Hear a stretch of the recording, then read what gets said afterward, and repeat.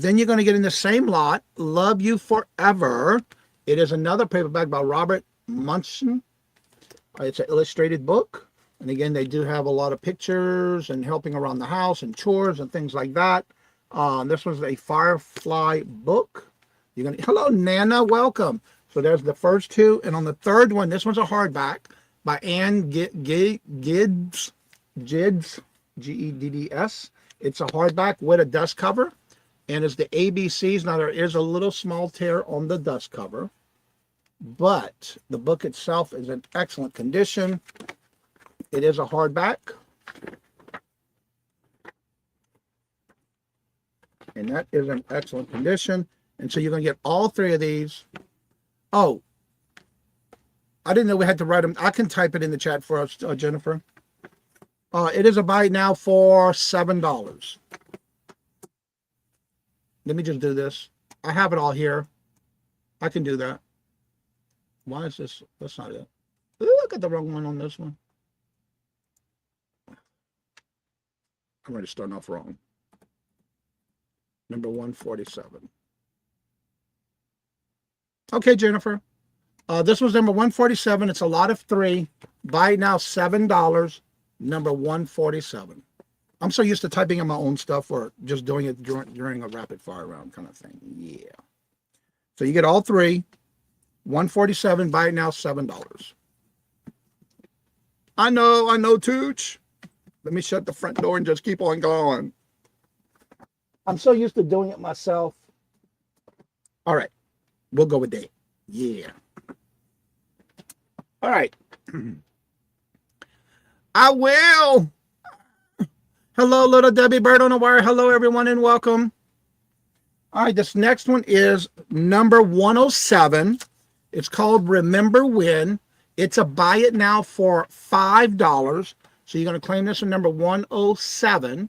And it's called the Remember When. It is a buy it now for $5. It's a hardback, and it has to do with the history of different things throughout the United States.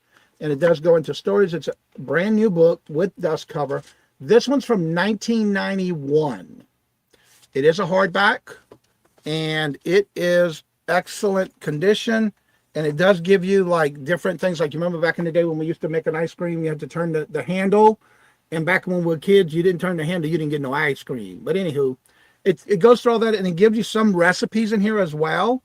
Old-fashioned apple butter, how to make certain things, snowsuits and things like that. So it's called Remember When. Number 107, and it is a buy it now of $5.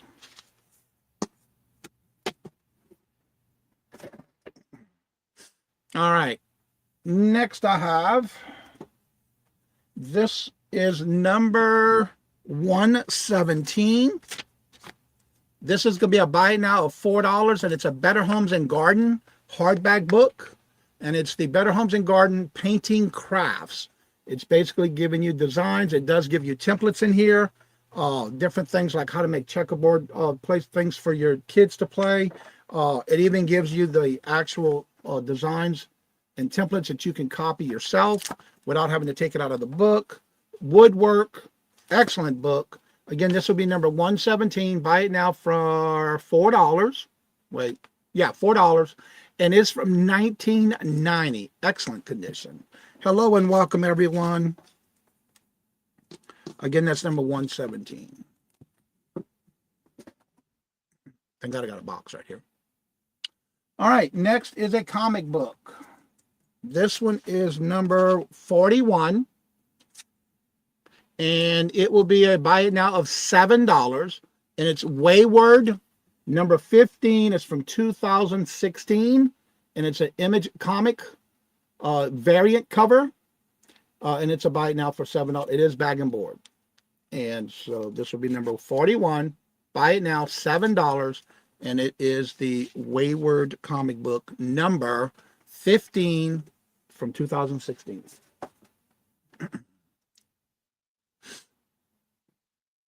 All right, keep on moving. This one's a set of two. This will be number 254. This is going to be a buy now for $3 for both. These are for cross stitching. These are from 1986 and 1987. The first one is the March and April of '87, and it's a cross-stitching account book, magazine, I'm sorry. That's going to be your first one.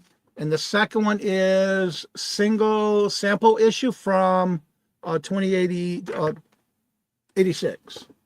And it's basically, I don't know if y'all remember like all of these little things that people used to do back in the day with cross stitching. And it does give you all the samples and everything you need to do that project. So you're going to get both. And this again was number 254. Buy it now for $3.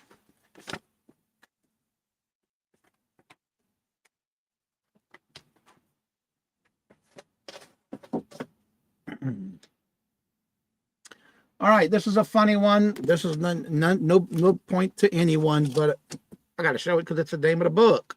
This is number, if you would like to, oh, okay. All right, number 29. Number 29 is a 2006 softback book. As you can tell, the bind has never been open, never been cracked. It's number 29. It is a buy now for $4. It's the Home Buying for Dummies from 2006. And again, I do have a couple of these books that I used to use, but this one I never used. It was given to me, and so why not bring it up here? And so this will be number 29, and this is a buy now for $4.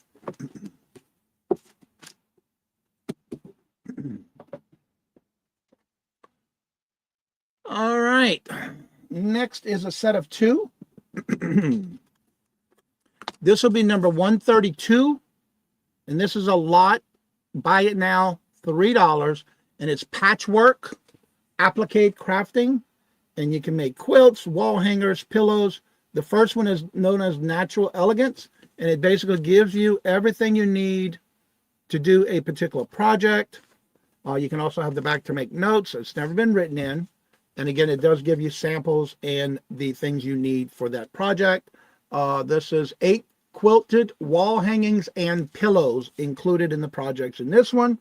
And this one, again, with Christmas and Halloween coming, this is actually for Christmas. This is called the Welcome to the North Pole Santa Village Appliques.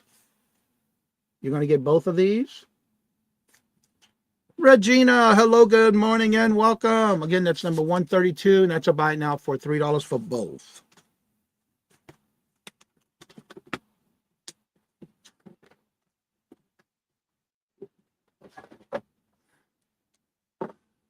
All right.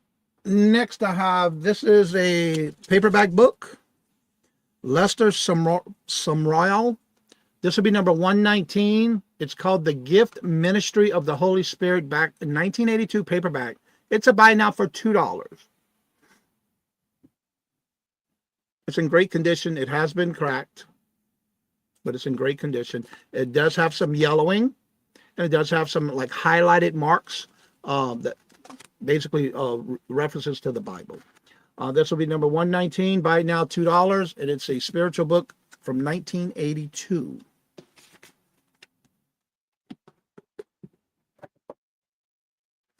All right, next I have number 139.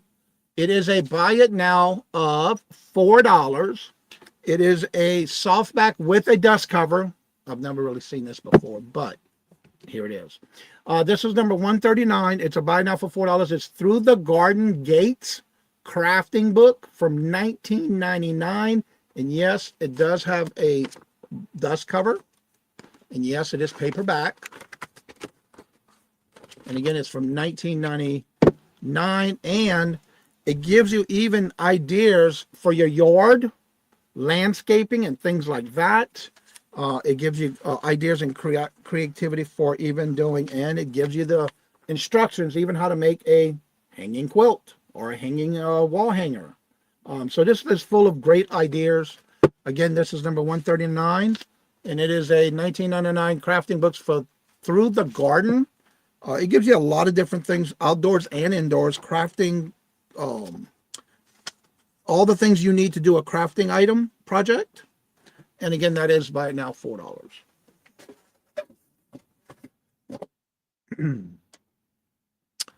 All right, next I have a hardback book with a dust cover. This is, where's my paperwork?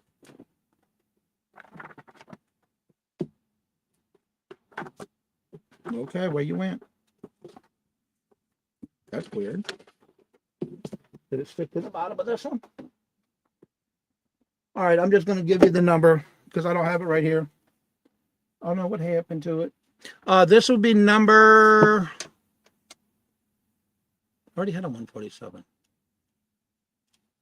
Yeah. That's what happened. Okay. I'll just give it a new number. I'll see what happened. 234. How about that?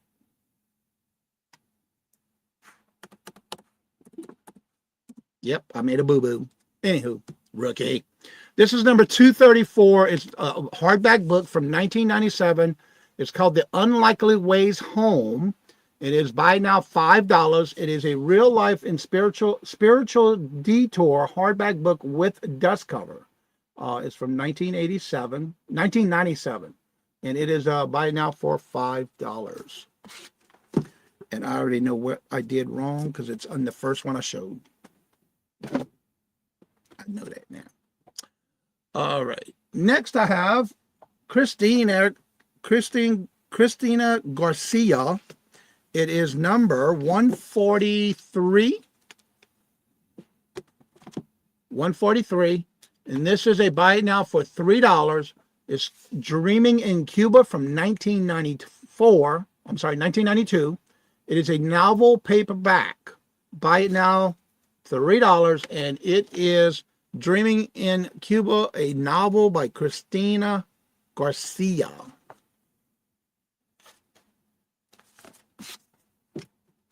Again, and actually, originally, I bought this at a nursing home facility, but it was one of those things where they had to check it out. It was actually from high school here in the local area, and then they gave it to the nursing home. So it is marked with only 3 checkouts. Back in here, they said to replace this book was $12, is what the library said. So, all right, moving on. Next, we have number 199. Nope, I'm lying already. Lord Jesus. Where's my number for this one? Yeah, all right. Duh. I'm looking at the wrong thing. All right, this is number 199. It's too early in the morning, even though I had 3 cups of coffee already. Number 199, and it is a hardback book, and it's a thick one. And it is a buy now of $10. It has to do, it's a 1988 hardback with dust cover, a thriller about a quiet congressman, Mr. Evan Kendrick, and is a pretty thick book. And again, this is number 199, buy now $10. And welcome everybody coming in.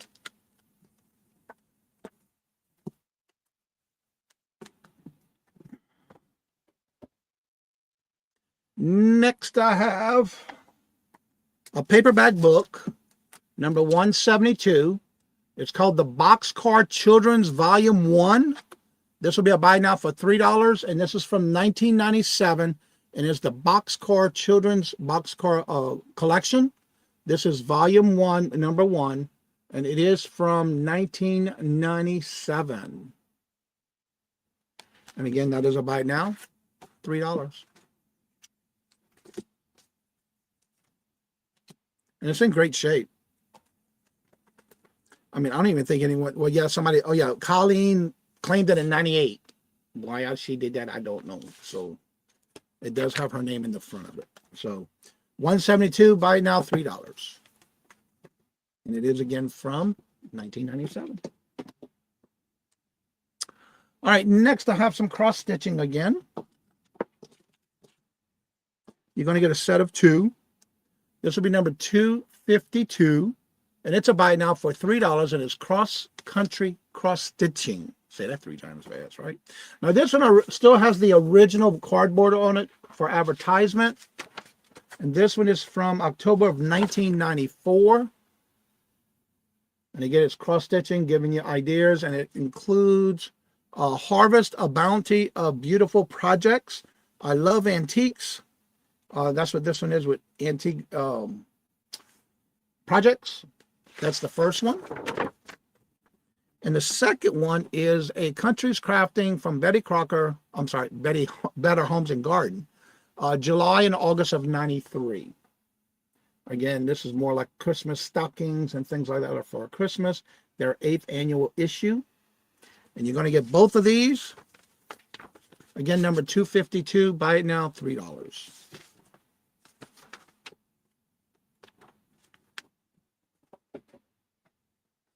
All right. Next, I have The Apocalypse by Mr. Robert. Again, I had several of his books. This is number 137. It is a buy now for $8. It's a hardback with dust cover. And it is a hardback thriller spy fictional book for buy now $8. It's from 1995. It's in excellent condition, and it does have his bio and information, and it is with dust cover. Again, this is number 137. It is a buy it now for $8.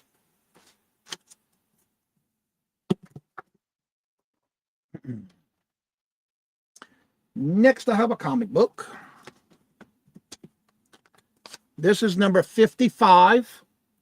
It is a Mars number 11 from 1984. It's a buy now of $4. It is bag and board. Is When the Dead Walk and the Livings Don't.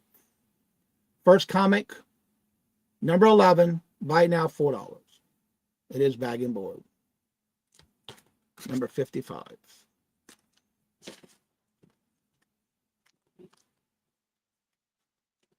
I gotta remember to keep up. Don't go too fast. All right. Thank you. Oh yeah, I'm right. I'm halfway. All right. Next I have, these are all new books. This is number 197. It is a buy now for $6, and it's called The Amish Groom. It is from 2014, The Men of Lancaster County. And it is a buy it now. It's from 2014 and is new with dust cover. Great book. Again, number 197. It is a buy now for $6.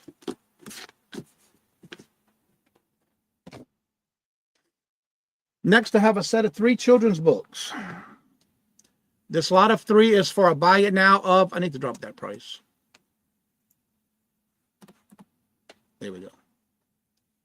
All right, this will be a buy now for $7, and this is number 240.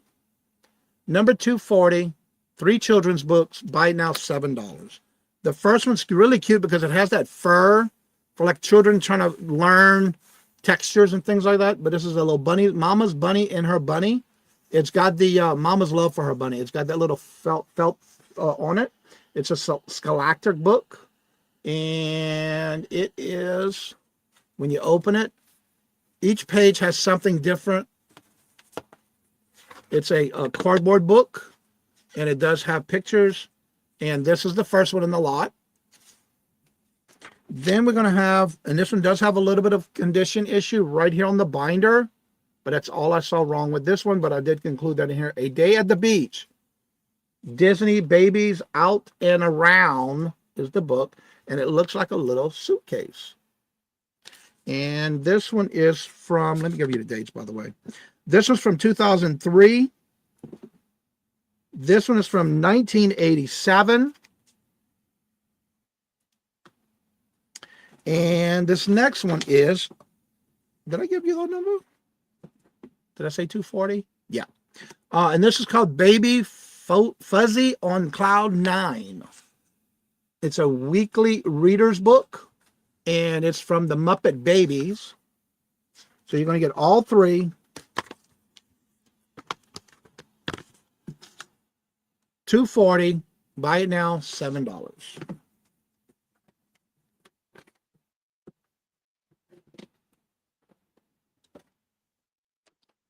All right, next I have Go Ask Alice. I guess she knows it all. I don't know. But anyway, this will be number 164. Go Ask Alice from 1971. It is a buy now for $2. And it's got a little bit of a rust condition. Got some yellowing. But this one's called Go Ask Alice from 1971. It's a real diary paperback. Buy it now, $2, number 164. And I guess she writes all over her diary. So, yeah. And that's paperback.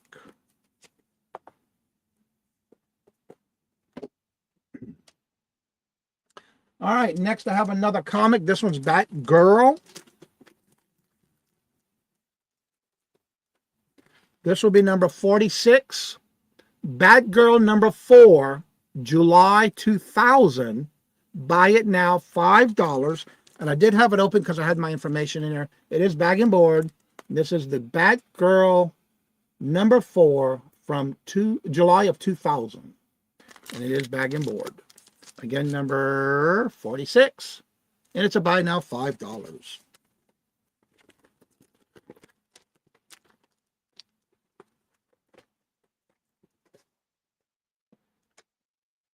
And the next I have, this is a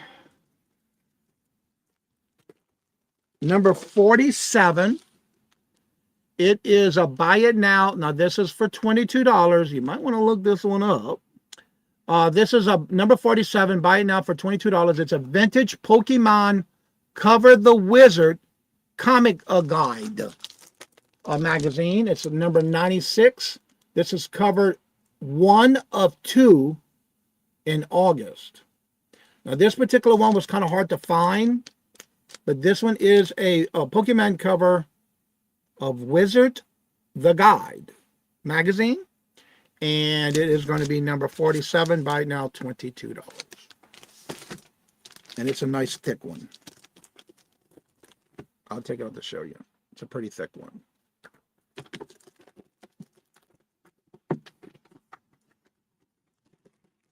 All right. Thank God for this box right here. All right, the next one I have is 2 little golden books. Yes, there's 2 in this lot. This will be number 238. This lot of 2 golden books will be buy it now for $3. The first one is the Bunnies Counting Book. It's got the Sesame Street numbering on the back. The golden book. This one's in great condition. This one is the Little Golden Book, Pooh and the Dragon. Now, this one, the side did come apart. When I say that, the wrap that it goes on the side, the little foil. This one is from 1991. And this one's from 1997. You get them both. $238, $3.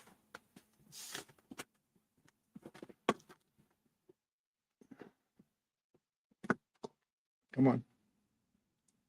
Trying to keep my notes within the book. All right, next I have Scorpio, the Scorpio Illusion. It's hardback, number 124, and it's a buy now for $8. It is a hardback with dust cover from 1993. Buy now, $8. It's in excellent condition with dust cover.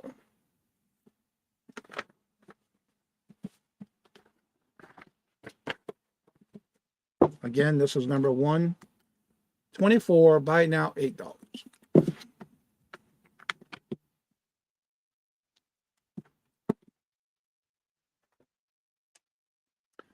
All right, next is Joshua for President.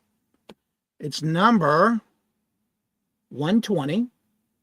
It is a buy it now of $5, and it's Joshua the President from 2012 by Martha Bolton. It is a hardback book with dust cover in excellent condition. It's got the hardback,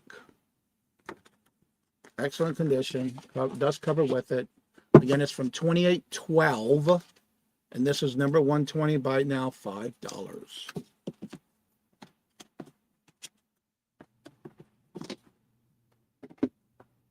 And next I have, I'm trying to stretch it to make sure I make it. All right, next is 103. This is The Guardians by Beverly Lewis. It is a buy it now for $5. Again, number 103, buy it now, $5. It's The Guardians from 2013. It's the Home to Hickory Hill Hollow by Beverly Lewis. It is hardback with dust cover. Again, all their books are basically like this. And you get the nice designing dust cover. Excellent condition. Again, number 103. Buy it now, $5.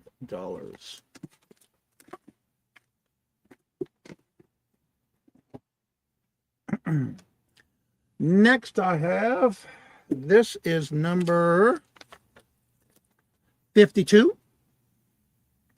This is going to be Tree Grows in Brooklyn. Buy it now, $4. It's a paperback book. Egg tree grows. I don't know how I missed the word A, but let me add that right now. A Tree Grows in Brooklyn by Betty Smith. It is the actual 75th anniversary edition from 2001. It's in good condition. Thank you. Oh yeah, I got it now. Again, that's number 52. Buy it now, $4.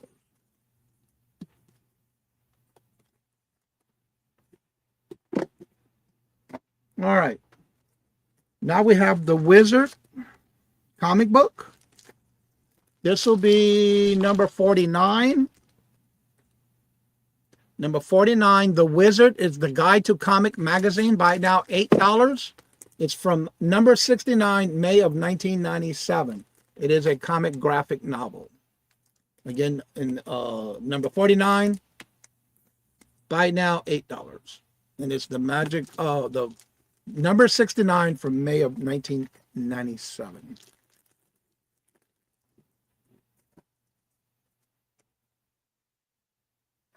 Next, I have How to Be Single.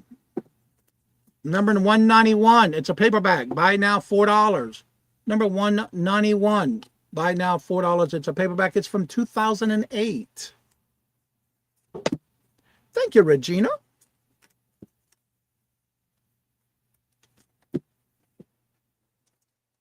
I'll pull that out so I don't forget. Next, I have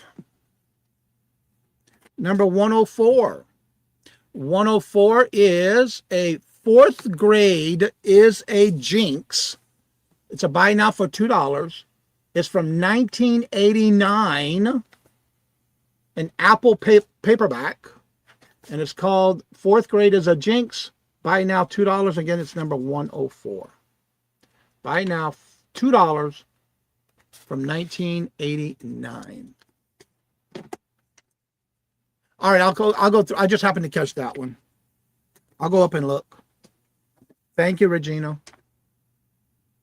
Then I have another Wizards graphic novel magazine, but it's comics. Number 48. It's a buy now of $8, and this is the Vintage Wizard, the Guide to Comics magazine. This one's number 65 from 1996. This one's the year-end spectacular for January 1997. Number 48, and this is a buy now of $8.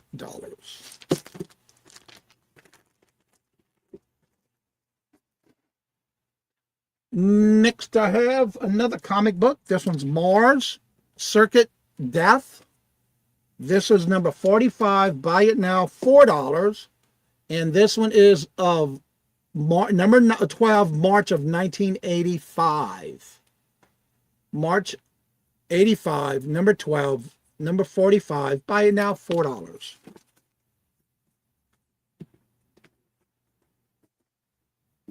And then I have the Amish Clockmaker.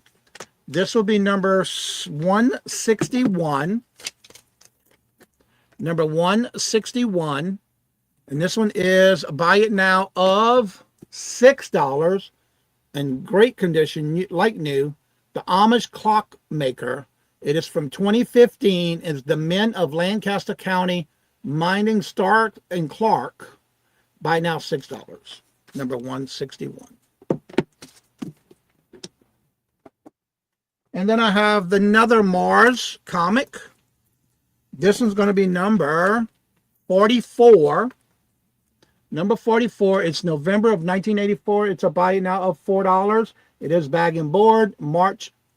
November of 1984. Mars number 10. Number 44. Buy it now for $4. And my last and final one for this show is going to be number 50. Number 50. This is a paperback book. Buy it now $3. And it is Series 3, Volume 3. And it's a buy it now of $3. And it's number 50. And that is the last of my items for this round after the Pokemon book show.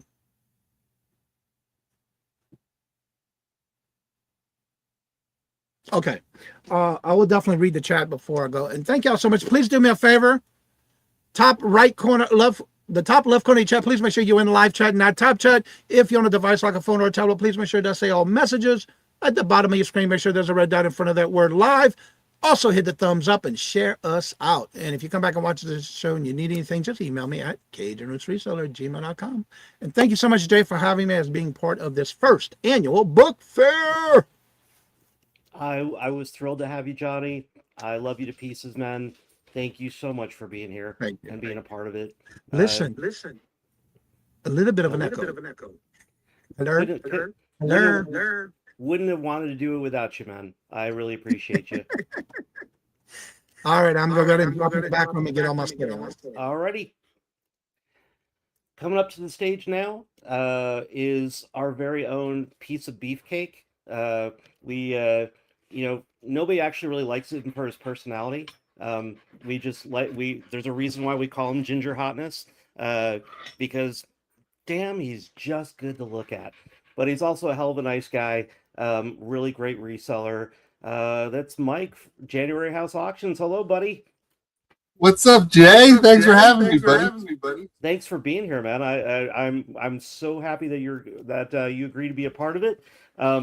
I'm going to jump off here because we've had some issues with echoing today. So I'm going to turn the floor right on over to you, pal. All right.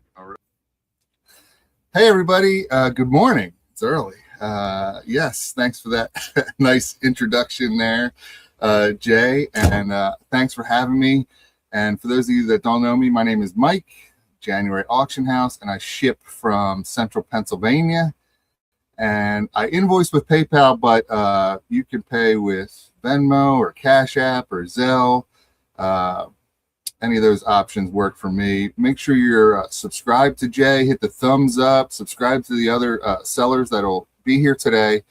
And I don't know, Jay didn't really want me to be on the show, I don't think. I only got a 15-minute time slot. So let's jump into it. Right now. Okay, my first one, I'm just kidding. Jay wanted me to be here. Jay's a great guy, and this is a great cause. I remember when I was younger, and I would read all the time. Not so much anymore, but when I was younger, I would read all the time. All right, number one. I have a random collection of books, by the way, just randomness. So this first one is, I don't know, Lankamar. Good luck with that. Just call it Savage Worlds. Jennifer, it's kind of like a Dungeons and Dragons game book or something. I don't know. $3. Buy it now. They're all buy it now, plus shipping. And I'll try to ship either medium mail or Ground Advantage, whatever's cheaper. I'll invoice for you. But like you play this game and Savage Worlds, I don't know. I never heard of it. Pinnacle Entertainment Group.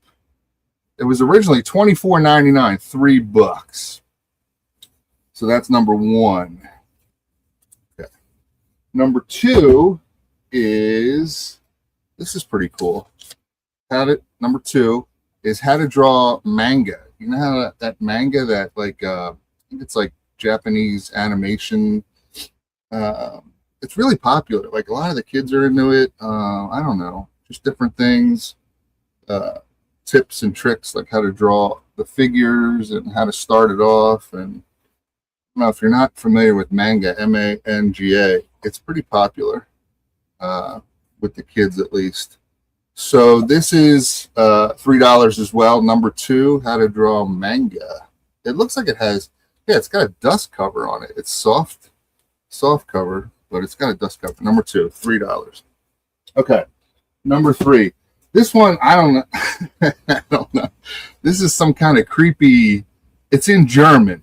Okay, it's Electra. But look, it's some kind of creepy. I don't know what's going on there. Number 3. The whole thing's in German. I don't know if I guess it was a movie. I don't know. Well, you can see like all the words are in German. Some kind of German book. Must have been. Maybe it was a play. I don't know. I don't. I hate to tell you, but I don't really know much about it. But it's a big hardcover book with a dust jacket. I don't know if there's a year on it. I don't know. Maybe they use different numbers in Germany for years. I'm just kidding. Yeah, I don't know if there's a year on it, but it looks like it's got some age to it. $3. Number 3, Electra. Some German book with a dust cover. Okay. Number 4 is this hardcover book with the dust cover. It is The Incredible Hulk. But it's not. It's actually a novel. It's not a comic. I mean, I'm sure it's based on the comic, but there's some pictures in the beginning, like part of the chapters. Hold on a second. Like here, like chapter 4, whatever. But the rest of it is just words. So it's just like a novel, and the year is. I don't know what the year is. Looks like a first edition. 1995. So, and it's got the dust cover. It's in good shape. $3 for Incredible Hulk, and that's number 4. Use the number here if you want to purchase. That's number 4. Number 5 is Legends of Batman. It's another hardcover book based on the comic. I guess that's Mr. Freeze and Poison Ivy and Robin in here. And again, it's another hardcover book, probably from 95, mid-90s, 97, it says, 97. First edition Batman book, $3. Use number 5. Okay. Number 6 is another Batman book, Tales of Batman. The Riddler, Two-Face, Batman's on there, hardcover with the dust jacket. 95 again, 95, and first edition.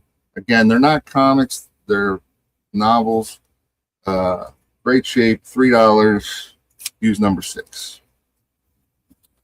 Okay.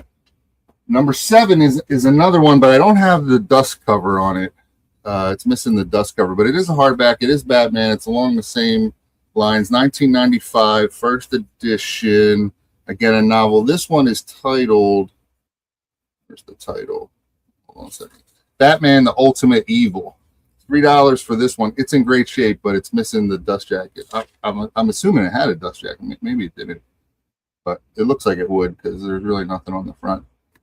Number 7 is $3 as well. Okay. Number 8, 9, and 10 are kind of along the same lines. Some kind of game, again, maybe like a Warhammer thing. I don't know. I don't even know how to say it. Malifaux 1.5. You do stuff with them and roll the dice and get points, and like there's these little figures. I don't know. I guess it's just how to play these games. The artwork is really cool. $3 for this one. This is number 8. $3 for that. That's what it says. A character-driven skirmish game. Malifaux. I don't know. I think I got to be careful how I say that. And then here's another one, number 9. This is $3 as well. Again, it's this Malifaux. It's in the plastic, kind of. It's almost in there. It's off a little bit on the bottom, but this is Malifaux 3rd edition, and this is Explorer Society. The Explorer Society. So Again, probably along that same line with the game and how to play and figures and all that. Number 9 is $3 as well. Number 10 is another one of these Malifaux books. This is the Guild.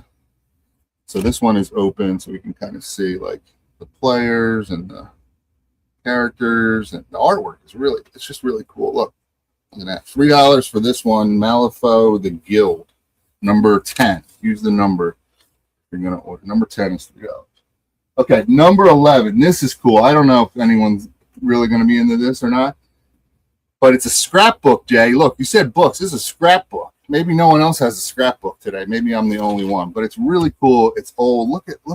Look at it. Are you even looking at it? Look at it. It's a scrapbook. Now, this is, it's all boxing related, like vintage boxing. Now, everything's posted inside, so you can't take anything else. Like, it's glued, but look at these. They got these dudes boxing, like old style, old, like, put them up, put your dukes up, you know what I mean?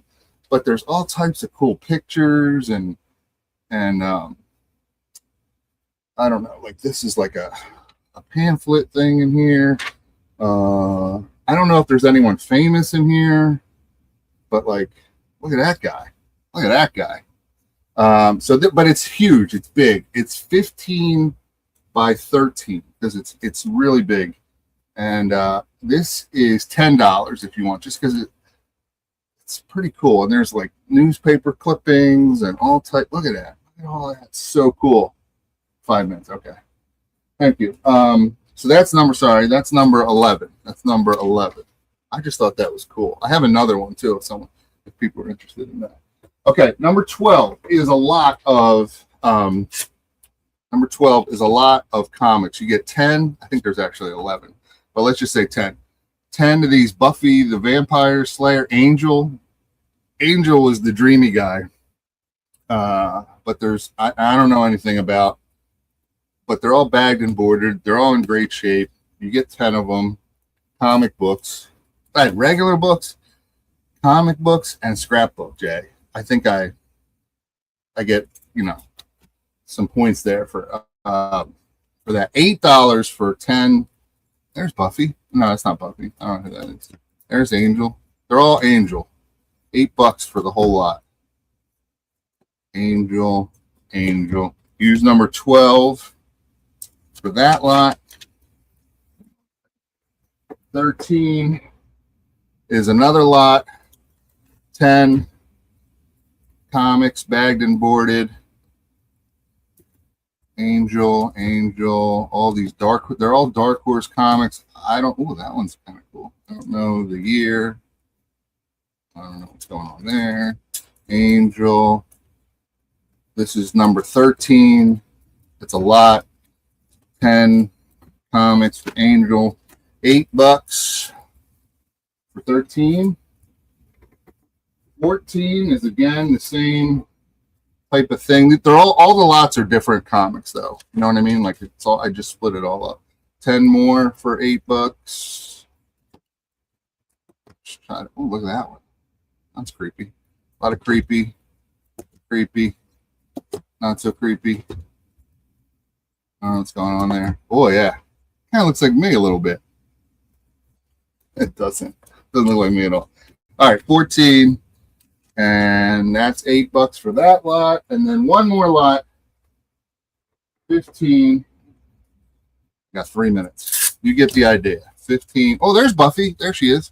Buffy. Featuring Buffy, it says. Angel. So you get the idea. 10 of these in here. $8. Bagged and boarded. They're all back. The heck is that? Anyway. 15. Use the number. And then 16, I even got some classics in here. And it's a hardcover with a like a case. It's the essays of Ralph Waldo Emerson. And it's like an older book. I don't know the year on it. It's got one of these little bookmark things in there. This will be $3 as well. Let me put it back the right way. I don't know. I guess he was a famous poet, right? Oh, whatever. We'll just put that back like that. 17 is, look, I got tarot cards and a book. It's a book of tarot, but it's like creepy tarot, demon tarot.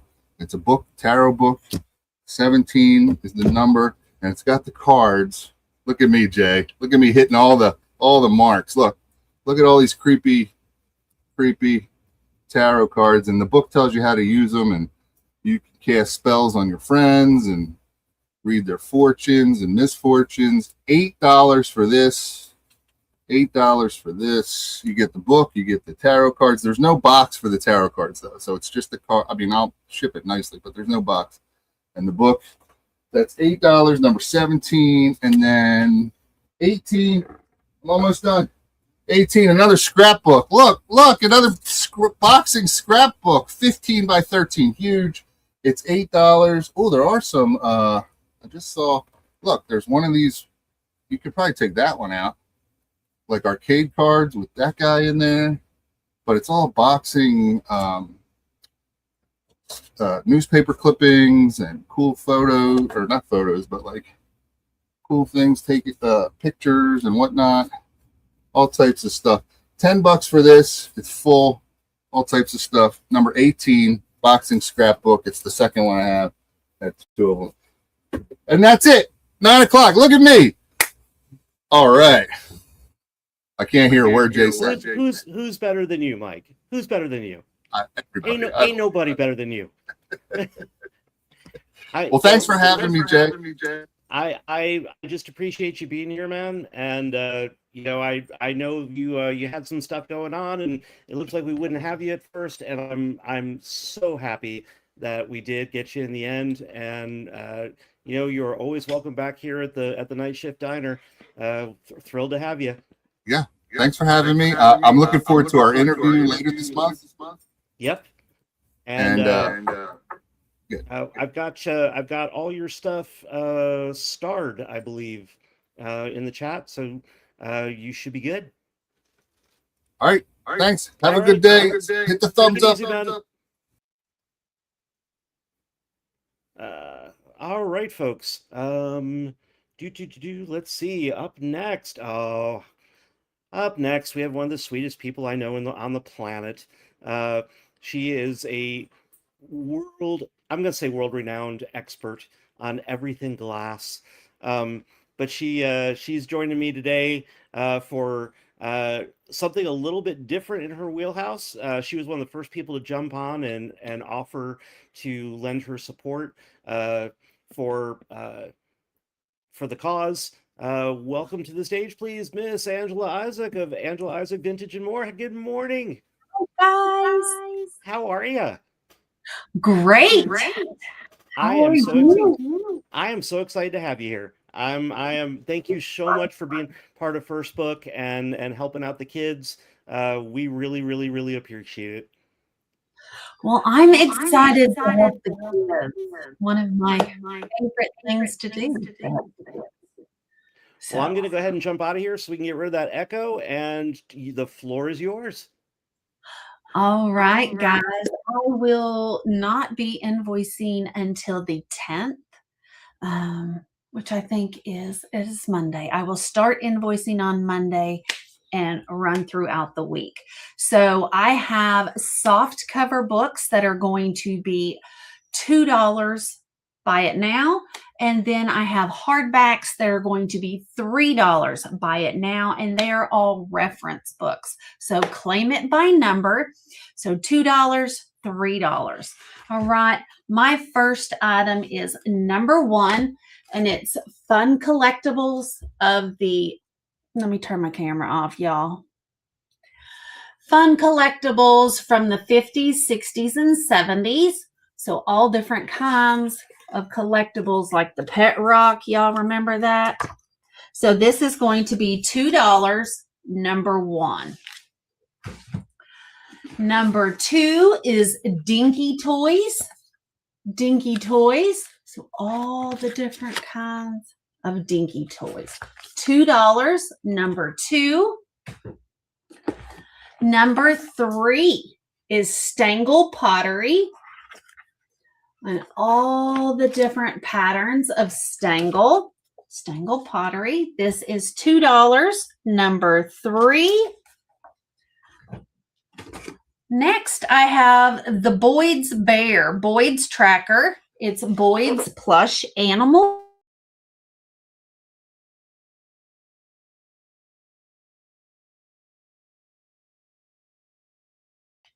This is number 4 for $2 on the Boyd's.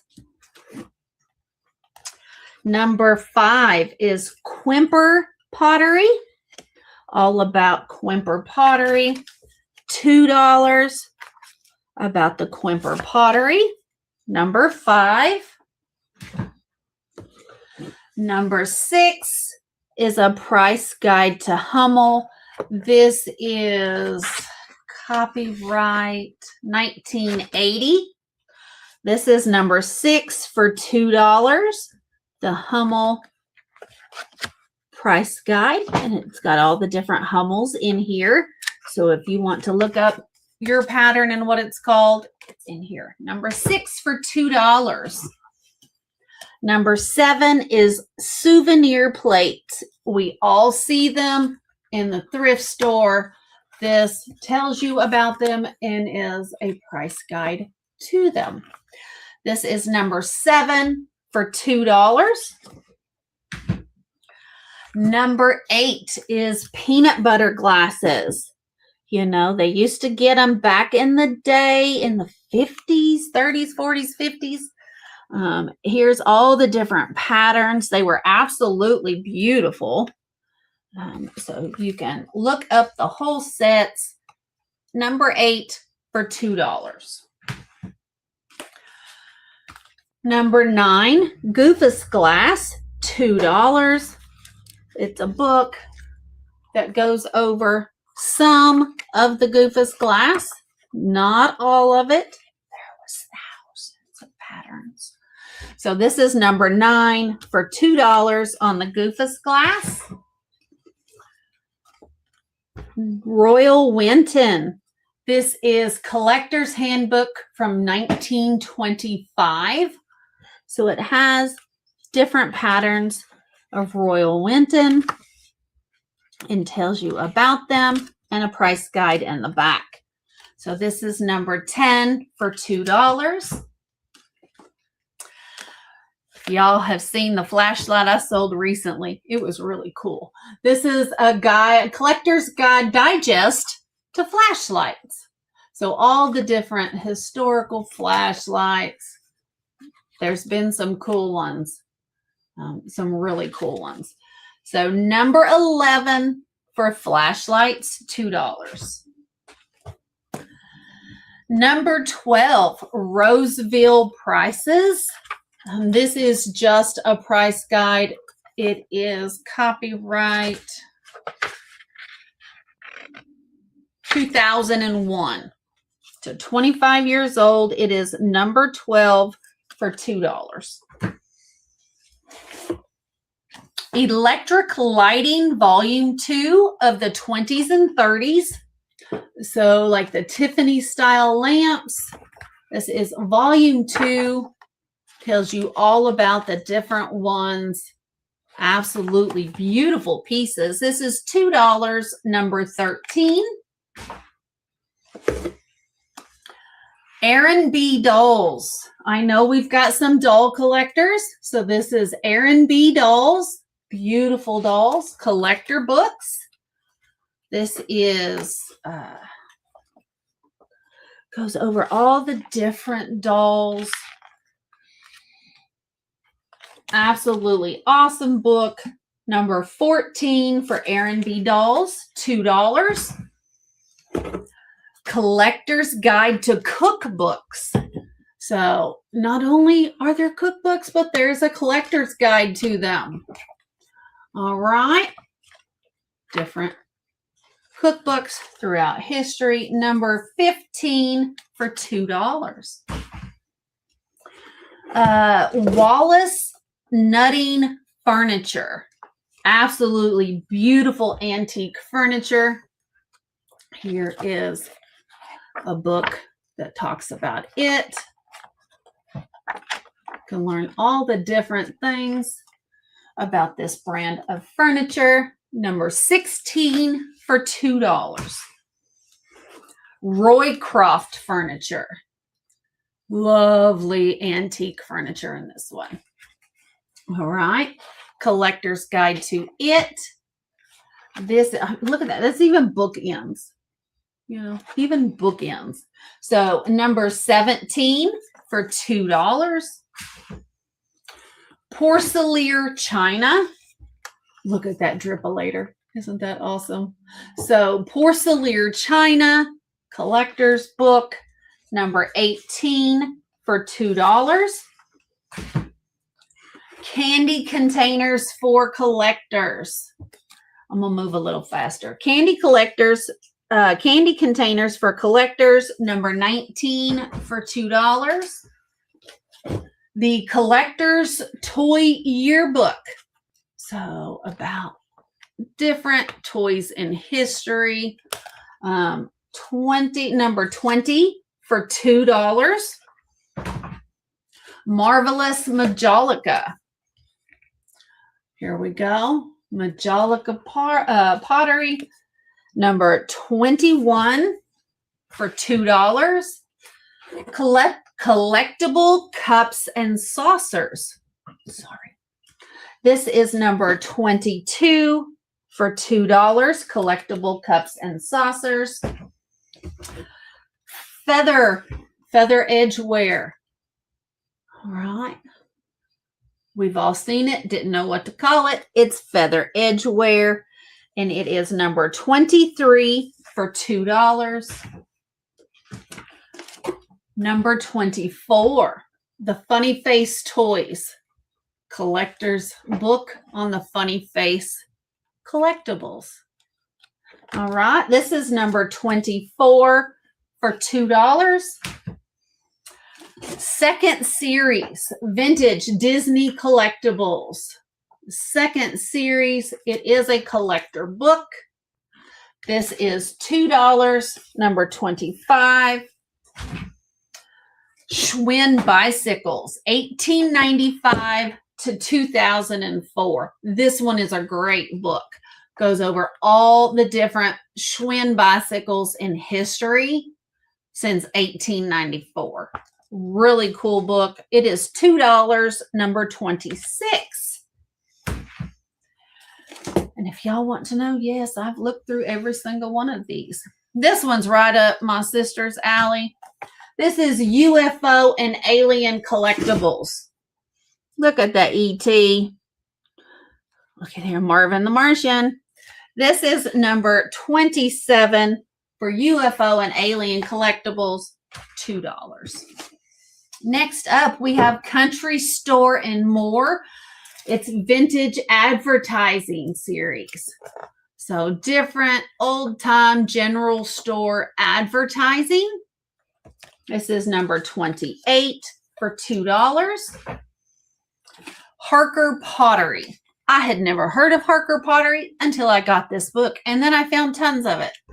So Harker Pottery USA, gorgeous pieces, number 29 for $2. American painted porcelain. I have a few of these pieces. Absolutely beautiful American hand-painted porcelain. Gorgeous. Number 30 for $2. Red Wing dinnerware. Look at this vintage cover. This is Red Wing dinnerware. Look at the back. Absolutely awesome. This is number 31 for $2. Made in Czechoslovakia. We've all seen all this lusterware. Here's a book on it. Beautiful, beautiful pieces. You thought it was all Japan, didn't you? Nope. Number 32 for $2. Cups, collectible cups and saucers, book 2. This one is a big one. This one is a big one. lots and lots of cups and saucers. This is number 34. And yes, $2. Number 35 is Warman's book on Majolica. This one is Warman's. It's number 35 for $2. We have Cam Arc pottery. This one is beautiful too. Arkansas pottery, as a matter of fact. This is number 36 for $2. What? I did? Okay, I skipped 33. I'm missing number 33, I guess. Then I have Teddy Bear Treasury, Volume 2, different kinds of bears. This is number 37 for $2. We are halfway through, so I'm going to switch over to some hardback books. So these are going to be $3 each. So first up, we have glass bells from around the world. Beautiful, beautiful bells. This is $3, number 38. I have another book on glass bells. I mean, who better to have all these bell books but the one that sells lots of bells. So this one is number 39 for $3. Glassware from the 40s, 50s, and 60s. This is the second edition. This is $3, number 40. I have American Dinnerware, the second edition. Absolutely beautiful pieces in here. This is number 41 for $3. Second collector Steiff Values. This is a value guide.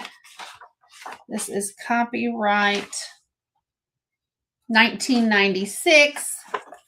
It's got all the different Steiff bears. All right, this is number 42 for $3. Franciscan, Catalina, and other Gladys McBean wares, ceramic table and art wares from 1873 to 1942. That was a mouthful. So it's all these different California potteries. I see those all the time. All right, this is number 43, and it's $3.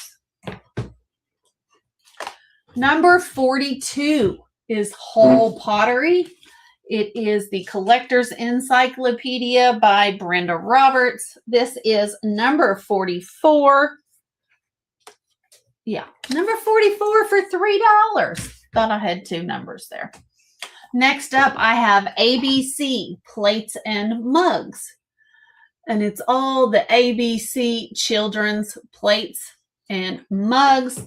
This is number 45 for $3. And almost all of these are collector books.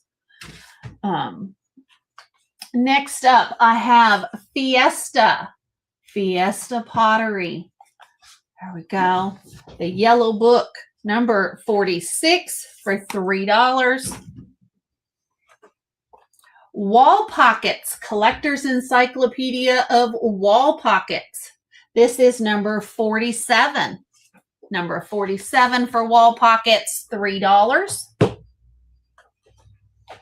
Homer Laughlin China. Beautiful pieces in here. Beautiful, beautiful pieces. Goes over all the different patterns. I know they still make it, so I don't know what the years are.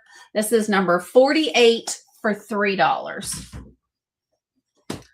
Okay, Depression Glass. This is the 17th edition. Depression Glass. This is number 49 for $3.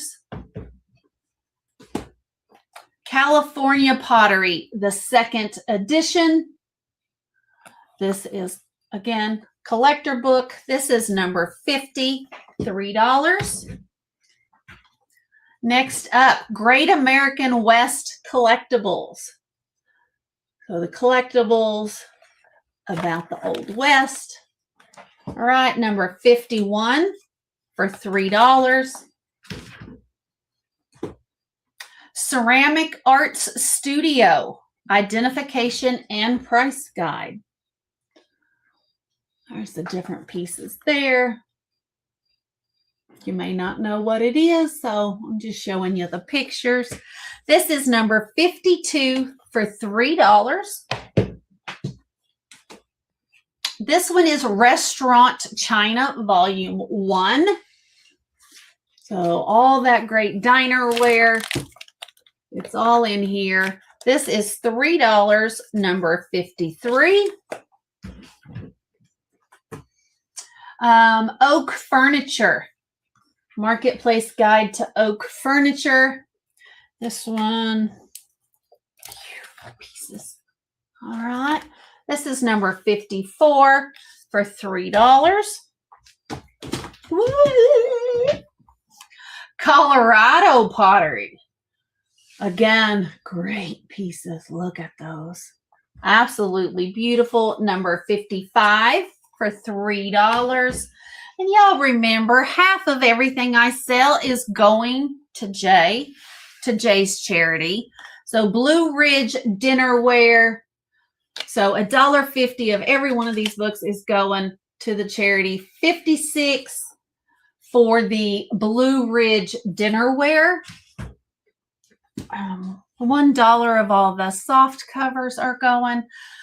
Puritan Pottery.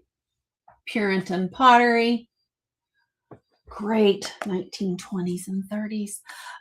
Number 57 for $3. Doll artists, contemporary American doll artists and their dolls.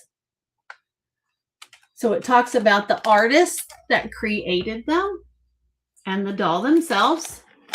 So this is number 58 for $3. Cowan Pottery. Great pieces there. This is $3, number 59. Collecting the West.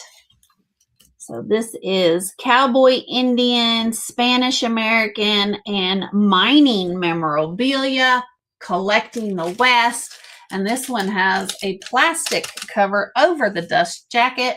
It is number 60 for $3. I started to say it's $60. Y'all don't want to pay $60. I mean, you can. I'd be happy to give all 60 of it to Jay. Red Wing Art Pottery. There's some pieces on the back. This is number 61. Number 61, $3. Number 62, R.S. Prussia. This is a great book. Lots of the old patterns, featuring RS, ES, OS, and CS porcelain. So this is number 62 for $3. Whole Pottery, Decades of Design. So this one, and it does have a little issue right there. So this one is Whole Pottery. It is number 63 for $3. Next up, I have Cookie Jars, Collector's Encyclopedia, the ultimate collector's encyclopedia of cookie jars. Some of the ones that are in here. This is number 64 for $3. And Dakota Potteries. This is $3, number 65. Norman Rockwell Illustrator. This is a huge book on Norman Rockwell and all his different pieces. This is number 66 for $3. Slot machines on parade. Different slot machines throughout history. It's just great. Just looking at the cover, it's awesome. 67, $3. These two I'm going to sell as a pair for $3. It's the Junior Instructor, Book 1 and Book 2. I'm going to sell them as a pair. Great vintage books. Shows you how to make all different kinds of things. I'm going to sell them as a pair for $3, number 68. Book 1 and 2 together. Staffordshire Potters. Staffordshire porcelain. Absolutely huge book.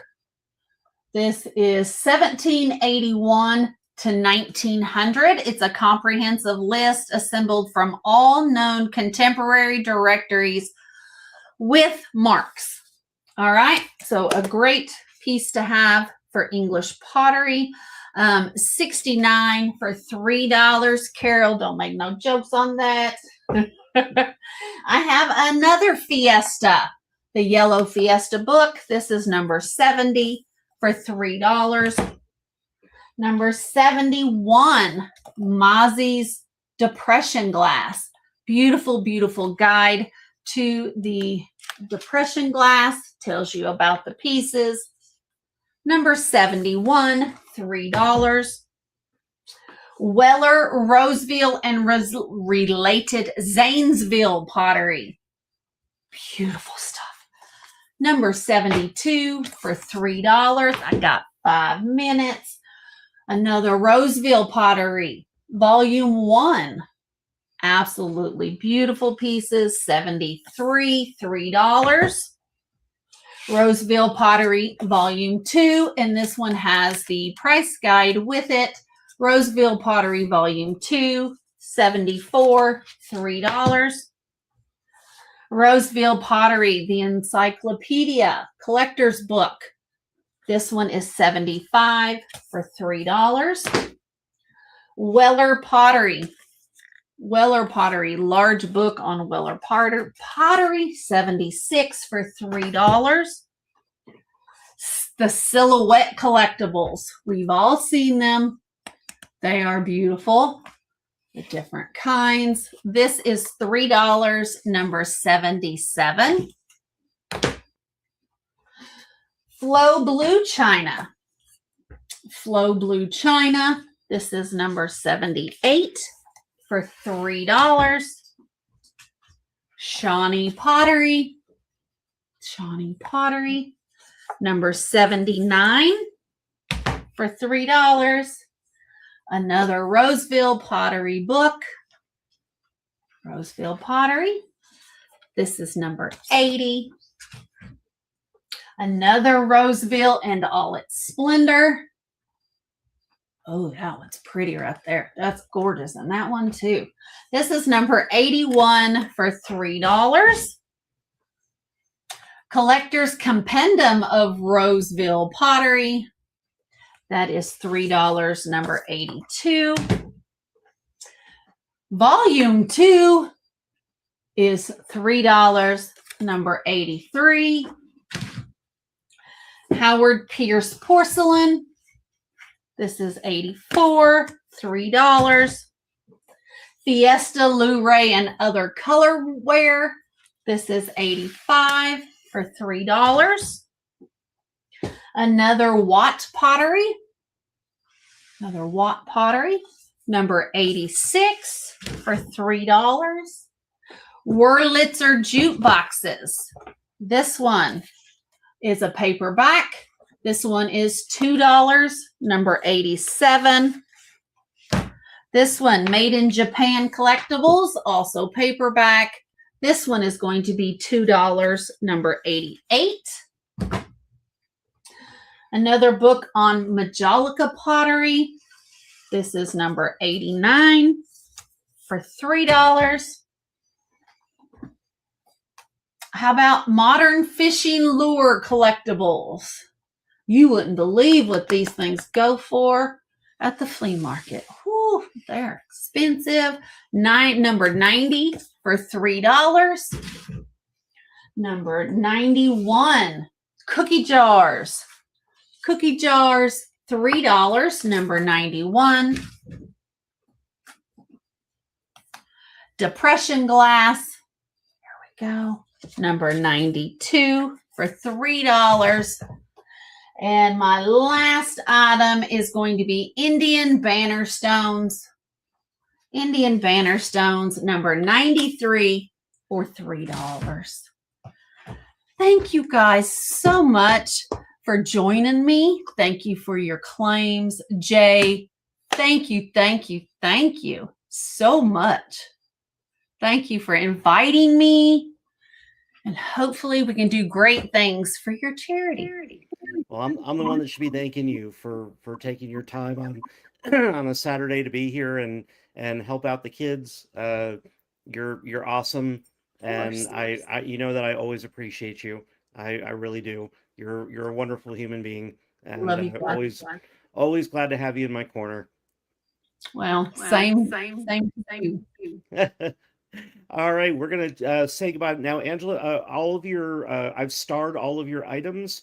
You'll see some from a lady named Sonia. Sonia's a very dear friend of mine. She's going to be new to you, so I asked her to send all her info to your email address. Thank you so much. All righty, everybody, say thank you to Miss Angela and wave goodbye. Bye. There she goes. Right, Jennifer? I'm out of breath too. My goodness, she's got so much energy. I was like, whew, that was a marathon. That was awesome. Thank you guys so much for all your purchases during Angela's section there. All of that helping out First Book tremendously. I really, really appreciate that. I know the kids are going to appreciate it too. And again, thank you to all of these resellers who are taking their time. Huge thanks to Jennifer in the chat, who is doing such an amazing job keeping up with everybody and their bids and the listings. All of you are just, you're wonderful. I really appreciate you. So now coming to the stage, a buddy of mine, you know, he regularly cleans out my wallet with all of his 3D printed stuff. So I might need to run a charity fundraiser just so I can keep buying more from him. He's a good guy. He's a fun guy. Not a fun guy like mushrooms, but like fun guy, like fun guy. Coming to the stage is Tooch. How's it going, Tooch? Everybody? Thank you so much, Jay, for doing this. Any charity for kids, I'm always in. I don't have any kids, but I got lots of nieces and nephews. And all the people around my niece and nephew want to call me everybody's Uncle Tooch. But they don't like that because they don't like to share me, I guess. Well, Tooch, I'm going to go ahead and turn it all over to you. Fantastic. Thank you so much. Everything I sell here, with the exception of this first bookmark, I'm going to be giving a minimum of 30% of the proceeds to the charity, direct to the charity. This first one is a little bit different. These are two bookmark packages. These, 100% of the proceeds go. Even if you don't buy anything else, it's free shipping on these bookmarks.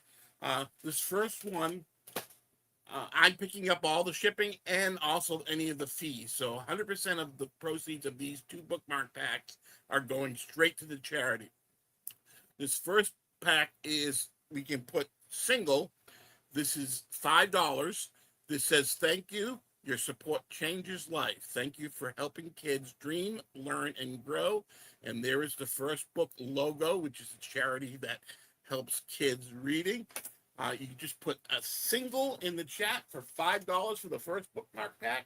The second bookmark pack is set, and it's $7. Again, 100% of the proceeds go to the charity. It includes the thank you bookmark, also a Tooch Man bookmark, and of course, in honor of Jay, who's putting all this together, a Misti Media bookmark. So that is keyword set for $7, and it is for the 3 bookmarks, single for the single bookmark. Again, 100% of the proceeds of these bookmarks go to the charity.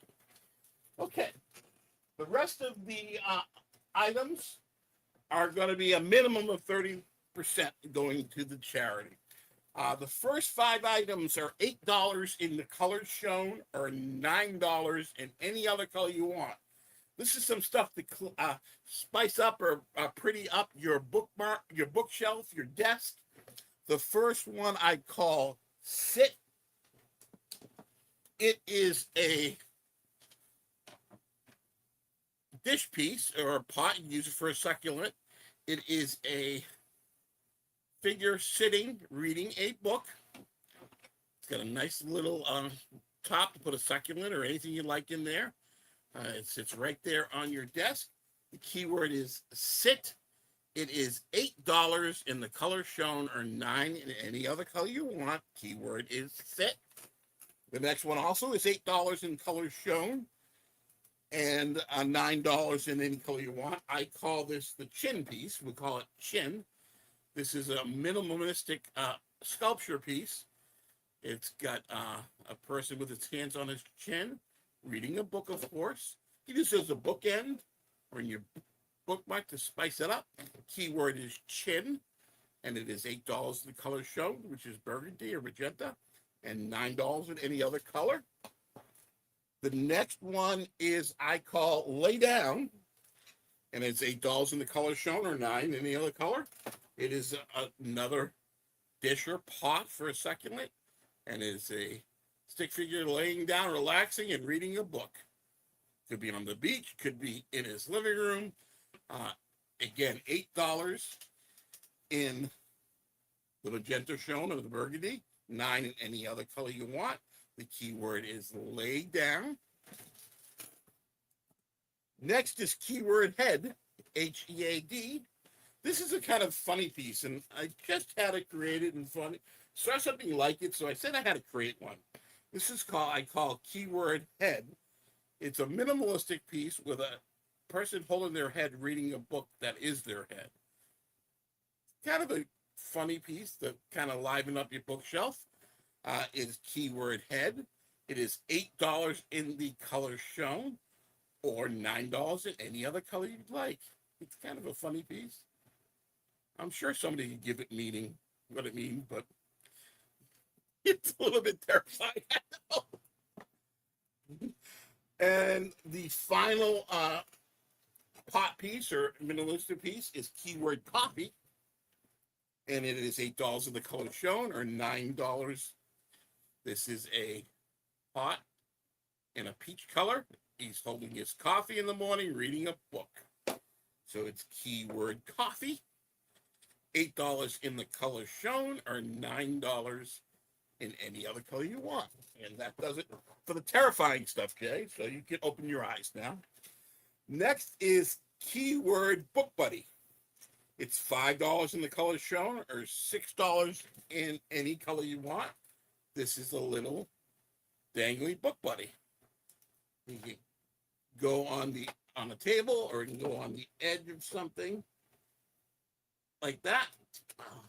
Again, it is book buddy, and it's $5 in the color shown, which is a peach, $6 in any other color you'd like. Next is keyword bang. What would be a toot show without a small bang? This is $9 in the color shown, or $10 in any other color. It's a little hidden book you can put on the shelf, and it's got a slot on the top, and it slides right out, so you can get your money out. It is $9 in the color shown, or $10 in any other color you want. Keyword is bank. A little hidden book. You can hide your stash in there. You can hide anything you like. Keyword bank. $9 color shown. $10 in any other color. This is a really kind of cool piece when I created it. This is $12 in the color shown, or $14. What this is you keep it on the desk, and you can keep track of the number of books that you've read this year. It has a little drawer that pulls out, and it has 3 sets of 0 through 9 numbers inside, so you can change the numbers as you read your books. Stores away, and again, it has little slots that you can put. This one says 65 books read this year. This is keyword number. It is $12 in this peach color or $14 in any other number shown. Put it on your desk. You can show everybody in the world how smart you are because you've read so many books. Or keep up if you make yourself a goal of number of books you read. So that's a good idea to do. So $12 in the color shown or $14 in any other color. Keyword is a number. Next is a fun thing for your desk. It is keyword signs. This set of 4. It is $6 in the number shown, color shown, or 7 in any other color. These are signs for your desk or anywhere. The first one says books and coffee. It's like a little sandwich board sign that goes outside of business. The second one is just one more chapter. The third one, you get all 4 in the set for $6 in this color or $7 in color, any other color. This is live, love, and read. And the final one in the set is go away, I'm reading. You get the set of 4, $6 in the black and white, $7 in any other color you've shown. Keyword is sign. That's the set of 4.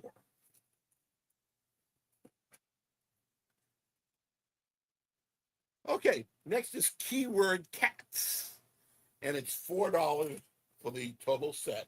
If you're reading a bunch of books, this is a set of 5 small cat bookmarks. You get that one, you get that one,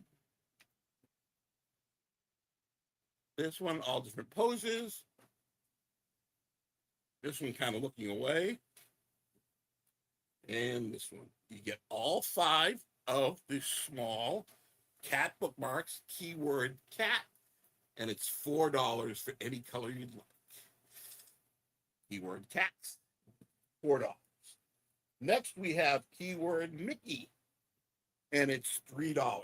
This is a little Mickey Mouse poking his head out of a bookmark.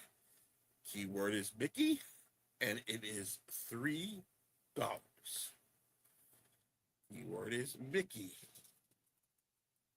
Next is keyword ears. This one is $6 in the color shown or 7 in any other color. This is a larger for a larger book. This is kind of looks like the Eiffel Tower when it was still up at MGM Studios, but this is a mouse ears bookmark. Keyword is ears. $6 in the color shown or 7 in any other color you want. Next is keyword owl. And this is $4 in the color shown or $5 in any other color you want. This is a neat owl bookmark. It has 2 little wings that flap out a little bit so you can put in between the books to keep your place. Keyword is owl. $4 in this burgundy color, $5 in any other color. Next, we have page holders. All these page holders are $4, and they come as shown. The first one, this you can put over your finger and keep in between the pages to hold your place on the book. This is a cat on top of the page holder. It's keyword cat, and it's $4. All these come in the colors shown. Cat and $4. Next is keyword Disney World, and it comes in colors shown.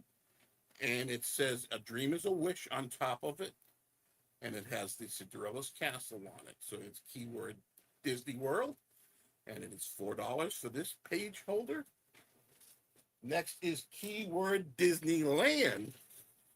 This is $4 in color shown. It's got the Disney Sleeping Beauty Castle from California. It's got the little bridge. And this is a page holder. $4, Disneyland. And the final page holder is $5. An ears holder is it, and it is a larger mouse ears page holder. And it is $5 in the color show. Oh, you can have it in any color. So you can put ears holder, and it is $5 in any color you'd like. It's easier to say which colors I don't have that I do have. So I'd let you know if you pick a color that I don't have, and we'll get you as close as we can. And the final 3D printed item of the day, they are $11. This is a fun bank to be able to save for the next charity auction you have, or if you save for books. This is comes with a brand new ball mason jar, and it says book fund. It's got the little slot on top. It says invest in imagination, change your life. So this is a book fund bank, I call them. Comes with a brand new ball mason jar, and it is $11 for the book fund bank. It comes with the mason jar, and it's book fund. $11. Keyword is fund. Okay, why don't we show some books? I have a few books of different kinds. The first book is $2. This is the Kennedy Imprisonment. It is by Gary Wills. It is from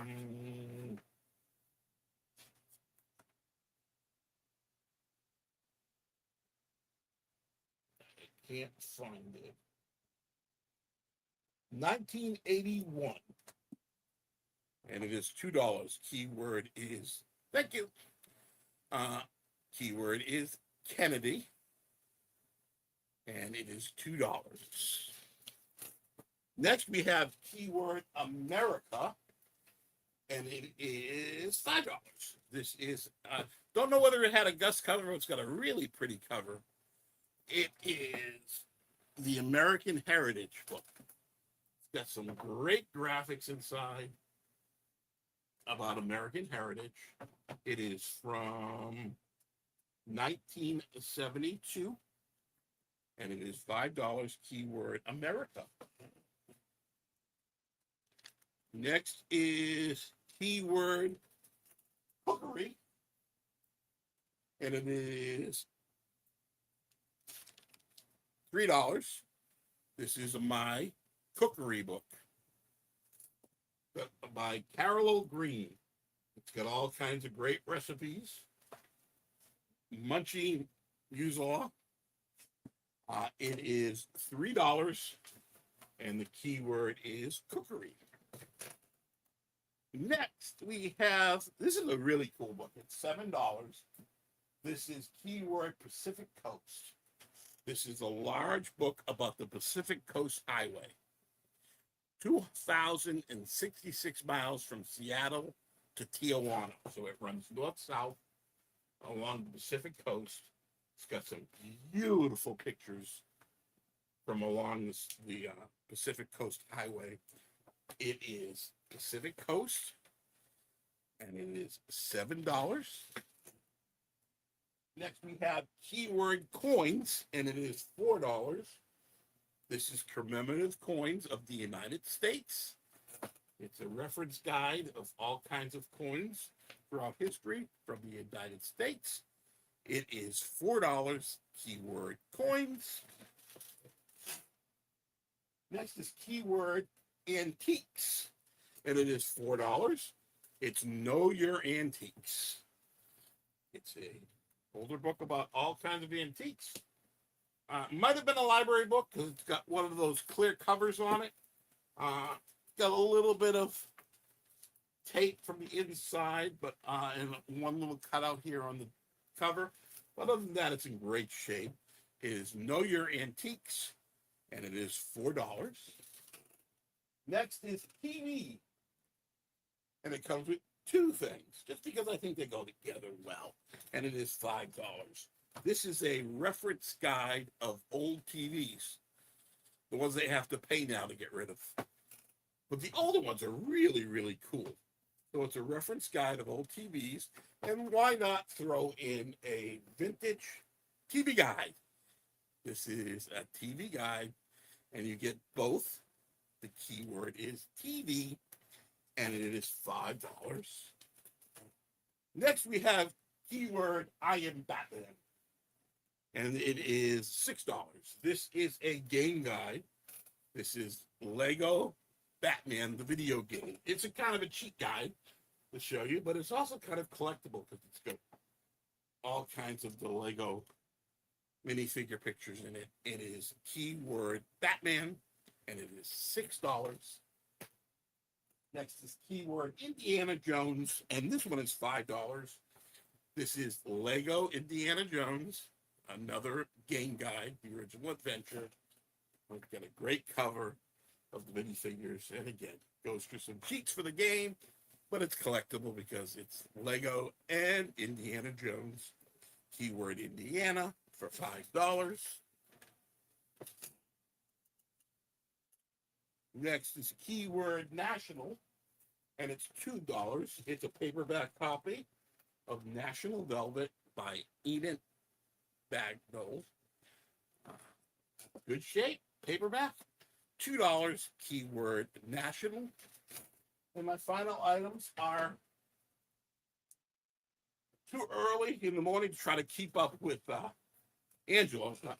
These are all reference guides. They are all $5.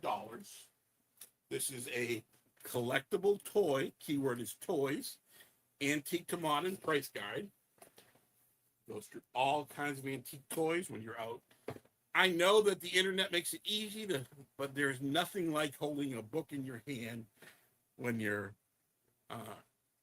researching something. So I have these books. I would keep this one, but I've got one already. So all these reference books, I have a copy of. So keyword toys, and it is $5.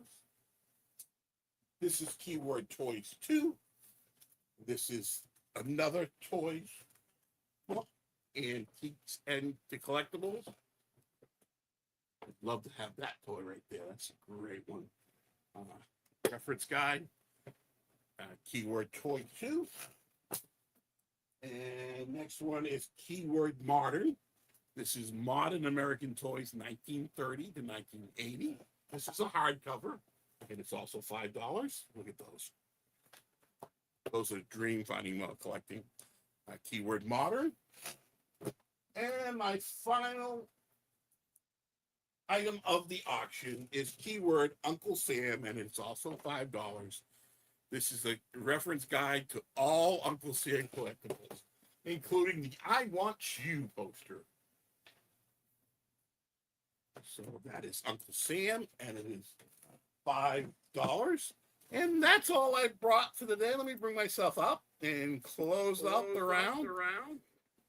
Thank you, everybody, for being here. And once again, a minimum 30% of all my items are going to go to the charity. If I don't have your information, please email. I think I got most of the people that claimed information. Just email to me at tj@gmail.com. And again, 100% of all the proceeds from the bookmarks that I showed at the beginning, they are still available for the entire auction. So just claim with Jennifer by single or set, and they'll get the information from me, so I'll get it out to you.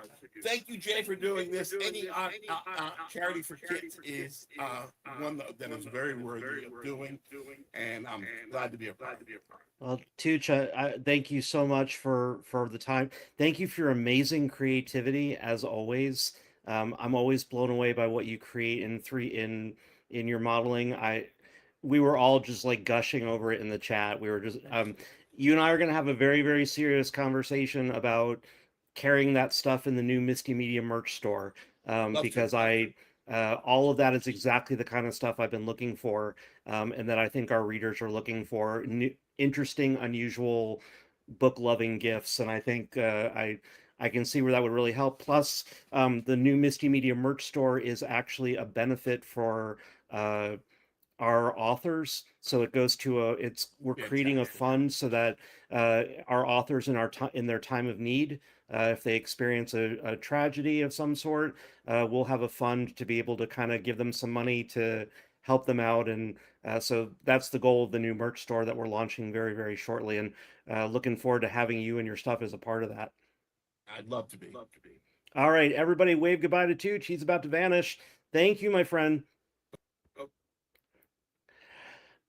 And of course, Tooch, all your stuff is starred off in the other section. We've got a few minutes to spare here before I bring up my next guest. I want to mention real quickly, if you look in the pinned comments in the bottom of your chat, that's a list of titles from Misti Media that we're offering on sale today for $13 with free shipping. Normally those books will sell anywhere from $18 to $25. If my name appears on the cover, or if Sandra Murphy name appears on the cover, 100% of the net proceeds of those books will go to the charity of First Book. Wanted to let you know also that all of those books are brand new. They'll be printed to order. So no used copies. All of those are absolutely brand new. We will print to order. It ships from kind of the closest warehouse to where you live. So when you place the order through there, Ingram, who is our printing partner, will go ahead and fill those books and from the closest warehouse to where you live, shortening that time. Also, if you are watching us and you're international, we do ship internationally for free on all of our paperbacks from Misti Media, and not just the ones in the special, but also all the ones on any of our websites. I want to give a big shout out to Build-A-Bear. Build-A-Bear is also a partner with First Book. They have a bear named Reed, R-E-A-D, and they donate proceeds. Yes,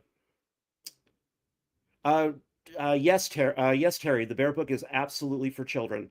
It's an illustrated book from my line editor, Linda K. Hardy. But yep, it's a picture book for kids, and it's really sweet and really fun. The Build-A-Bear also supports the same organization, but as I was just mentioning, Linda K. Hardy, Linda works part-time for Build-A-Bear, and when she told them she was being involved with the charity, it turns out Build-A-Bear has an amazing thing for their employees where they will pay them for the time that they spend going out and volunteering. So Linda is not at work today. She's actually right now doing social media stuff, promoting this on Facebook to everybody and lots of other places. She's going to be appearing later in the show with her own books. But huge thank you to Build-A-Bear for understanding the importance of charity work and paying their employees to go out and do good work and not have to worry about taking time off and losing wages. I think that's huge. In this day and age, it's very, very rare to find companies that will participate in charitable works that way. They might make donations on their own, but there's not a whole lot of them out there that actually support their employees going out and doing that. So thank you, Build-A-Bear, first of all, for letting Linda off today to be out there and helping me out so much with this show and with this charity group. And another shout out, please, again, to Jennifer Hayes, who's here doing the moderating in the chat. I don't think people understand just how difficult moderating a sale can be, especially trying to keep up with everything that's going on with uh, um, all the people talking and stuff coming up and people bidding. This is a link down here going along the bar here with a link to Jennifer's PayPal. If you agree, as you should, that she's a valuable asset to this process, by all means do. Wanted to also say that we will eventually be able to tell everybody what the totals are that we raised in this book fair. It's just going to be a little while because all the resellers, of course, need time to be able to invoice the people that made purchases, collect their monies, get stuff sent out, and then they'll be making their donations. So if you're making a cash donation, so if you're not interested in purchasing a book, but you are interested in making a cash donation instead, there is a link down in the show notes directly to that so that you can do that. And I know Jennifer has also posted that a couple times throughout the show, and she will continue to do that. So please feel free, even if you're not interested in the books part of this, but you still want to support a really terrific organization like First Book that is giving low and no cost books to underprivileged kids and making it possible for teachers to purchase books at low and no cost for their classrooms, then please, by all means, support this group. They're very important to what's going on in the world of education right now, and we know that's not always the best. We know things aren't always the best for the teachers out there. My sister is a teacher, so it's a subject. And growing up, my sister was actually a teacher for me. She taught me a lot of. She used to just create these intricate days of classes that we would have when we were little. And I mean, so we're talking even when my sister was like in elementary school and middle school, she was teaching me. She was born to be a teacher. We need to support the teachers of the world. And First Book is one of those organizations that helps do that. So without further ado, I want to bring up a woman that is just really, she has a giant piece of my heart. She is one of the first people that I ever met in the reselling community.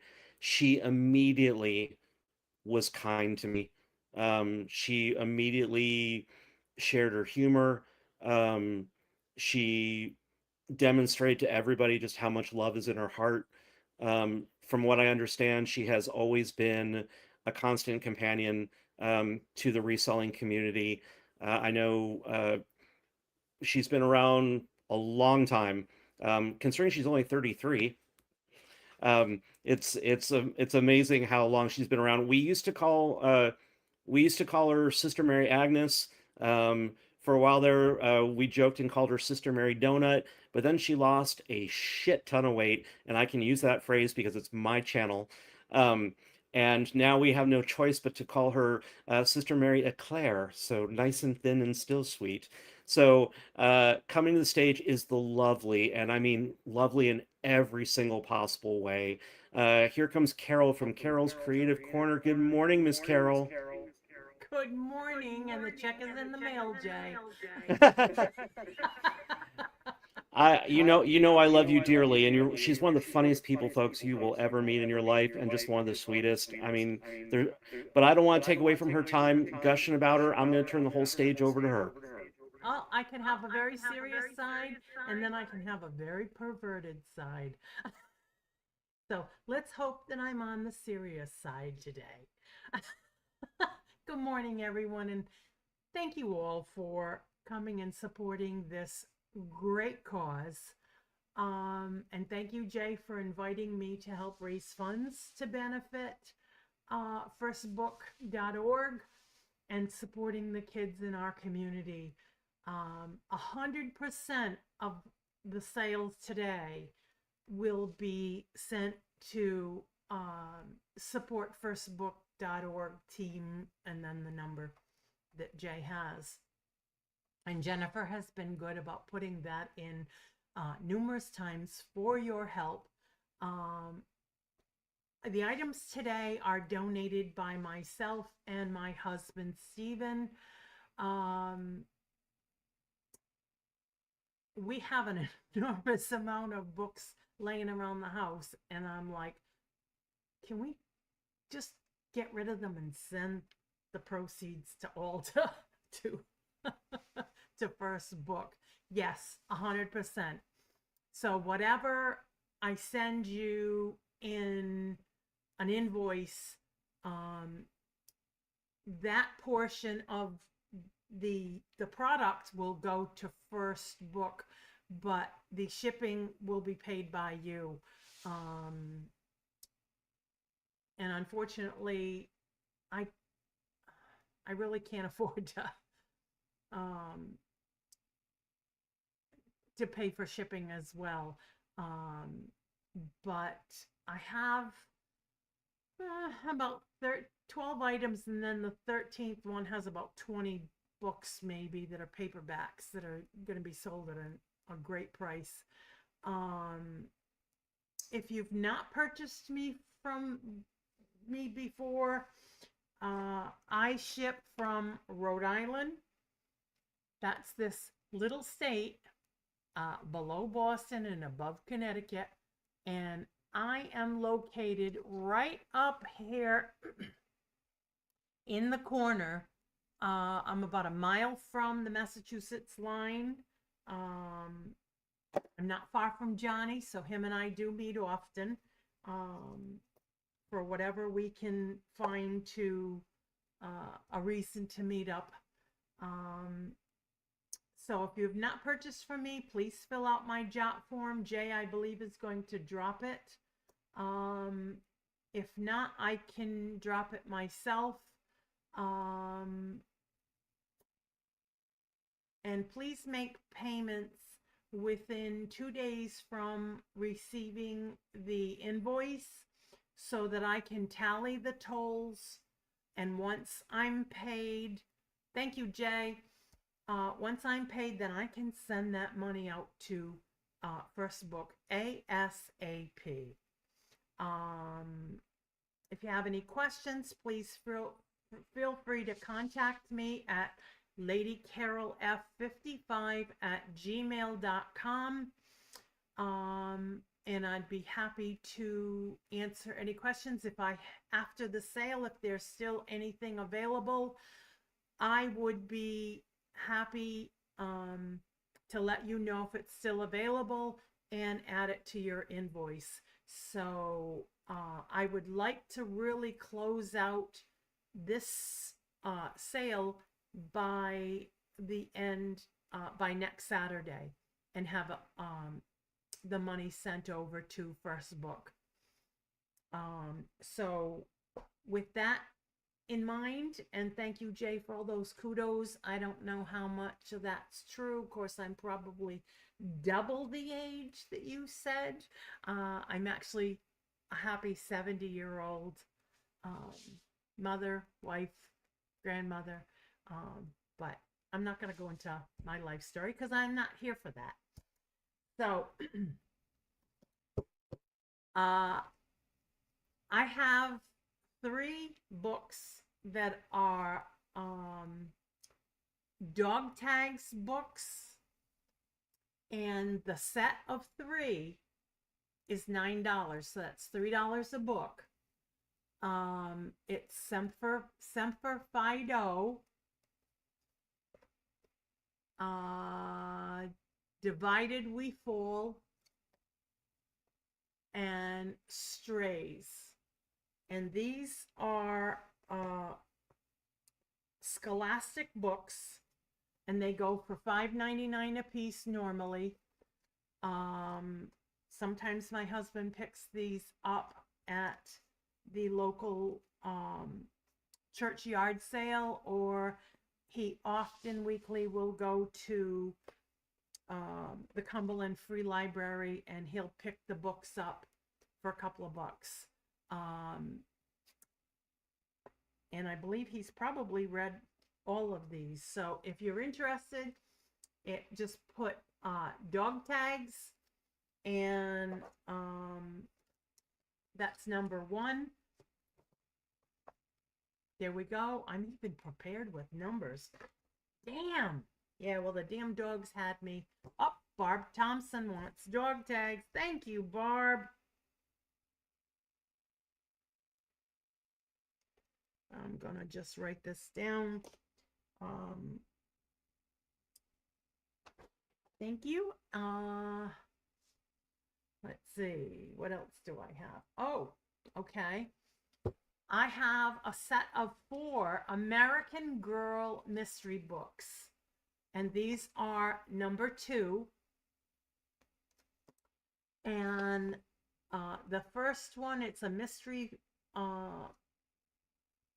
featuring Melody, and it's Lady Slipper. and Be Forever 1964. These books went for about $9.99 a piece. But if you would like all four of them, book set number 2 is $10.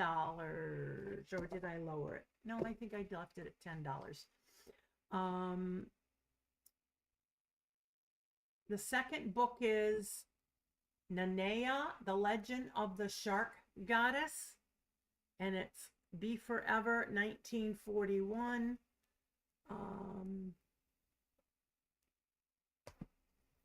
right. I'm not a very good reader. Like I told my husband when he was looking at some of Tooch's bookmarkers, and I went, I don't read. I start reading and I suddenly fall asleep, and then I can't remember where I left off, even if I do bookmark or what the story was even about. But and I give kudos to people who can read. My husband reads incessantly.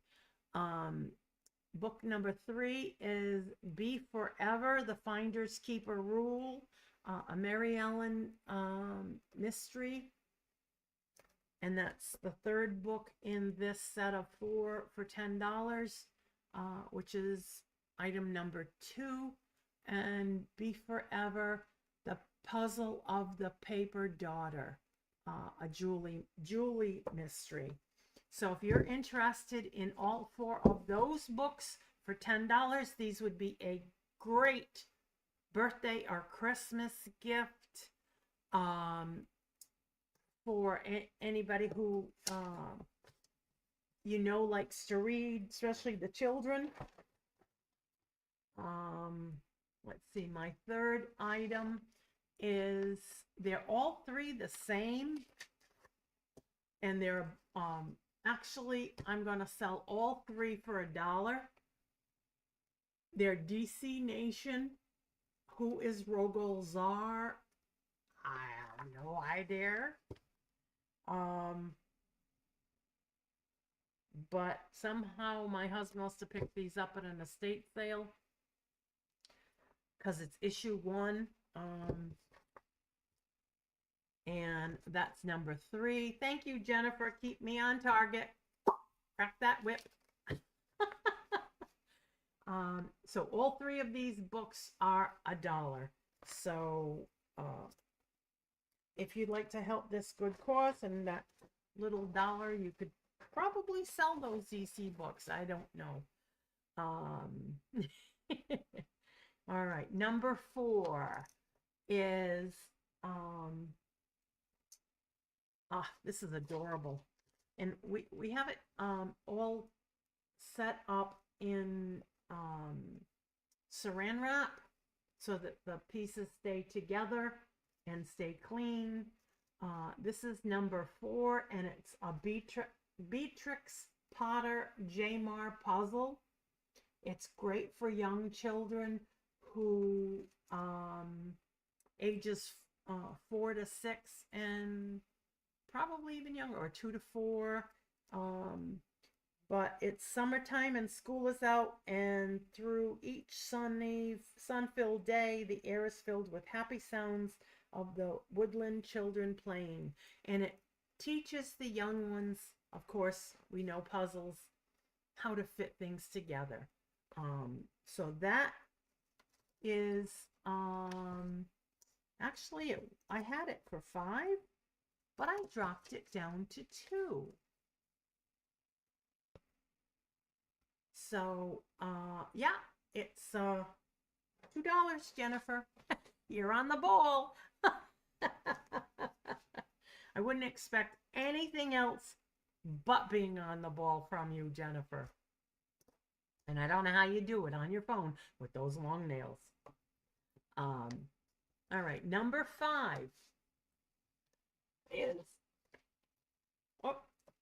it was wrapped up in saran wrap, and it's $2, and it's a Melissa and Doug puzzle.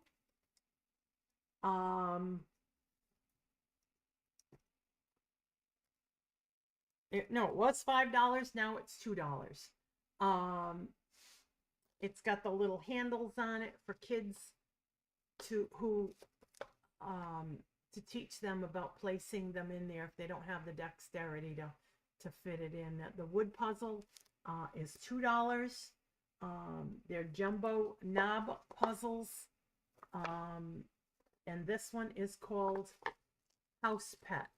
Isn't that cute? And it's got the little picture underneath of what, so that the children can learn to match things up.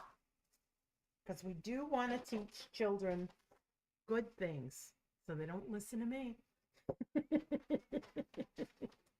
I teach kids bad things. Okay, I'm getting into number 6 is let's see, a set of, oh, let me just move these things. I had them all laid out. Oh.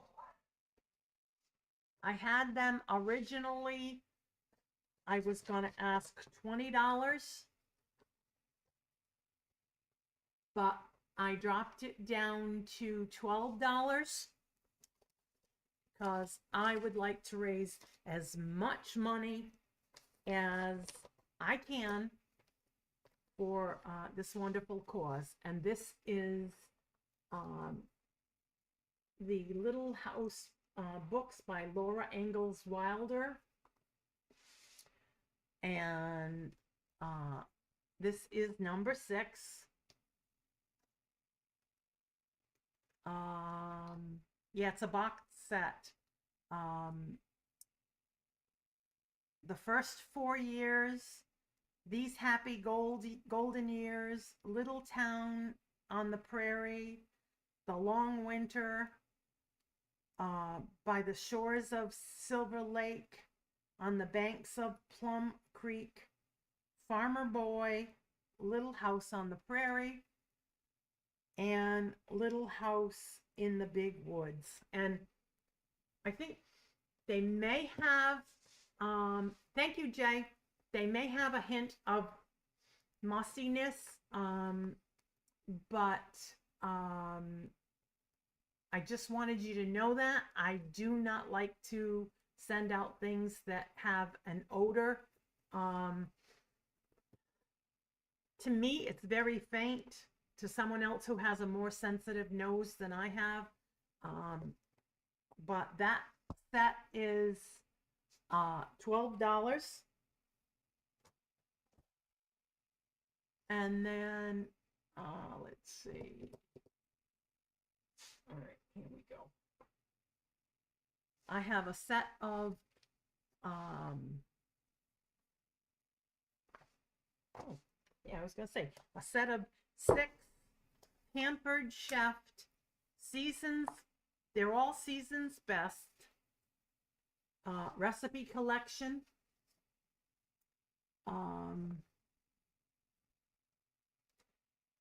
Molten chocolate mini cakes. South of the border meatloaf. 3 onion goat cheese tart. Fall and winter of 1999. Classic deli wraps, and turkey and pesto ravioli and fresh tomato sauce, and that's on page 14 to 15. But there are other recipes in here, and this book set is $6, and it's number 7. And something just happened to my screen. There we go. Yeah, they are good prices. So if you're interested in that, actually, it's $6. I had $10 on it, but I decided to drop it down to $6. If anyone ever dealt in Pampered Chef, you know. This one is number 8. The Handbook of Needlepoint Stitches by Mary Meister Walzer. This is $2. It's number 8. Let's see, it has a lot of different steps. Oh, Dear Marla, this is a must for anyone who enjoys doing needlepoint. It's funny and expands your selection of stitches, and surprisingly enough, sampler type work make interesting pillows and pictures. Enjoy, love, Karen. So this was a gift from somebody. So that's nice. So that's $2.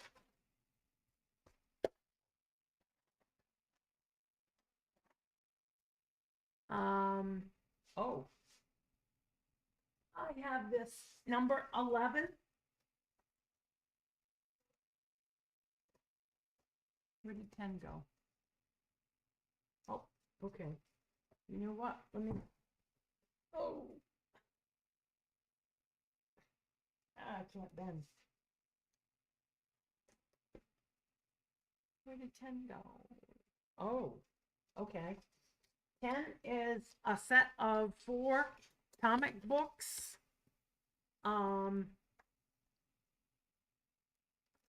And they're BC, Heathcliff, Hagar the Horrible, and the King of a Fink. Thought that said something else.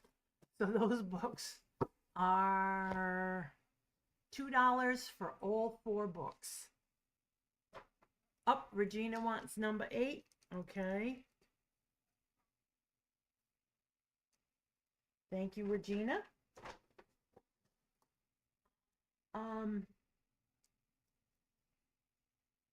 Let's see. Oh, number 9. That's where 9 went. I'm out of order. Number 9 is a set of 7 hard-covered Thomas the Tank books. See Barb's comment. Carol, if no one else wants them, please invoice me on Little House Books. I will. And seeing that you're the first person,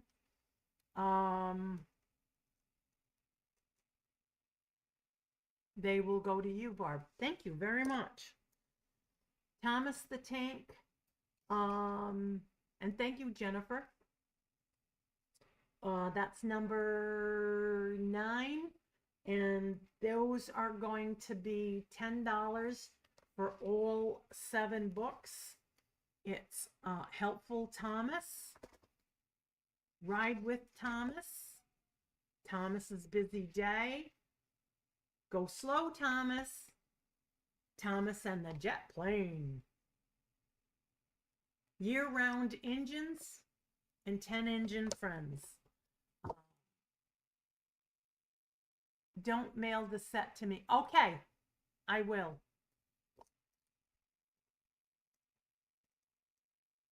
Ask first. Okay. And these, and if they're going to be a gift, I would be happy to wrap them with a little note card if you're going to be sending them to someone special. And yeah, I'll go back and I'll read that. So this is number 9. My grandson has now,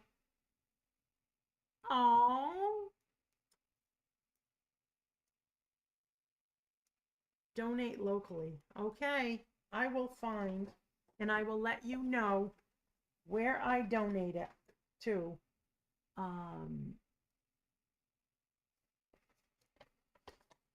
Thank you, Barb. That's very kind of you.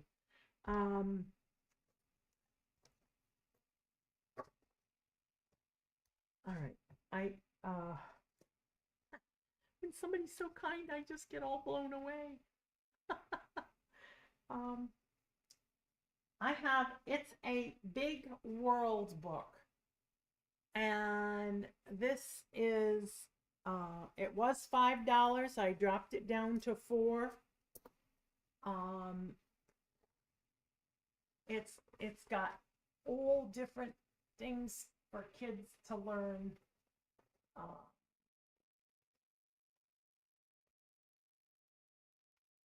10 for Thomas.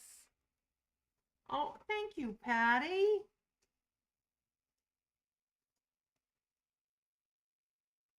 And you want me to donate those as well? I will, and I'll email you, and it's the man, G. And I'll let you know where I donate those to. But this big book, it is a big book, so it'll probably cost quite a bit to ship. But I had 5 on it, and I dropped it down to 4. And that's number 11. I have a bunch of paperbacks. And to be able to, well, I'm gonna jump to the Disney books first and then use the paperbacks in case I don't, if I run out of time. I have a set of Disney volume 1 to 19, but the volume is missing number 7. And you want the comic books as well. Okay, Barb.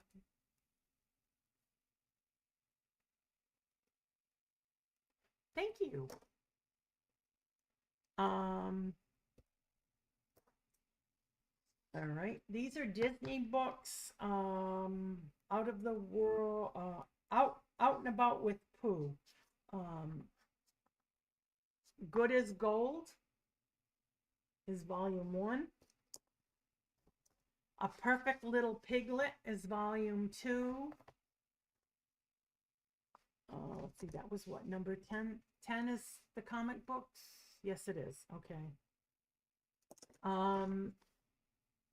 Friendship Garden is 3. Look Before You Bounce. They look like they've never been opened.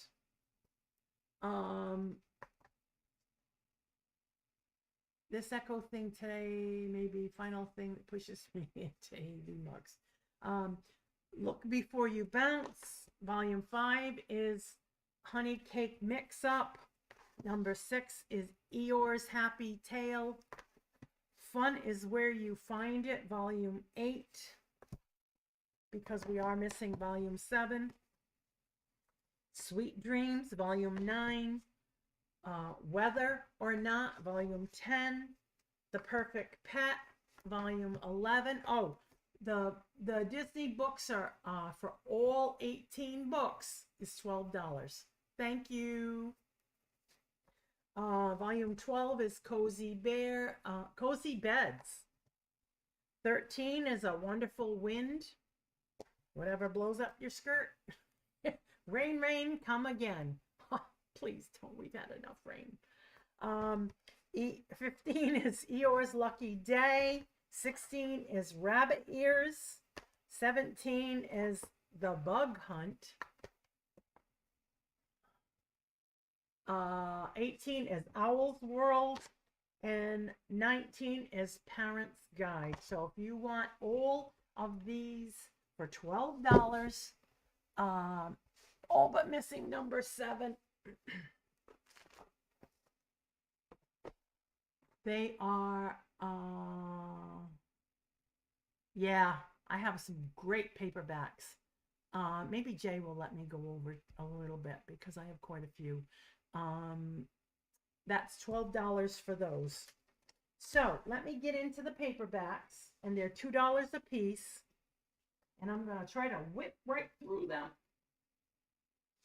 This one my husband just finished reading, and all of these are,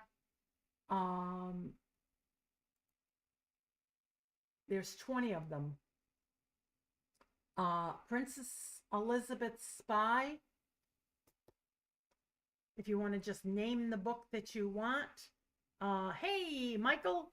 Anne Cleves, The Glass Room, featuring Divera Stanhope. I have 2 Harry Houdini mysteries.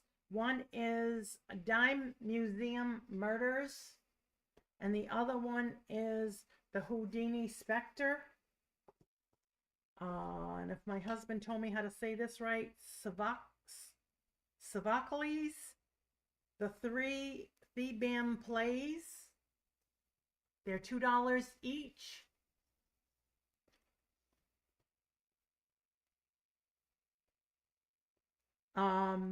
This one is a Jane Austen, The Mansfield Park. It's a Penguin Classics. Let's see. Oh, James Bond, For Your Eyes Only. Rise Bowen, The Royal Spyness. David Baldacci, The Escape.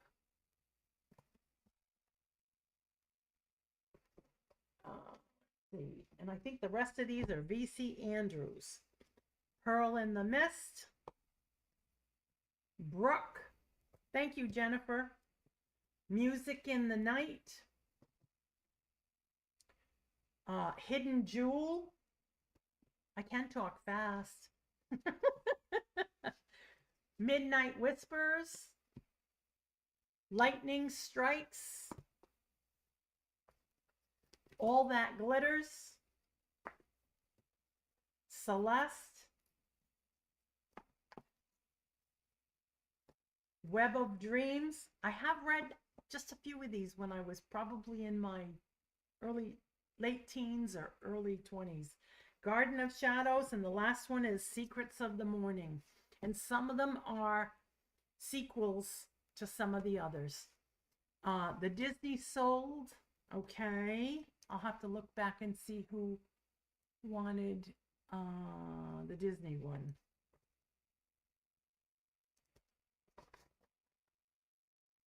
I'll have to look. Okay. But I can look back after and see who purchased that. Oh, I've starred your sales. Thank you, Jay.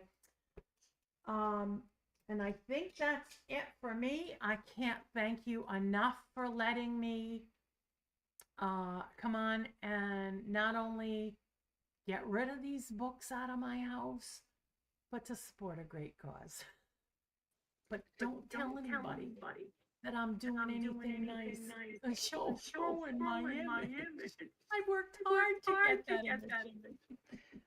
Carol, I love you to pieces. You're so sweet. Thank you so much. You're one of the first people to agree to do this.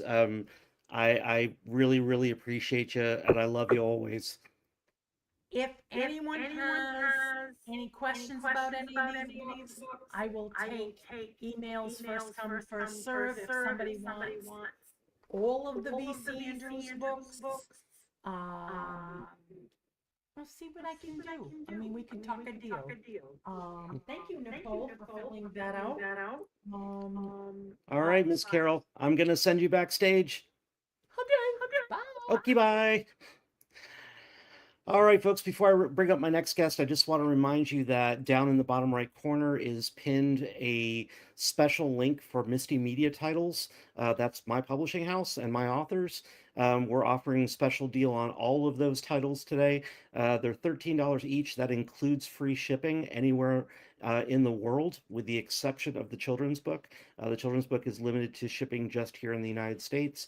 But all the other books are brand new, printed just for you, shipping free anywhere in the world. 100% of any 100% of the sales of any of the books that have my name on the cover as the editor or Sandra Murphy as the author, all of those will be donated 100% to the charity. For all other titles, Misti Media will donate their share of the royalty split 100% to the charity, and I will give my authors the option of what they would like to do with their share. But I firmly believe that authors should be compensated for the work they've done, and so I will always pay my authors royalties first. And if they choose to donate, great. But I believe in being an ethical publisher and doing the right thing by my authors. So coming to the stage right now, she's not just another pretty face with a gorgeous house. She's was newer to me in the reselling community, but I've been blown away by her professionalism. She has, you're gonna find you're gonna just want to like listen to her talk for like hours, because she just has this soothing cadence about her that just like you start listening to her and you're like, "Oh, okay, I just found like the audio equivalent of a warm blanket. Just comfy and comfortable. Real smart, amazingly talented artist. You probably won't see that on today's show, but absolutely worth following up with her later to see her artwork, because let me tell you, I bought some pieces and the internet, on a screen doesn't do her justice for just how talented she really is. Her channel goes by 1889 House, but her real name is Casey. And there she is joining us from the 1889 House Collective. Hello, Miss Casey. How are you? Yeah, you sweetheart. I cannot live up to that. What a sweet thing. My goodness. I'm blown away. Jay, you're a sweet and funny soul, and I love anytime I get to interact with you. Thank you for having me. Of course, because we've been having some echo trouble today, I'm gonna go ahead and jump right off and turn everything over to you. Yes, sir. Thank you. Well, hello. Thanks to Jay and thanks to Jennifer. Oh my goodness, Jennifer, you're amazing. I'm going to try and go slow. If you've seen me in half-hour shows, you know I fly. So calm down. Today, I am donating 40% of all of my sales to Jay's fundraiser today. And thank you everyone for being here. I am Casey with 1889 House. I ship from Central Pennsylvania, and I use PayPal to send invoices, but you can pay whatever way you want through that. Let's see. Jennifer, I'm going to start with the first, I think it's the first 12 are $5 a piece. They're all cookbooks, $5 a piece. So we could just claim them by name. I'm trying to go slow. So number one, these are all from Central Pennsylvania. I think almost all of them. This is Bands and Band Boosters of Jersey Shore Area School District, number one. Number two is the Presque Isle Pioneer Club. All good recipes from local people. This one, oh, I forgot to say the dates. I didn't find a date on that one. This one's 1985, number three, Sharing Recipes, South Central Pennsylvania Pioneer Club, the Keystone State chapter. Number four, Adam's Rib Circle Cookbook. This is Avis Church of Christ, 1978. This is 1990. What's Cooking at the Neighborhood Center of the United Methodist Church. Okay. Number six is Clinton County. Now say this word. Sesquicentennial. Okay, I give up. I'm trying so hard. Sesquicentennial.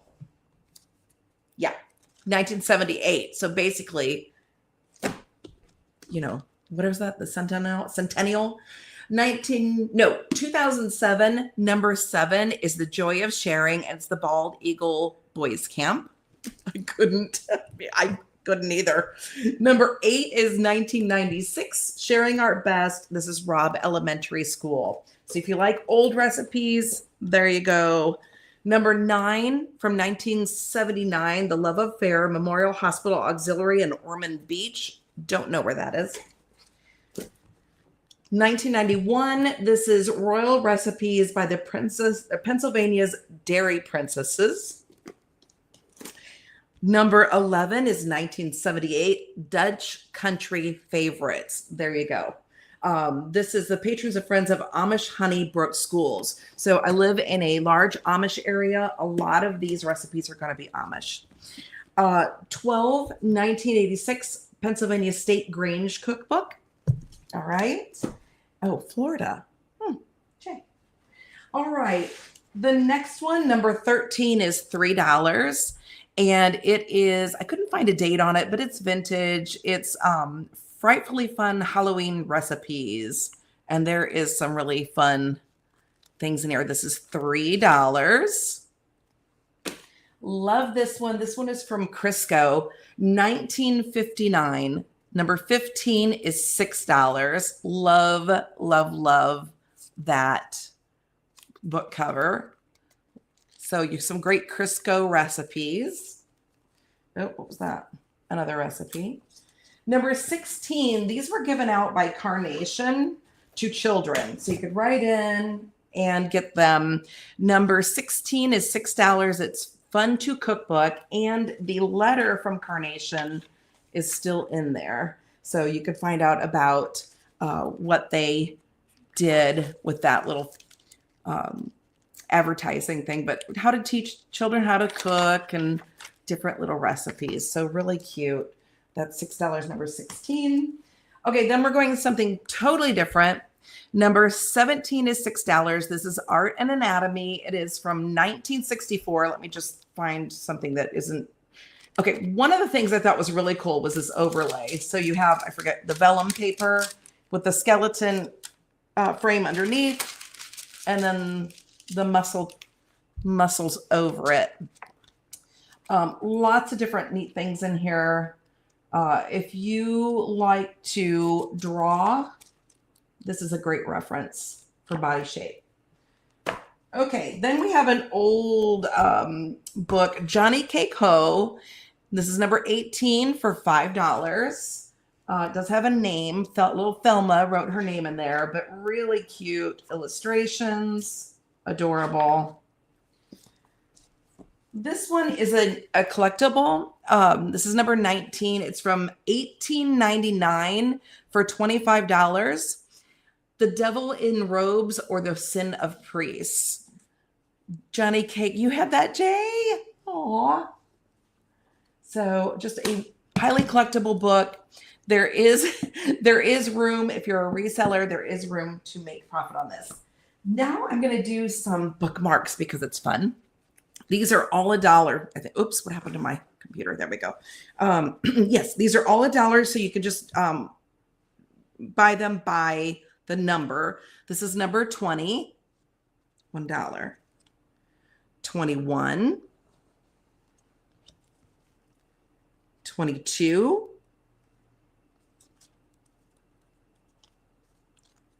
I guess oh no, this is it. 23, 24. These are really nice paper, by the way. These have a textured paper. 25 has two sides. Oh, those all have two sides, but they're the same on each side. These are different. So 25, 26. I guess that one's the same. 27, butterflies and leopard. 28, kind of a floral leopard. 29, tigers. A little different on the back, but tigers. Sorry, that was 29. Oops, I did 29 twice. So let's go do 29.5 is the birds. Tigers on the back. 30, jungle animals. Tigers on the back. 31 is an owl. It's the same on both sides. 32, elephants. Same on both sides. And 33 are insects. Same on both sides. Okay. So those are my bookmarks. Then we're going to get into some magazines. Number 34 is a 1961 version of Mad magazine. Excellent condition, $10. 35 is Cracked magazine. The butterflies. The butterflies were, where did that go? Oh, that one is 27. So Cracked is number 35 from 1961, $10, excellent condition. Sick magazine, which I had never heard of. This is 1961, number 36, $10. Okay, Fooey magazine. Hi, May. Fooey magazine is 1961. This is volume 1, number 1. So the first one they ever made, $10. Then we have number 38, which is another Mad. This one is from $14.89. This one has some wear, but the pages are all intact. When I say wear, you can kind of see on the front the discoloration. It's the front and back. So all of those are $10, if that's helpful. Then we're going to go, May just took my spot. Okay. Then we're going to go to number 40, which is a set of 3 Western magazines. These are from 1957 and 1959. You get all 3 for $5. Thank you, Sonia. You want all the regional books. You got it. Thank you so much. These are TV Westerns,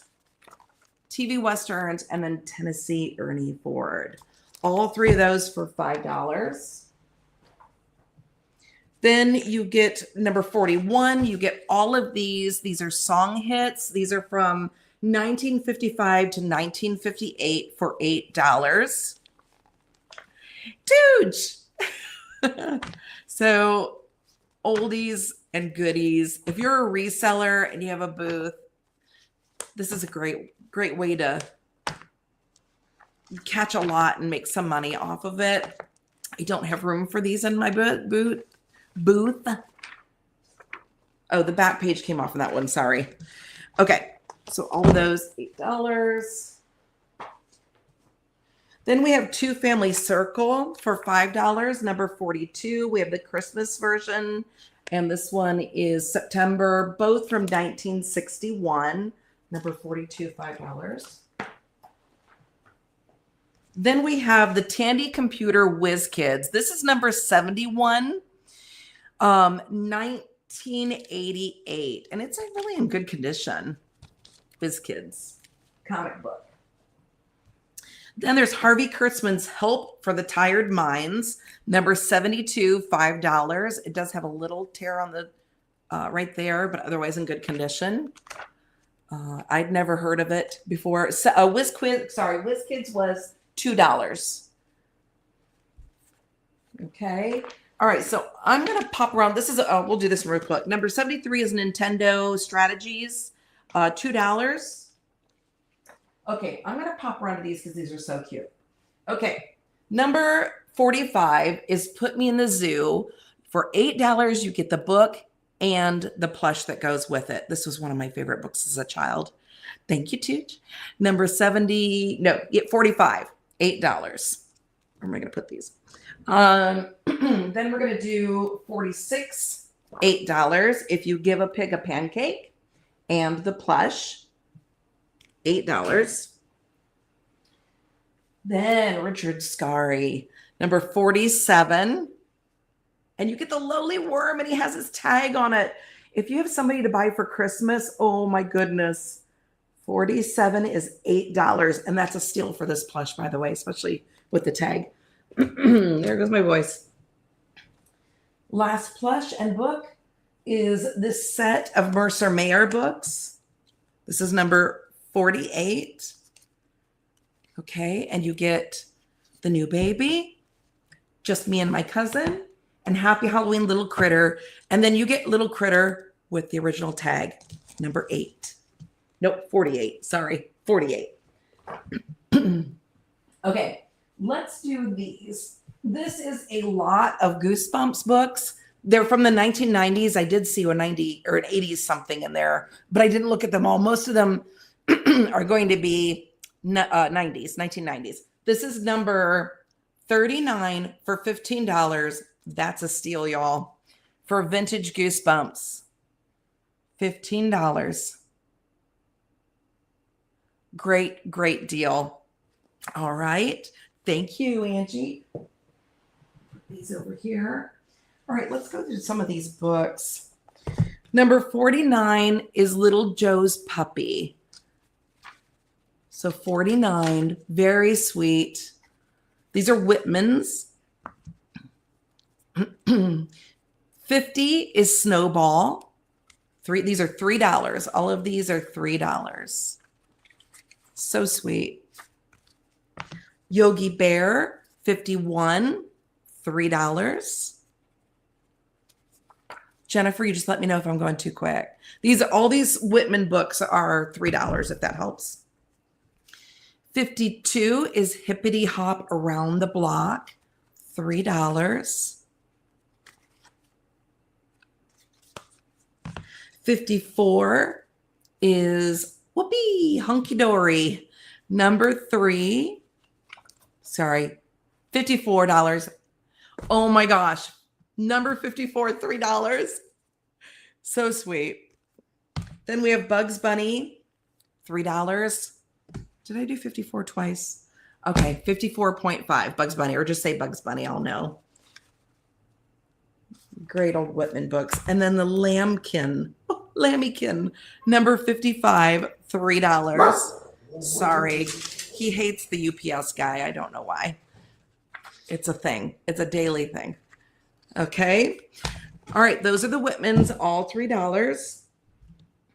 Then we have this amazing pop-up book, The Chronicles of Narnia. It's from 2007, number 55. This is $10. Look at these pages.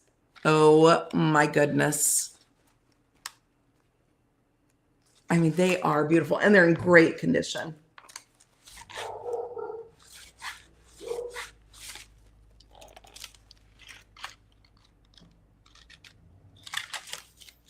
Oops.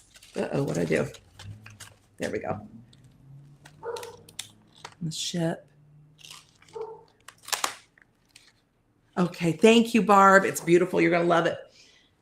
Then we have Lego pop-up. This is $10, number 56. And it's from 2016. Oh, no. He's not popping up right. There he goes. There is a fire truck, I think. Look at that. All the people.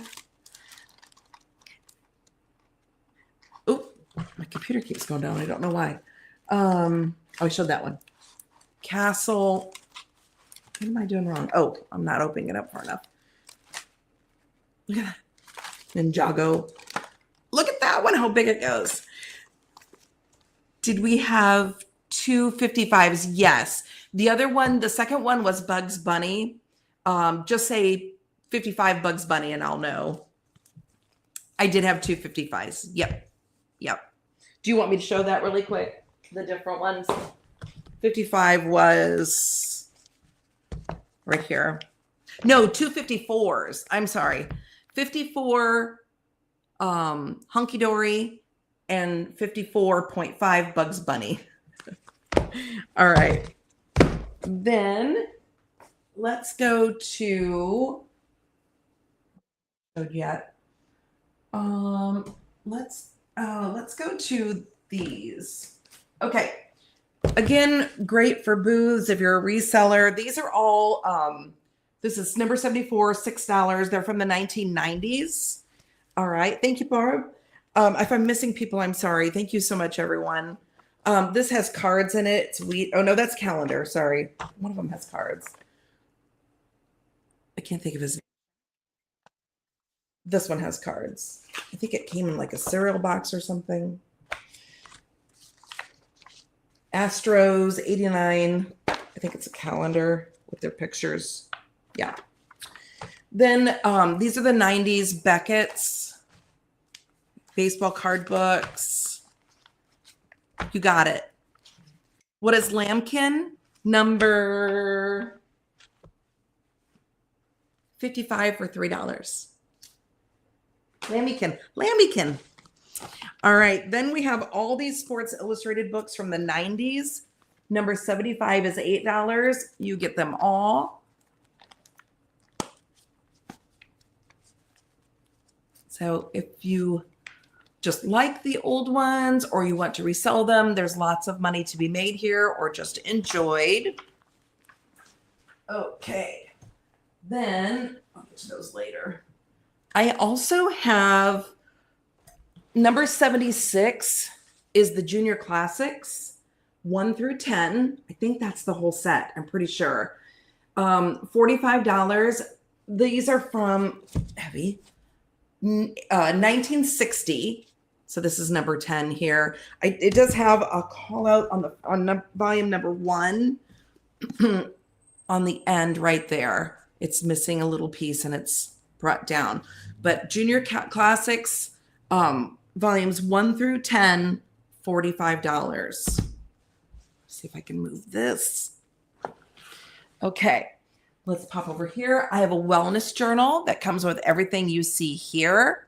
That's number 57 for $4. Has stickers, a pen. These little are affirmation cards. And this little thing is like a holder you put on your desk so you can look at it each day. Then I have number 58 for $5 is a planner set with stickers and paper clips and the planner right here. And there's the little date things right there. So $5 for number 58. Thank you, Angie. All right. Then we have, let's do these. This one just cracked me up. It's $2, number 59. Know the Facts, Why Men Die in Their 40s. This is number 56, or I'm seeing it's from 1956, excuse me. $2 for number 59. This is from 1953. $60. No. It's number 60 for $2. It's Mount Vernon. So just the history, photographs. Number 60, $2. This one, am I going too fast, honey? You're doing so great, Jennifer. This is the National Zoological Park in Washington, D.C. Number 61, $6. It has some really great pictures and maps. And just the borders are adorable. Can you see that okay? No, I'm too far away. But you get the idea, right? Really cute. There's the back. Number 61, $2. Okay, this is the Wildwood set. This is number 62, and you get all three for $14. Thank you, Jay. They're in great condition. You get Wildwood, Under Wildwood, and Wildwood Imperium. Great books. And I think it's $2. Oh yeah, the zoological, yeah. I think they're making this into a movie. Okay, let's see what else I have here. Let's go here. I have some children's books here. Actually, no, let's show these really quick. Okay, this is number 14, and it is a set. If you look online, one of these is $30 sold. Pots, Pans, and Pioneers cookbook. You get all three of them for $30. So this is from 1977. This is volume 2 from 1980. This is volume 3, and it is from 1983. So you're getting all three for $30, and they're extensive recipes. And I forget where they're. Louisiana. Councils of Louisiana. Yeah. Council of Louisiana. Number 14, $30. Okay. Now we'll go to the little books. This is number 63 for $2. It's a golden book, The Amazing Mumford. Forgets the Magic. Thick is right. There's a lot of recipes in there. Okay. That's number 63. Oh, that one is from 1979. I could not find a date on this one. I don't know why it's so strange to me. It should. This is number 64, $2. The Ugly Duckling. Really cute pictures. This one is in like new condition. It is in excellent condition. Okay, then you're going to get all of the Berenstein Bears. Yes, Berenstein. I will forever say Berenstein, not Berenstain. Fight me for it. This is good. You're going to get all of these. There's 14 of them for $5. This is number 65. And these are level 1 books, which you could, depending on the levels, kindergarten to second grade. So there are 14 of them. I'll just open them up really quick. Clean house. I can't read backwards. My screen is backwards. That one says gone fishing. Something about ducklings. Family get together. Play football. Sleepover. New kitten. Oh, around the world.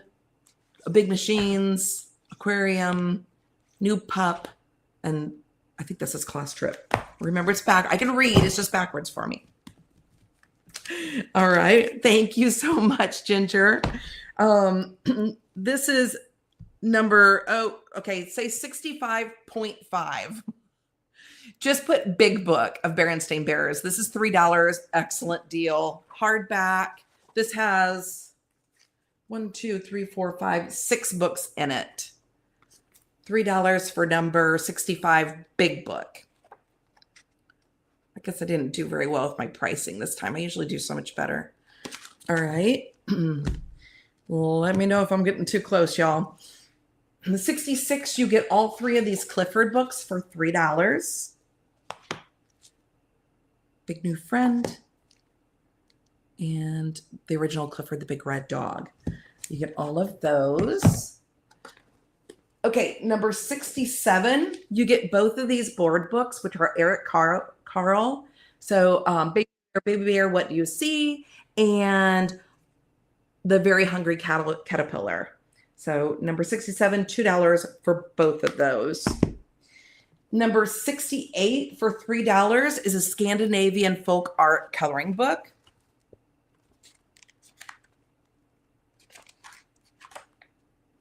Okay, $3. Oh, are we done? We are done. I'd love to. I mean, I can throw you back in the green room. You can just like be selling to yourself. It would be awesome. As long as I'm Like- entertaining somebody. Exactly.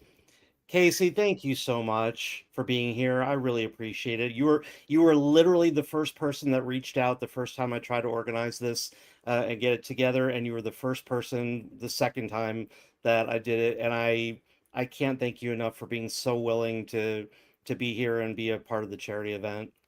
I'm very happy to. Reading is close to my heart. It was a big thing when my kids were little. Every day we read day. So it makes a huge difference. So thank you for having me. Thank you for doing what you're doing. Thank you everyone in chat, and Jennifer, you're amazing. We've done our best to star all your sales in there. So hopefully everything is there. And there's a few people I know that filled out the jot form or maybe emailing you directly, because I think somebody mentioned they had an issue with the jot form, but I recommended they just email you directly and take care of it from there. That'll be fine. Okay. All righty. Thank you. Everybody say thank you to Casey and wave goodbye. All right, folks. Want to take just one quick second to remind you that, again, pinned comment on the board there is all the Misti Media titles that we're offering on special for this event.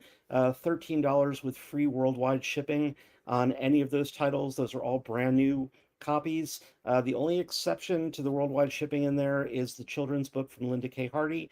That one can only be shipped here in the US. Again, huge thank you to Jennifer, who continues to stretch those finger muscles. And really, I guess it's more her nails. From what I understand, the way people talk, it must be like 8-inch daggers or something on the end of her fingers. So next up is one of the first auctions I've ever attended when I was online. I had never even known anything about online auctions. And I randomly got recommended this young lady and her stuff. And, one of the things I love about her is that she's not just about the sales. She makes a true, genuine connection with the people that watch. She genuinely cares about, she doesn't just look at people as customers. She really treats them like people. She's introduced us all to her family, including, I think she has 3,000 cats. I'm not quite sure. I think it's somewhere around that number. One of the kindest souls, one of the kindest hearts you'll come across in internet reselling. I'm sure she's got a nasty bone in her body, but she kind of probably just keeps that for the husband. And we've told him to blink a couple times if he needs us to call the police. Um, but coming to the stage right now is Angie of Angie's Oddities. There she is, ladies and gentlemen, the legend herself. Hey everybody. Oh, echo. That's because of me. So I'm going to pull myself. We're having StreamYard issues today with Echo. So I'm going to jump out of here right now. I just want to say hi. And then I'm going to run away and turn everything over to you. All right. Hi, everybody. I am Angie from Angie's Oddities. That was hilarious. Yeah, about 3,000 cat sounds right. And EP is over to my side and he is not blinking. So we're good. If you don't know me, I have a channel called Angie's Oddities. I do a show on Monday at 5:30 Central every Monday. So come join us. Yes, I have a lot of cats. I ship from Wisconsin. And I'm going to do something a little different. Everybody has done buy it nows. But in my experience, in order to get enough money to raise for these kids, I'm going to do auction style. I have a lot of really cool stuff. So get your fingers ready. I'm going to start them low. Here's what's going to happen. If you already have a box for me, or I always put your stuff together and ship to you, I'm going to add these things to your box. So the shipping is going to be included. If you've never bought from me, I'm still going to charge you shipping. What's going to happen is after I sell this, I'm going to figure out what I paid for it myself. And then 50% of the profit is going to go to Jay's fundraiser. Okay. Oh, Jennifer, I know yours already, girl. You need to, get them, girl. So 50%. So bid and help these kids. He said his goal is 5,000. That is a lofty goal, but it is something he can do. It is possible. So here we go. Are you ready? Okay. The first one. This is so stinking cool, guys. I couldn't believe it. This is going to start at $5. It is Dancing Santa. This is a Scanimation picture book. So every time the child opens it, he is doing something. So Santa loves to hula hoop. And as you turn the page, he's hula hooping. This is starting at $5. Santa loves to unicycle. And he goes back and forth on his unicycle. He likes to juggle candy canes. And again, as you turn the page, you see him clicking his legs up and everything. And then he likes to twirl on skates. And he's on ice skates. And he does a swirl. He does a backflip, and I don't know if you can see this because of my reflection, but watch this. There he goes. Woo! And then there is Kisses Rudolph. Watch this. Kissy, kissy. Isn't that cute? And then runs with presents. And there is him getting his bag and going to run with the gifts and cartwheels. He cartwheels through the page. So this is when Santa Claus is finished doing all of these things. He's going to wish you guys a Merry Christmas. And the last page, he pops up with Merry Christmas. So I see Elizabeth in for $5. Does anybody want to go 6? Anybody want to go 6? Because again, 50% of all the profit is going to this charity to help with the kids. Anyone else? We're going to count this down. 2.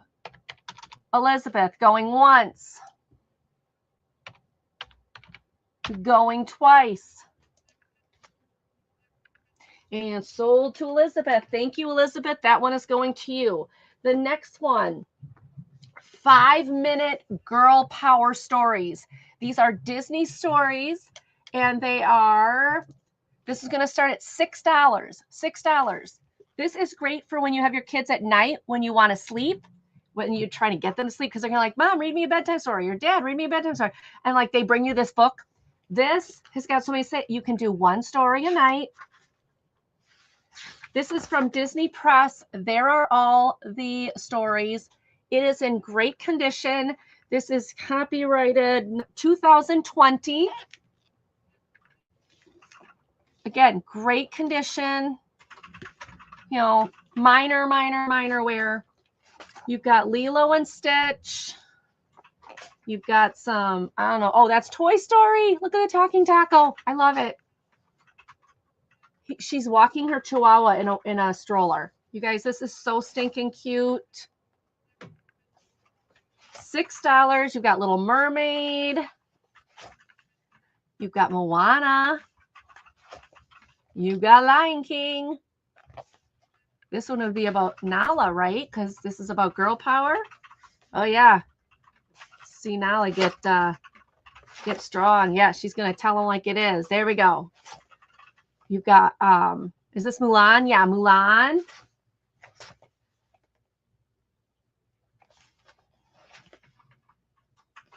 This is Jasmine and Aladdin. So this has got a lot of really good stories. Sonia, are you interested in the Girl Power book? So we're starting it at $6. So if Sonia's in for $6, yep, Sonia's bid. Okay, anybody want to go 7 or this is going to go to Sonia? All right, anybody for 7? All right, let's count it down. Going once, going twice. All in, all in. Okay. Sold to Sonia. And Sonia, I don't have your information. So hi, it's nice to meet you. If Jay has it, that's great. If not, my email is right down here. And you can go ahead and email me all your information. I do use PayPal. All right, this next one is Pete the Cat. This is Pete the Cat's, and I don't see it on here. I have it right there. Yeah. There it is. Yeah. Pete the Cat Giant Groovy Book. Thank you, Sonia, so much. This is Pete the Cat, and it is several of his books all put together. So you may have 1 or 2 of his books, but this is 9 of them, copyrighted from 2016 to 2019 on these books. Pete the Cat's Giant Groovy Book 9. This thing is like new, like literally like new. So if you don't know Pete the Cat is adorable. Me being a cat fanatic, of course, I love him. Vanilla pudding mix. They're baking. They're camping. So this is going to be like all of, well, not all of them, 9 of his cute stories for $6. $6, you guys. Starting bid. The Cool Caterpillar. $6 starting bid. Oh, look at his little camping family. But again, this is like, this retailed at $17. It is Harper Publishing. It is like stinking new, and it is so adorable. So $6 starting bid. I see Elizabeth in. Thank you, Elizabeth. Does anybody want to go 7? Anybody want to go 7? Again, there is a little sticker schmoozy up here from the price tag, but other than that, this is like stinking new. Like like the spine hasn't even been like crushed or anything. It's so in like perfect shape. And again, when you put your kids to bed, you tell them pick 1 story. They get the book, pick 1 story, and then you're not reading all night. So, all right, we can count it down to Miss Elizabeth.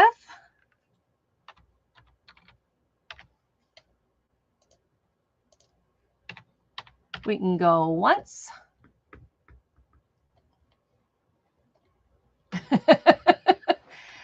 No, I have no cats named Pete. But now that you say that, No. no more. No more. He says no more. He says no more kitties. I am good. All right. You know, he does help pay the bills here. I probably should just say 11 is enough. All right. Going to Queen Elizabeth Thrifts. Sold. Thank you. That one is going to Queen Elizabeth. Now this one, or this, these are really cool. These are educational mats. They're going to start at $8 each. Oh, that will be a great gift for a grandkid, Elizabeth. So what these are called skill stretchers. These are, they look almost like placemats, and there are several in here. And you'll see these little red decoders. So you work with the kids, they learn like, okay, this is going to be a half. So, and they can find the answers here with their little decoders. And this is all math fractions. This one is math fractions, but you'll see there is all different things in here. You've got, if I can show you, money, fractions and money, fractions in blocks. So they get to learn all this, and then they use the little decoder to get all the information. I have this one, which is the beach fractions. Beach fractions, which actually it's not just beach. There's all different assorted stuff in here, but I'm using that to explain. So it's $8 again, choice. This is the other one. This one is got the soccer, and this is about division, math division. And this one also has several inside, and they're all based on division. And that's not going to come out, but I mean, it is going to come out, but I'm not going to sit there and mess with it right now. There's cake, like how to divide cake slices, word problems.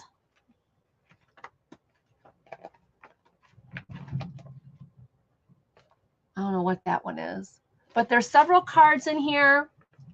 These shut, they have their decoders. So if you are a teacher, you're a homeschooler, anything, these would be really good to work with the kids. You can use them as placemats and have the kids work on them on snack time, whatever. But these are really, really awesome. And there are 4 decoders in each package. Yep, 4 decoders in each package. You can have up to 4 kids playing with this.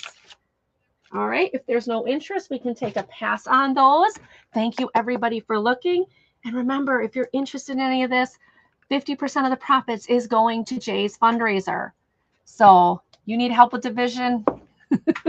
I won't say I won't.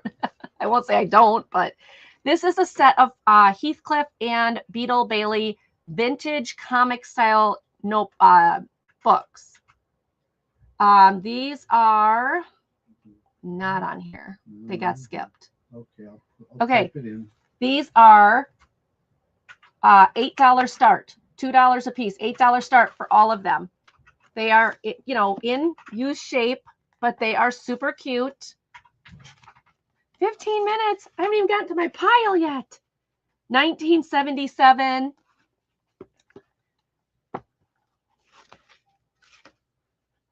$1981. Hi, Chris. Chris, next week, Tuesday, which is the 11th, 6 p.m., my channel, we are doing a crafty clearance, and I've got a lot of stuff to show you. So come join us. That I will have paper stamps and dies, all of it, and fabric and diamond dot kits and cross stitch kits. I have got so much to show you guys on that night. And hint, hint, 1889 House is joining me as my special guest. Just thought you want to know. This one is 1982, and then the one Beetle Bailey book, and this one is 1983. So yes, come. Yes, I know. It's gonna be fun. All right, these were $8. Okay. The next one, this is 2 board books. It's going to be $5 for the 2 board books. These are I Love You Prayer. And it's got the doggy and kitty. Yeah, That's okay. Now it does have this on the back. Happy Valentine's Day, Timmy. But it is so sweet. And I am going to try to get that off because I do know a secret method to get marker off of books. But this one is the little boy. Now his hair here has gotten a little, but there's a prayer. You open it up. There's another prayer, a little jungle, family, school, oh, one more, and bedtime. So there's prayers throughout the day. It is a little boy board book. You get both of these for $5. Anyone interested? Anyone interested?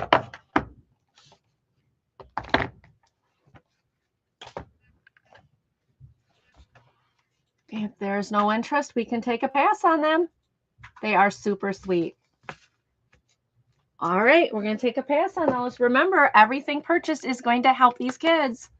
The next one, 96 Facts About Taylor Swift Journal. So if you are a Taylor Swift fan, this is starting at $4. This is fill in the blank. You go do like facts and then fill in the blank of research and questions on her and learn about her and things that you didn't know, and then more fill in the blanks and more journal pages. So if you are, it's brand new. If you are a Taylor Swift fan, there you go. $4, Taylor Swift Facts Journal. Any interest? I thought for sure there had to be some teenagers or young girls out there who are Taylor Swift fans, right? This would make a great, it's brand new, make a great gift. It would make a great stocking stuffer. I just thought, oh, this is so fun. Questions and yeah, Lulu's here. Good morning, Lulu. How was your sleep? Any interest? All right. If there's no interest, we will take a pass. All right. The next one, Corduroy. Corduroy Gets a Pet. This is Corduroy Gets a Pet. This is going to start at $10. Huh, JK, I don't know. I don't know what's going on with StreamYard. YouTube and StreamYard have been acting up, like totally acting up. But you get this cute corduroy plushie, ready to be hugged, and you get Corduroy Gets a Pet. And it is in good shape, but what's cool about it, on top of everything, it's a lift and flap. So you're getting a lift and flap book. Wait, where's it open? There it is. Nope. A lift and flap book that you can have with your kiddos with different animals all through it as he's discussing which pet he wants to get. Okay, and then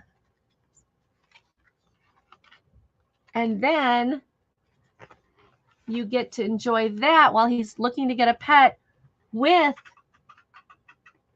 the corduroy plushie. This is $10. $10. Isn't this cute? I love it. I love it. I love it. So it's a corduroy lift a flap book with this, and look at what he decided to get. Can you guess what pet he got? Good boy. He got a cat. He got a cat. That's good. But look at all the different animals and things you can lift a flap up on. It's so cute. Well, Linda, the bid is $10. Are you interested in $10? Because it comes with the lift a flap book and the cute little bear.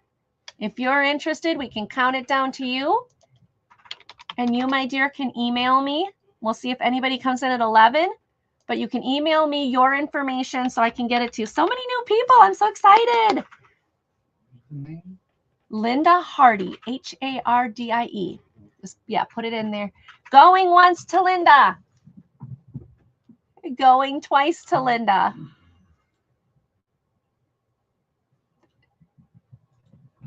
And sold to Linda. Linda, thank you so much. This will be going to you. You just need to email. Oh, wrong side. Lulu, kind of right there. Angie's Oddities. Just go ahead and email me your information and we'll take it from there. Okay. Thank you so much. Yeah, the comments I'm seeing comments. So maybe you have to refresh, hit the live button, something like that. Itty bitty kitty unicorn. You know I had to buy this, guys, to sell it, right? You know I had to pick this one up. This is the Itty Bitty Kitty Corn. It is a paperback children's book. It is $4 starting bid. Isn't she cute? Like if you have a little one, this would be a great bedtime story. Uh-oh, who showed up? Oh, took her corn away. Oh.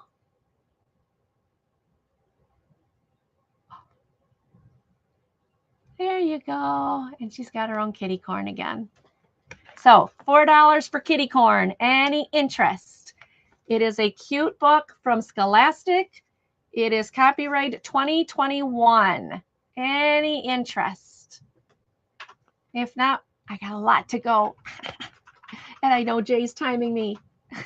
And Jay, you know me, I'd be on forever if I could, just to raise money. All right, we'll take a pass on that. But if anybody's interested later, if you're watching, oh, Chris is in for 4. Chris, you like my kitty corn book? Yay. Yeah, it's too stinking adorable. Let me show it again. There is a little bit of boo-boo there that I just noticed. Just so you're okay with that. You would let me stay on forever. Yeah, we could do like one of those 24-hour marathons where Angie passes out after 12. But okay, let's count this down to Chris. Going once.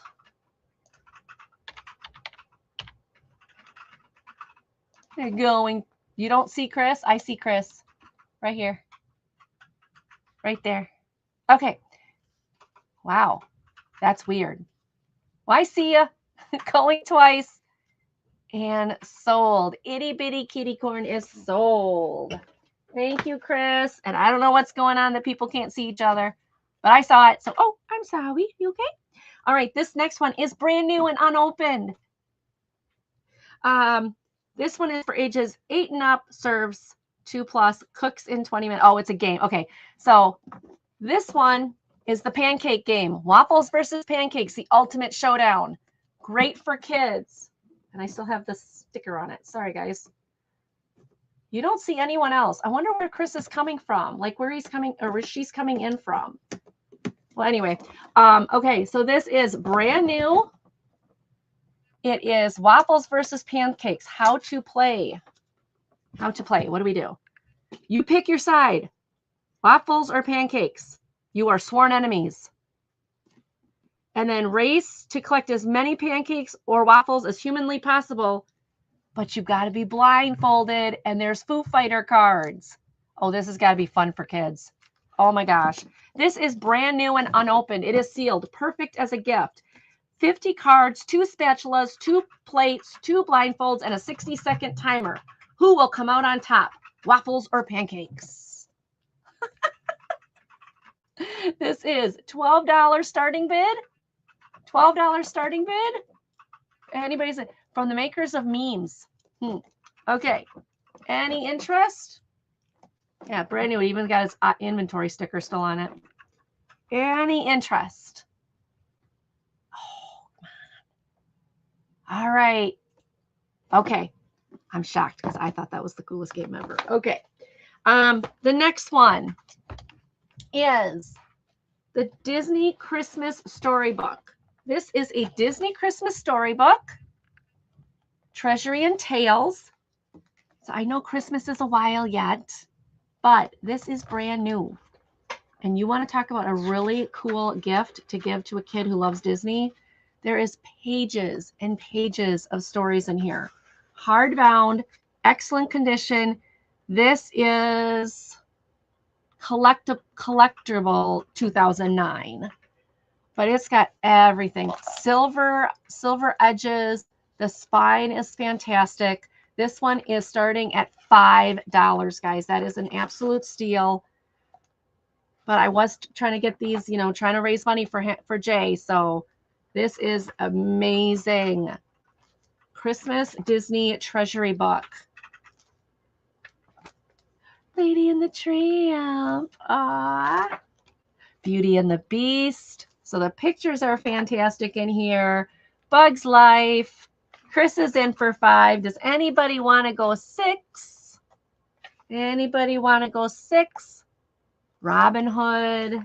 But you can see how crisp these pages are. I mean, this will definitely. Bonnie, I've got Chris in at 5. If you're interested, it's got to be 6. Thank you. Bonnie's in for 6. Thank you, Bonnie. Chris, do you want to come back at 7? Do you want to come back at 7?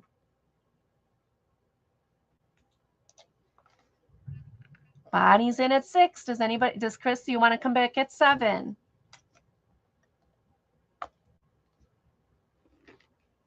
Chris is in for 7. Thank you, Chris. Thank you, thank you, thank you.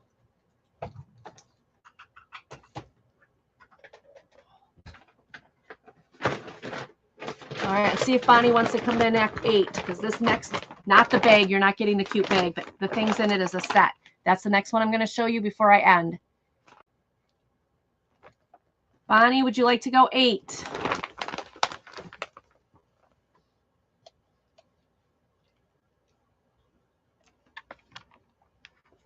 Bonnie's out, so we're at Chris at 7. All right, Chris, let's count down for Chris, and that is going once, going twice, and sold. Thank you, Bonnie. Thank you, Chris. I appreciate it.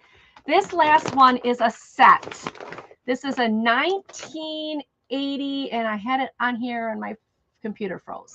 I believe it's 81. This is the On My Way 1989 On My Way Sesame Street set. It is the hardcover. All the books are here. Some of them do have, at least the first one. Like here's the book rack you could have ordered. I don't know how many of you guys remember that. They do have some coloring on the front covers of some of them, but the insides are like new. They are in great shape. It is all 15. It's a 15 volume set of Sesame Street 1980s for $30 start. You guys, that is a steal for these, and they are super adorable. Again, there is a few pages that have, like this one doesn't, but there's a couple that have coloring, just some basic coloring on the front of this, but not actually in the book. But these are like new otherwise. Like the pages are crisp. This is a great set, and this is what I'm going to end with. $30. You get the entire collection.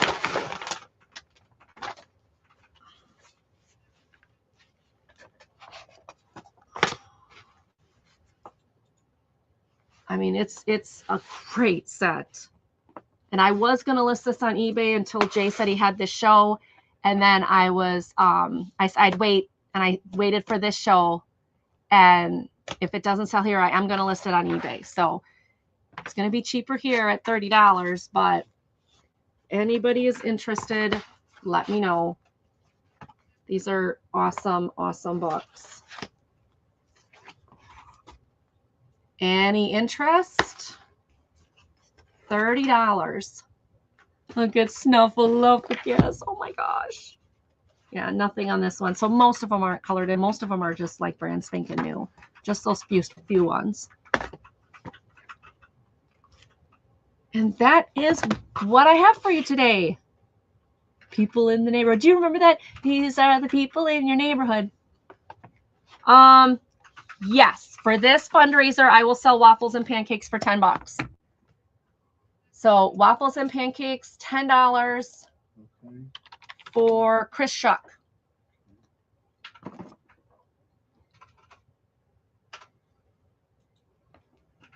Who's sharing this, Angie? I'm confused. I don't know what's going on, but watch live. Okay. So pancakes and waffles is sold. These are sold. Like I said, and I know we're going over time, so I want to get to the next person, but $30, you get the set. All right. Thank you, everybody, for looking. We're going to bring Jay back again. If you look back at this later and you see something, please let me know. I want to get as much to Jay as possible. I appreciate it, and I appreciate you so much. It goes by so fast, doesn't it? It does. But I love you, Angie. Thank you so much, and thank you to your hubby that I know is over there typing furiously and keeping up with everything as well. I know he's the silent partner over there doing his thing. Silent? Well, somewhat silent. And of course, you're on air. What's her name from Wheel of Fortune? Vanna White. Your kitty. Yeah. So yeah, right. But thanks also for being one of the early committers to this project. I really appreciate it. And so everybody, thank Angie for her time and wave goodbye to her. Thank you, everybody wave goodbye to Angie. Bye. All right, folks. So the show is this is actually split up into two sections. So the first section of the show today were all resellers from the YouTube community, and I really want to thank them all. That's Johnny, Cajun Roots Reseller, who started us off today, Mike from the January House, Angela Isaacs from Angela Isaacs Vintage and More, Tooch from the Tooch Men's Family Fun and Resale, Carol Osborne, Carol's Creative Corner, Casey, of course, my love from 1889 House. Thank you so much for being a part of this. And of course, close it out there with Angie from Angie's Oddities. Um, we couldn't have done this without them and them taking their time to uh, be a part of it. Uh, Jennifer, I'll have to. I don't have Bird on a Wire's info, but I'll have to. Uh, I've seen them on lots of other auctions, so I'll have to snoop around and see what I can find out. They've been around for a long time. I just don't remember who they are offhand. But I will find out and get that info. But I'm sure Johnny probably knows because between Johnny and Jennifer, they know everybody. Um, so the rest of the folks that are coming up today are actually our authors, and they're going to be coming up and talking in about their books and reading sections from their books. All of the books from the authors that are coming up today are going to be available uh, through our link there at the bottom that's pinned to the comment field. That is all of the titles that we're offering today at a special price of $13 plus free worldwide shipping. The only exception to that is the children's book that's coming up from the next person in line. That one's only available to ship free here in the United States. Um, any of our paperbacks that you see on that jot form are in the catalog. Those are all brand new. They're printed to order, print on demand. Oh, there's Bird. Awesome. Bird, Casey needs your info. 1889 House for the order you placed with her. We want to, we didn't want it to just be resellers. We also want to be able to expose you folks to some of the great authors that are here at Misty Media and give them a chance to talk about their books and read from them and promote them. But also, before I get to that, one more time for Jennifer Hayes, please. Can we please, round of applause for her? Please, send her a milkshake to her PayPal. I'm putting that up right now. Um, there's absolutely no way that I would have been able to do all of this today without Jennifer. I'm kind of a newbie at running these kind of shows, and Jennifer, there's just no way I could have done it without Jennifer modding for me. I really don't. Um, so I really really appreciate it. Um, and Jennifer, it's completely up to you. If you want to stick around, you absolutely can. You're more than welcome to. Um, but since everybody else is going to be in our order form, there won't be anything to have to keep track of because anybody placing an order through your order form will come directly to me. Um, so totally up to you. If you want to stick around, of course you are always welcome.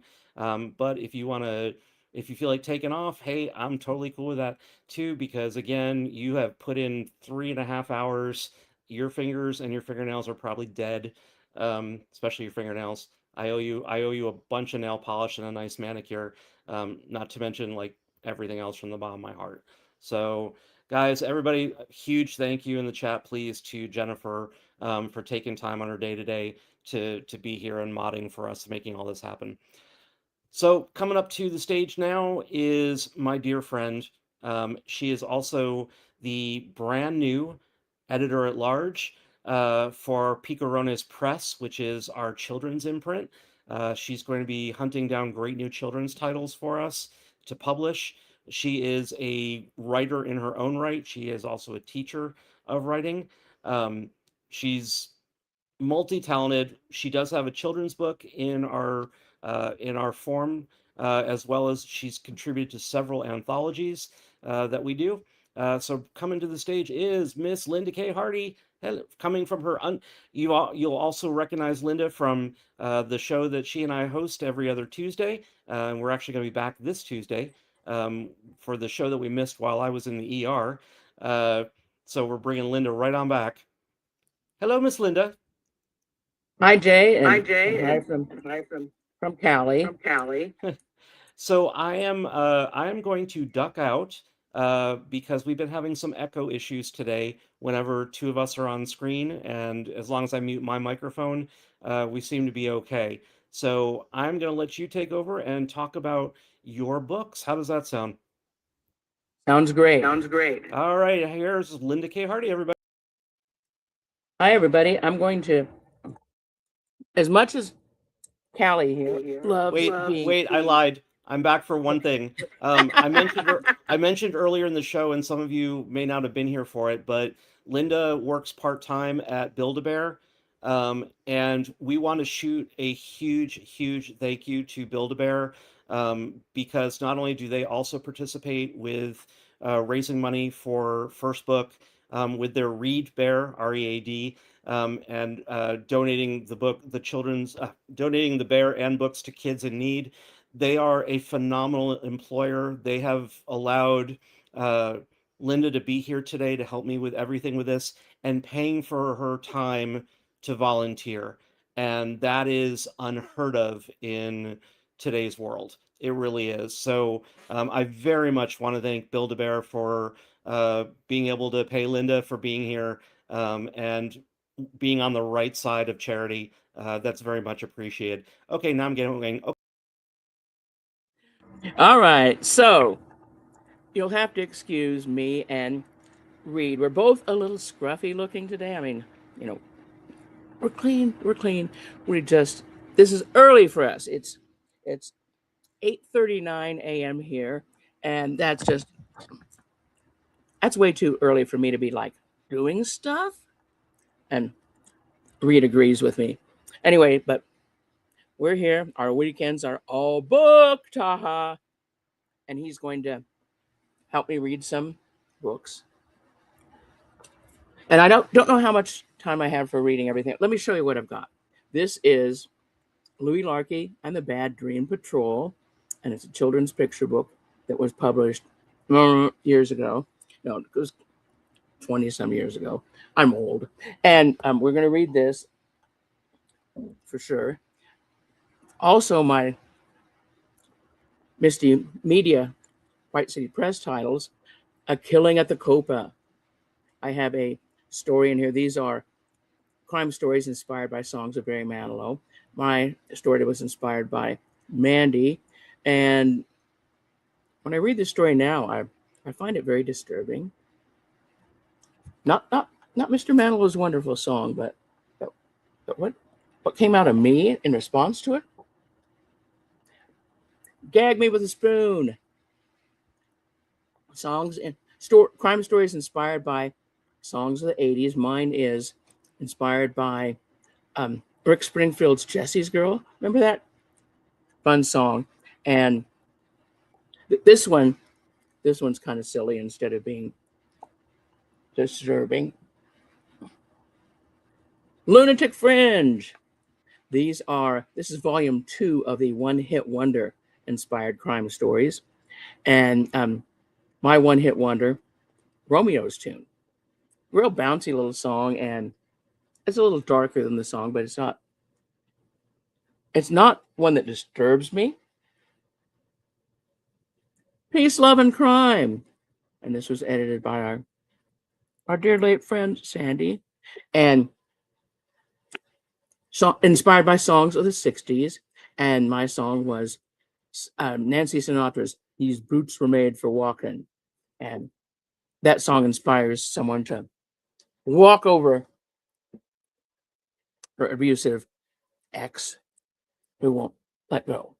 And then, okay, got to cover your eyes and ears because he's too young for this. Another Sandy Murphy one, Sex and Violins. This is an erotic crime anthology.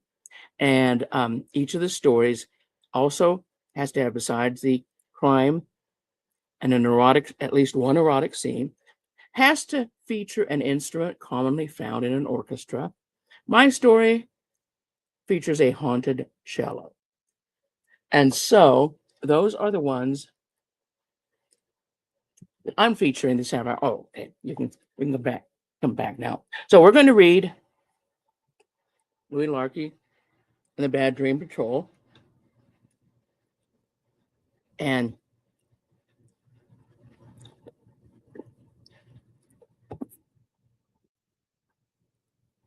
the illustrations are beautifully done by Nora Hill. She's a wonderful, wonderful artist. And so, isn't that great? So, here's how it starts. Mom tucked the covers around Heather and her stuffed animals. Heather squeezed her teddy Louis Larkey. He was Heather's favorite because of his cheerful round face, lavender fur, and bright red overalls. Also in bed were Nilla, a floppy bear the color of vanilla wafers, Bosley, a simple brown bear, and Jaja, a white stuffed cat with a golden collar. Good night, Heather. Good night, Mama. Good night, bears, and Jaja, too. What do you think, Reed? Yeah. Great illustrations. Heather gave Louis Larkey one more hug and settled down to sleep. Soon her breathing was deep and calm. That's when Louis Larkey moved.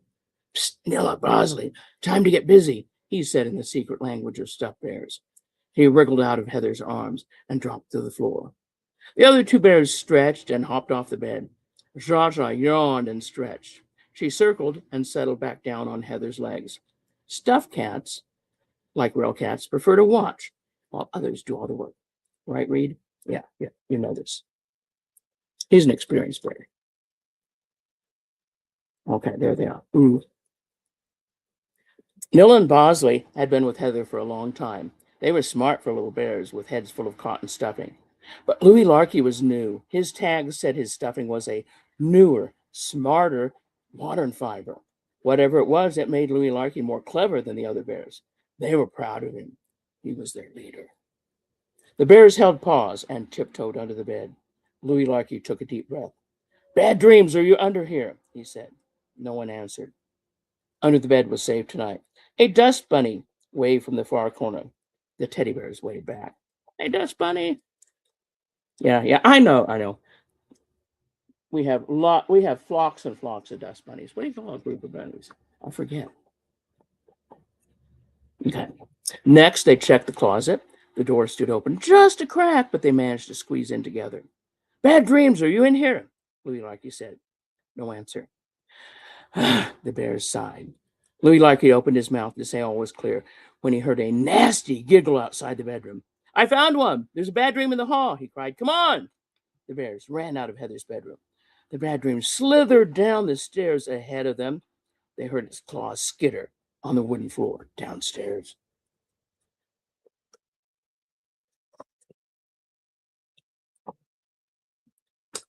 The stairs were steep for the small teddies, but Louis Larkey didn't slow down. He jumped down the steps one at a time until he reached the bottom. Bosley and Nilla hopped behind him. Louis Larkey waited for them. It's hiding in the kitchen, he said. We've got to chase it out of the house. Yeah. Ooh. Oh, they're gonna win, don't you? Oh, look at the sugar canister. Uh-oh. What's that? They tiptoed into the kitchen. Moonlight flooded in through the windows. It was bright enough to see the bad dream, trying to hide behind the sugar canister on the counter. How are we going to get up there, guys? Bosley asked. We need a ladder. We can climb the drawer handles, Nilla said. Great.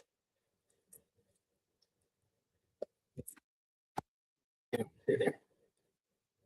Louis Larkey led the way up onto the kitchen counter. Nilla and Bosley followed. The bad dream didn't notice them because it was distracted by grains of sugar stuck to its toes.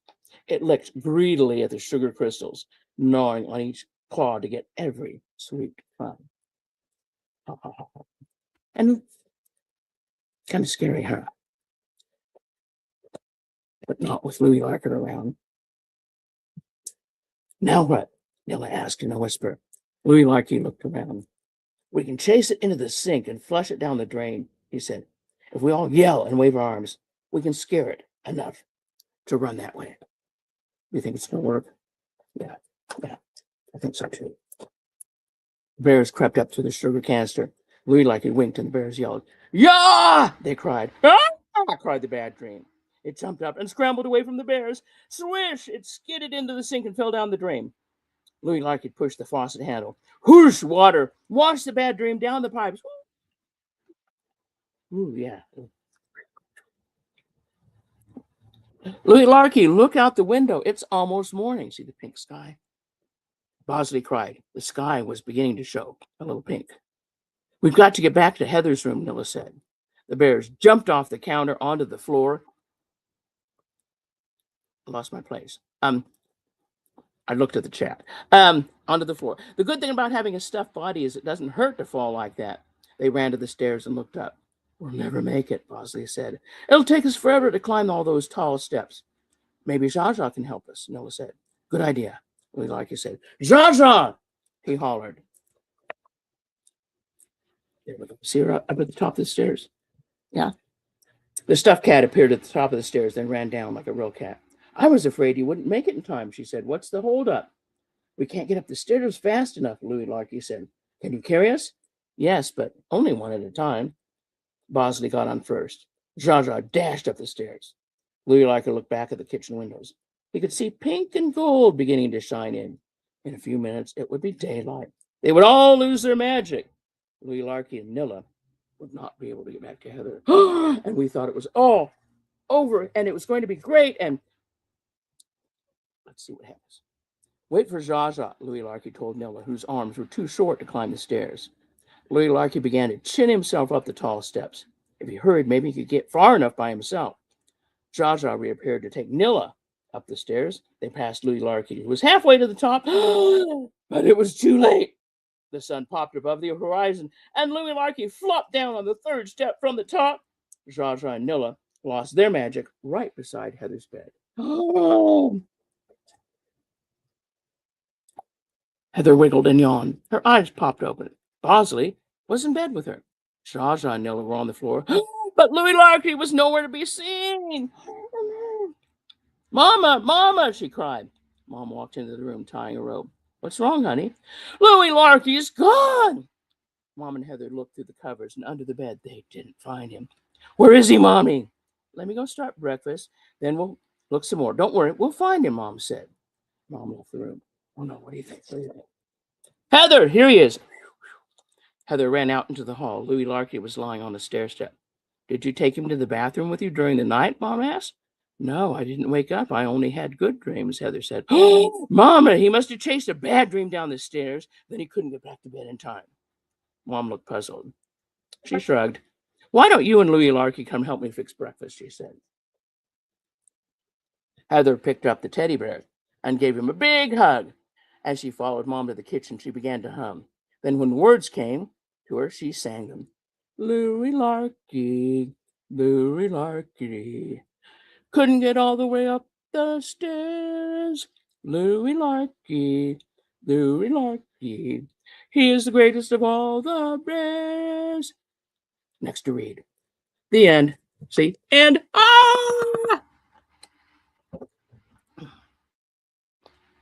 okay. Wasn't that good? We have just we don't have such a short time. I'm gonna tease you with my story from in here. And so many good stories in here.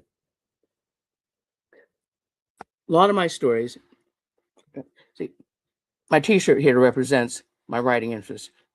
Crime, where people, crime, murder, bloodshed, horror. And then children's. And don't ever underestimate the people that look small and harmless. Now, so my story in here, as I said, is inspired by Rick Springfield's Jesse's Girl. And the story is called Sappho's Girl. And you'll see why. I'm only going to get to read a bit of it, but anyway, this one is pretty silly, and it's safe for Reed to hear because there's not a lot of blood and gore and stuff that often happens in my stories. Okay. Looking back, I'm pretty sure everything started to unravel when Rick Springfield's song Jesse's Girl came up on my phone's playlist. At the time, I was working on editing a 140-year-old public domain translation of the poem by Greek poet Sappho, known as Poem 31. Sometimes it's titled by its first line, which in my translation is, "Like a god, he seems to me." Oh, TMI, all at once. I'm lost already. Antoine, you listen too fast. Say what? Let me tell it my way, my friend. All right. Writers. Okay, I lived in a small city in northern Nevada and taught at a nearby private college. That semester, I had 2 sections of ancient medieval cultures and 2 of English comp. The English department chair told me there was no budget for me to use a copyrighted translation of Sappho's poem in my classes. I pointed out to him that this is the entire purpose of using textbooks, and I would have my students buy the latest translation from Gillian Spraggs or Guy Davenport through the college bookstore, now run by a for-profit major corporate bookstore chain. But he was adamant. So there I was, taking on all the these and thous and weird spellings like gazed and glanced and trying to make this wonderful lesbian love poem relevant to my 19-year-old short attention span students. I could use it in both the humanities class, where I struggled to find women to focus on in the ancient days, and the English class. Besides which, Sappho is a damn good poet, even in the worst translation. In a skilled one, she's amazing. Here's the first stanza in my edit of the 1883 rather clunky translation by Simons. Like a god he seems to me, the blissful man who sits and gazes at you before him. Close beside you, sits and in silence hears you, silverly speaking. Sappho, from the island of Lesbos, yes, that's where the word came from, wrote love poems to women, and this was one of the best of all time. Hearing Springfield's great 80s song about a cishet love triangle is when I realized I was in a much worse situation than Jesse, his girl, and his best friend in the song. I was in a mashup of Jesse's Girl and Sappho 31, where I was the Sappho narrator, loving another woman, who in the song would have been Rick's girlfriend from afar. I was in a love pentacle, and this was untenable. Somebody needed to die. Antoine! What? I didn't say anything. You rolled your eyes. English majors and their big words. Now you're rolling your eyes. I know that untenable means something that can't last because of major problems with it. Gay men read books, you know. And come on, don't leave us in suspenders. Are you familiar with the song? No, not my era. So the narrator, the Rick character, lusts after his best friend Jesse's girlfriend, and he has some pretty specific daydreams. In the song, it's not clear if anyone is actually cheating, but Rick isn't far away. When I heard the song, it woke me to the fact that I'd been complacent too long. That Jesse in our situation didn't have any suspicions yet. But I did know that our Ricky and the girlfriend had started, shall we say, canoodling? What's her name? She doesn't have one in the song. Let's call her Joanna. Why? I'm changing names to protect the innocent, as they used to say in that old cop show on TV. Boy, you are old. You want to hear this or not? Lips sealed, please. Meanwhile, Ricky's girlfriend, and I'll call her Tiki, was also unaware of the affair. Why Tiki? For Rudyard Kipling's heroic mongoose, Ricky Tiki Tari. I've always loved that character. Don't give me that look. I'm an English geek. Sue me. To continue, the 5 of us were all adjuncts at the same small college, part of a group that met Thursday afternoons at a midtown bar to drink and laugh and dance to songs on the jukebox and eat appetizers and relax after a week of dealing with first-year students, who, by the way, are now considered clients by the administration. Clients who need to be placated and rewarded with good grades for their pricey investment. What happened to coming to college for an education to learn things? But I digress. Altogether, there was usually around a baker's dozen of us. We met on Thursdays because it was the end of the week for us, teaching-wise, so the bar didn't mind us taking over the place.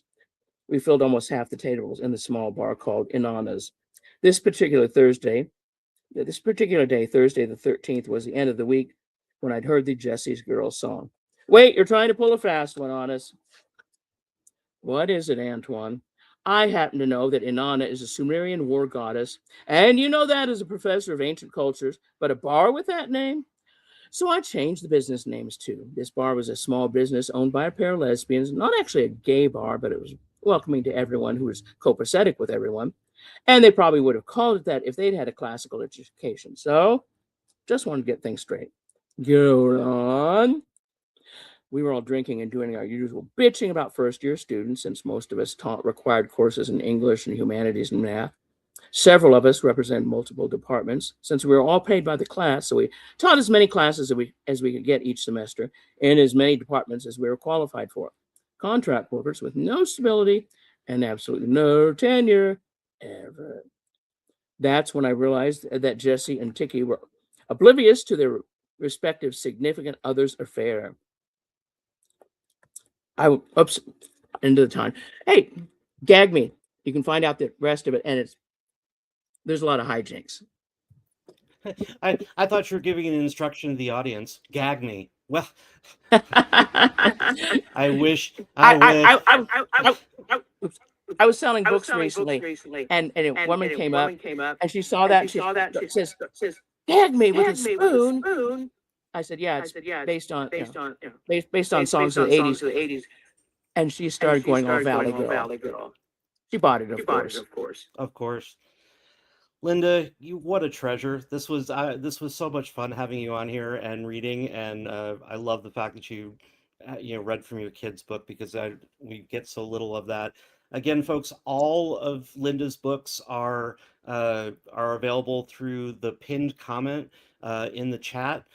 They are all $13 each, with free worldwide shipping, with the exception of Louis Larkey, which is only available for shipping here in the United States.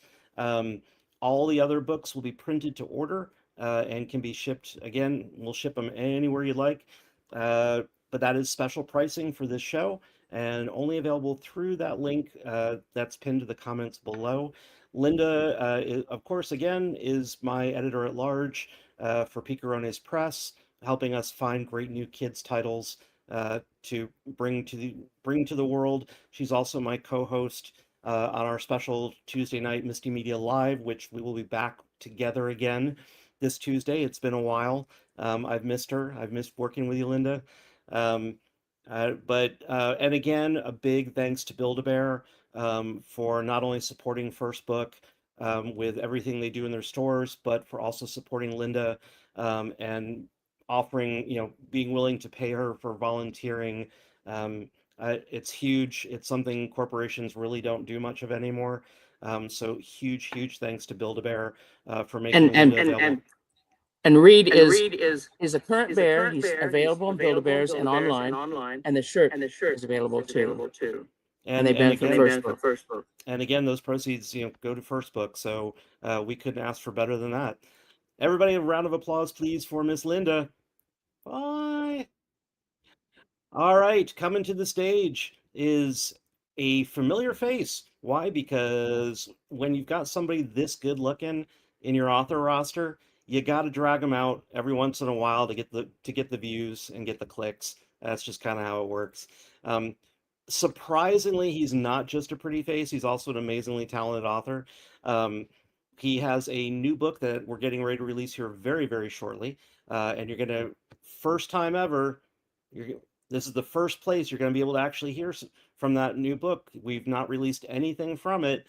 And so you folks are going to get a taste of that new book. You can't even order it yet. Not yet ready for pre-order. However, the other book that he'll be talking about today is available through the pinned form down there at the bottom. Coming to the stage, Mr. Adam Gorgoni. Hello, Mr. Adam Gorgoni. How are you, sir? I'm good. How are you, Jay? You know what? If you're in the building, how bad could I be? Oh, you're too kind. I'm blushing. Well, good. As it's important to embarrass and Yeah. try to be as net as possible with as much as we can. I've never been referred to really as eye candy, but I'll take it. These days I'll take pretty much anything. It is really funny though, because all the feedback we got when we had you on the show the first time, and it was like, oh, he can write, he's a looker too, or it's like well, Yeah. he's got something to fall back on when the looks fail. And I was like that's awesome. We have our own piece of beefcake here at here at I'll Misty take Media. it. That's awesome. I'll take it. I'll take it. I'm not proud. So I will do my best not to interrupt you, to let you do your thing, but you've got a half hour here. Um, so you're welcome to tell folks a bit about you and what you do outside of writing, and then take us into your stuff, okay? Yes, I will. I will do my best. This was it was very interesting to have a little glimpse into the wild and wonderful world of resellers. It was like, a whole world that I didn't know anything about and didn't know existed. It's very cool. Yeah, up until the end of last year, I didn't either, and they embraced me so well, even though I'm not a typical reseller. Hmm. But I've learned so much from everybody and been able to, I wouldn't have been able to put together this book fair if it weren't for everything I learned from all the resellers. Um, so it's really awesome. All right, enough of Okay. me. More of you. All right. Here I go. Bye. Okay. Hi, everyone. Um, First off, I would like to say that I think this is a great cause, and I, when I heard Jay was doing this, I wanted to participate because I've always been a reader, a book nerd from when I was a kid. And my mother would come in and tell me, turn off the flashlight and go to sleep. And I would say yes. And then I would wait for her to go away. And then I would pull the covers over my head with my flashlight and my book and keep going. And I think it's a great cause to get books in the hands of kids who might otherwise not be able to afford them. I think the way society is going, we need to promote reading and thinking every chance we get. So I'm totally thrilled and happy to participate in this. It's a good cause, and I'm going to make a small donation, just straight up donation to it, because I think it's a great thing.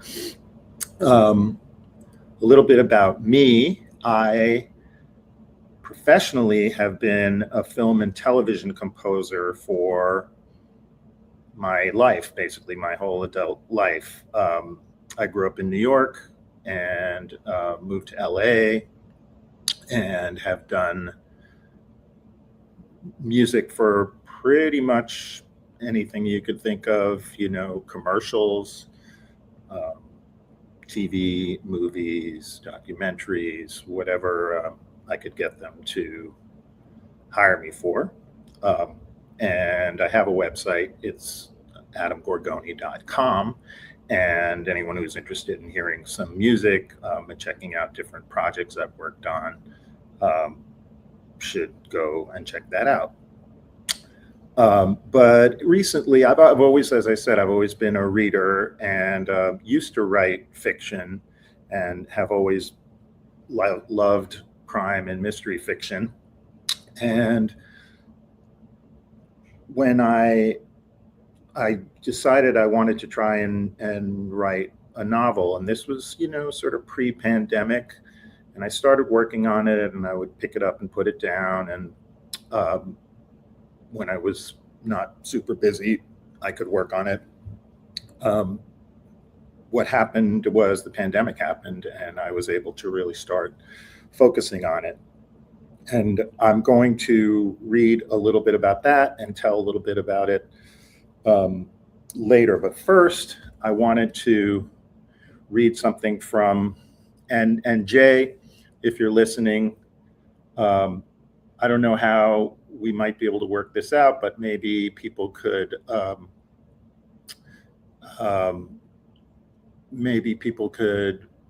if they contact you and want to somehow get in a queue to pre-order the novel, if they're interested, I'm happy to donate any royalties from people who were watching this and wanted to buy the novel.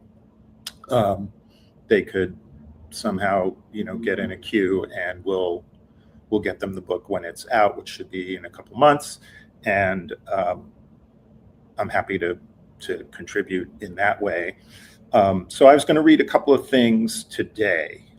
So I should say also, in addition to working on the novel, I started writing some crime short stories.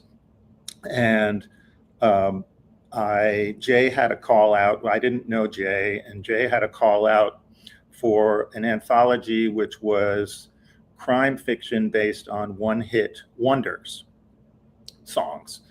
And it just so happened that my fantastic wife, who is a very, very talented and successful songwriter, and wrote the song Bitch, which some of you may know, she wrote the song with Meredith Brooks, and Meredith was the artist, and it was a big hit. I'm a bitch, I'm a lover,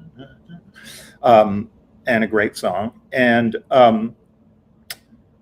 I thought, well, I have to try a short story based on this song because I want to. And I wrote the story and I sent it in to Jay cold, and given his sharp mind and appreciation for writing, somehow he picked it out and decided to use it in the anthology.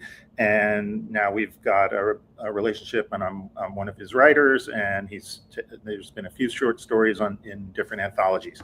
But this one, I don't have the book with me because I'm in New York City, and I wonder if it's backwards. Anyway, the anthology is called I Just Died in Your Arms Tonight, or I Just Died in Your Arms, which was a big one-hit wonder that we all know. And my story was called Bitch. I'm going to read a little taste of it. And of course, anyone who wants to buy the anthology, and there's a bunch of great stories in there, I'm happy to donate anything, any royalties that my share of the royalties of that, I'm happy to donate that to First Reads as well. So I am going to read on my computer just a taste of the beginning of this story that I wrote called Bitch.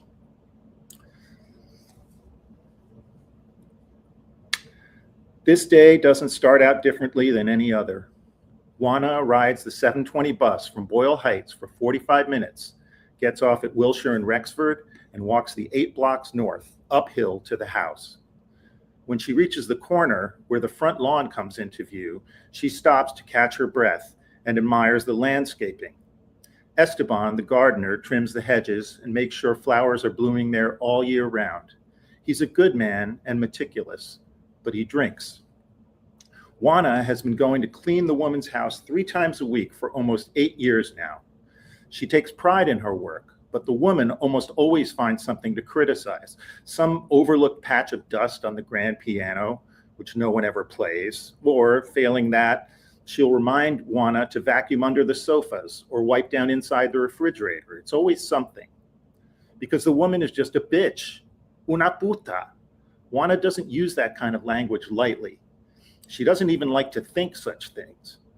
But there's really no other word for this woman with her puffy lips and her skimpy dresses and her snotty attitude. A woman who rarely thanks Juana, and who, when she does, says it like she's throwing out a used piece of tissue. Juana needs the job because it pays better than most. Ever since Mauricio's accident, he hasn't been earning as much, and Juana is keeping them afloat mostly on her own. She used to drive to work before the accident, but then they lost the second car and couldn't afford another one on her wages alone. So she takes the bus, walks the hill 3 times a week. And she tries to keep a positive attitude because she believes God provides for those who don't complain and try to do the right thing. Yes, lately times have been hard and she's been having more doubts than usual, but she still believes. After all, they'd made it to California all those years ago, and that hadn't been easy. She'd been younger then and pretty. That's why the coyote had picked her out of all the others. She didn't tell Mauricio because she knew that if she did, he would go after the man and the coyotes would kill him. So she bore the indignity and kept going. And God had blessed them with 2 beautiful children and a new life far away from El Salvador. They saved for years and were finally able to buy a house of their own. It's a small place. You could fit 5 or 6 of them into this house, 5 or 6 of them into this house, but it's theirs, and Juana will put up with almost anything to keep it. She walks through the gate, up the stone path, and pauses again to enjoy the gentle sweetness of Esteban's honeysuckle growing by the front door. And then she breathes deeply and rings the bell. About 45 seconds pass before she hears the shrill, bleating voice approaching from within. "Hang on, Carol."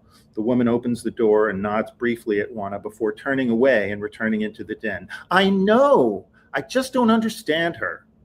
"Well, she doesn't know how to handle him anyway." Juana goes to the small dressing room behind the kitchen, puts her handbag in the closet, ties on her apron, and heads back in. The woman breezes into the kitchen, phone pressed to her ear. "Hold on one more sec, Carol. Juana, I'm having a dinner party tomorrow, so make sure to clean the oven today." Juana tries to swallow her anger. She cleaned the oven last week, and she's willing to bet the woman hasn't used it since. "See, Mrs. Summers," she says to the woman's back, because the puta is already walking away again. Juana's English is quite good, but in this house, she pretends it isn't. It's just easier that way. All right, that's my little snippet from the story, My Story Bitch, which is in I Just Died in Your Arms, which is available.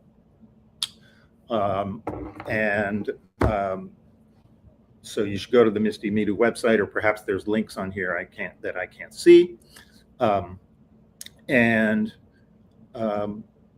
Here he is. Just jumping in real Yes. quick, that your titles are available in the comment that is pinned to the bottom of the chat. If people click through there, they will see a list of all the titles that are available from Misti Media today, and all with $13 with free worldwide shipping. Excellent. Thank you, Jay. Okay. As I said, I'll happily donate all my royalties that I might get if you're interested in buying the book. It's a good book. And now I wanted to debut a little bit from my novel, which is called Hard Water. And a little bit about the novel. It takes place in Oxnard, California, which I think of as the anti-Malibu. It's about an hour north of Los Angeles, and it's a beach community, but it is a very mixed community. There's a lot of different cultures flowing through the place. There's a real working class environment. There's a lot of Hispanic workers there, but there's also very expensive beachfront property. There is a Navy base that sits in the middle of it. There is a port. There are beautiful islands, the Channel Islands looming in the distance. It's a very evocative and wonderful place, and that's really, spending time there, I thought, there's a novel here. There's a novel that's going to happen here. It's fertile ground for a lot of different types of things. Anyway, I'm going to read a little bit. I'm going to set this up by saying that my protagonist is a journalist from New York City. His aunt leaves him her beach house, which he had spent time in when he was a kid. She passes away and leaves him her beach house, and he has to go to California to settle her estate. And while he's there, he goes to a local bar, kind of a dive bar, which is kind of an amalgamation of a bunch of different bars that are out there in Oxnard. And he starts flirting with the bartender, who is half his age. And he can't help but be intrigued by her. So I will read a little snippet from this. Afternoon slipped into evening, and the crowd began to grow. as various souls wandered in to water themselves in what appeared to be a frequent end-of-day ritual. They all seemed to know each other, judging by all the smiling and backslapping. I figured most of them worked or lived nearby. You didn't go out of your way to come to the shipwreck, tucked away at the ass end of Silver Strand Beach in Oxnard, California. At least I was developing a pleasant buzz, the Topa Topa IPA doing its job admirably, shrinking my consciousness, numbing my skin, blunting my awareness. That's why I was there, after all, for some time out of mind, a respite from thought and reckoning. At some point, Haley is the bartender. At some point, Haley slid over and pushed a shot of Patron in front of me. On the house, she said with a wink, and then, "Hey, Jack," over her shoulder, as a short guy with dark hair sauntered up behind the bar, checked in at the register, donned an apron, and took a place up to her right and began slicing limes. I sat there and watched her work. She moved in an easy, purposeful way behind the bar, smiling and laughing with the customers, comfortable in her skin, a working girl, not afraid to mess her hands or pay her dues. I felt drawn to her. There she was, serving drinks in this obscure corner of nowhere land, and yet fully alive, radiating palpable energy, almost a sense of joy. I recognized it. I'd had it once. The music got cranking, and the air began to leaven with the smell of sweat and alcohol. Voices rose into a steady din as second and third rounds were served. I had to grin, not without sympathy, as a few fantastically white people, resembling nothing so much as a parade of zoo elephants at feeding time, got up and danced to the Stones' "Start Me Up." And it went on like that. People flowing in through the door, seeking whatever it was they were seeking, contact, relief, diversion, and then drifting back out into the night and the choices they had made. I wondered how many of them had anything close to the lives that they dreamed of when they were younger. Had there been divorces, infidelities? Were these weeknight evenings at their local watering hole what made their lives bearable? More time passed, as did another tequila and a couple more beers. I was well on my way now, feeling invisible, just how I liked it, sitting there observing all three rings of the circus as they revolved around me. Jack startled me out of my reverie when he shouted, "Last call!" He disappeared into the back, re-emerged, and began stocking bottles in the refrigerator behind the bar. The remaining patrons groaned and started rummaging through their pockets for bills and coins. Haley circled back over to me. "Well, I guess it's time to settle up," I said, fumbling for my wallet. "Yep," she said, sweeping my 320s off the bar. She made change at the register and then turned around and stood directly in front of me. I was about to say, "Keep it," when she caught my eye and said, "So, did you say you live right here on the Strand?" I hadn't said, or maybe I had, but I was not so far gone that I couldn't detect a shift in tone, a faint whiff of the wicked. Was this girl, in fact, and contrary to all reasonable expectations, actually coming on to me? I stared at her for an extended moment just to make sure I wasn't dreaming. She held my gaze and raised her eyebrows. "Check yourself, Riley. Could this really be happening? Sure, in high school you were the guy that all the girls called cute, which meant they wanted to fool around with you. Later on, women would cast surreptitious glances as they passed you on the street, shoot you quick smiles across tables at restaurants. Phone numbers were given, booty calls experienced. For whatever reason, you've never had a problem attracting women. Why shouldn't this girl behind the bar fall squarely into that history? She's young, yes, and that's a little unseemly, but she's definitely an adult. For every young woman who recoils at the thought of having sex with an older man, there's another who finds it intriguing, adventurous, a real turn-on. Maybe she has some unresolved electric complex that she needs to work out over your bones. What could be wrong, really, about heeding the perfectly natural thrum of desire?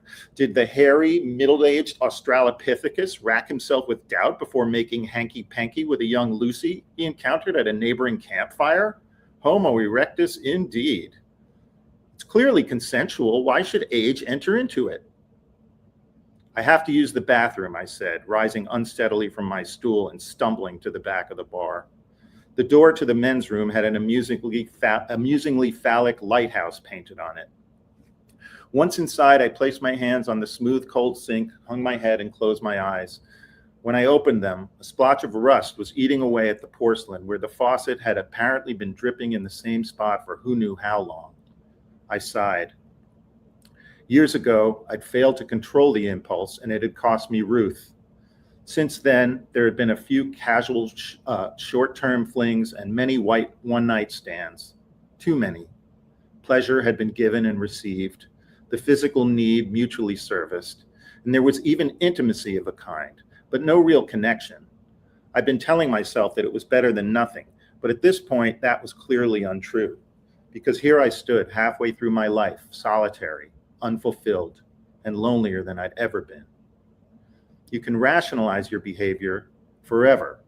Instinct, nature, the hereditary reptilian dance, it's all true.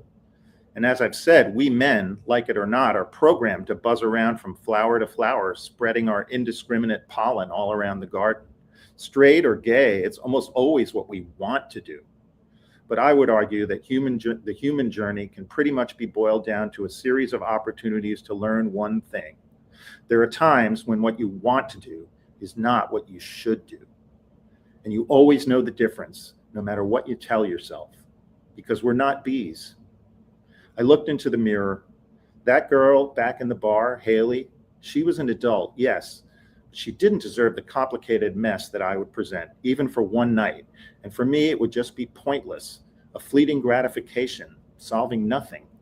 The right move was to politely decline, go home, and sleep it off, for her sake and for mine. Hey again, she said when I returned. There were still a few stragglers at the far end of the bar where Jack was settling up with them. We were basically alone. Listen, I said, groping for a lifeline. I'm pretty trashed. As if she hadn't heard me, she leaned forward, lightly grazed the knuckles on my hand with the back of hers, and it seemed to me that if I brushed her cheek with my thumb, her creamy skin would rub off like cocoa butter. Really, she said, you need me to walk you home? I tried. I really did. But it was hopeless. Knock, knock. Who's there? Your dick. I'll stop there. I'm not giving away something, it's not a spoiler, but he manages to not follow through on the consummate this flirtation, but the girl is found floating in the harbor the next day, drowned, and that's what starts the novel. That's he decides he's going to try to find out what happened to her. And I think, as you can tell, hopefully there's some humor, and there it's, you know, noir-ish, I would say. There's a subplot with an oil company and oil spills, which are a fact of life on that coast, on the sort of central California coast. There's a history of oil spills and a lot of environmental damage. And my protagonist is an environmental journalist, and he gets involved in covering an oil spill. And that's all I really need to say about it. I think that the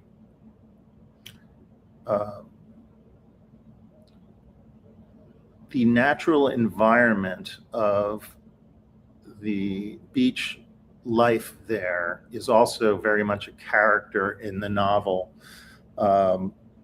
because one of the amazing things about this particular part of the world is the life, all of the nature. You're constantly seeing dolphins and all kinds of different birds and pelicans and sea lions, and it's a very rich natural world. But then there's these oil rigs out there in the middle of the ocean, reminding you that we are in the process of destroying all of that. So those themes run throughout the novel, and he sort of takes on multiple demons as he goes along. Hi, Jay. Howdy. We that half hour flies by fast. Yeah, I know. I have How to did I tell do?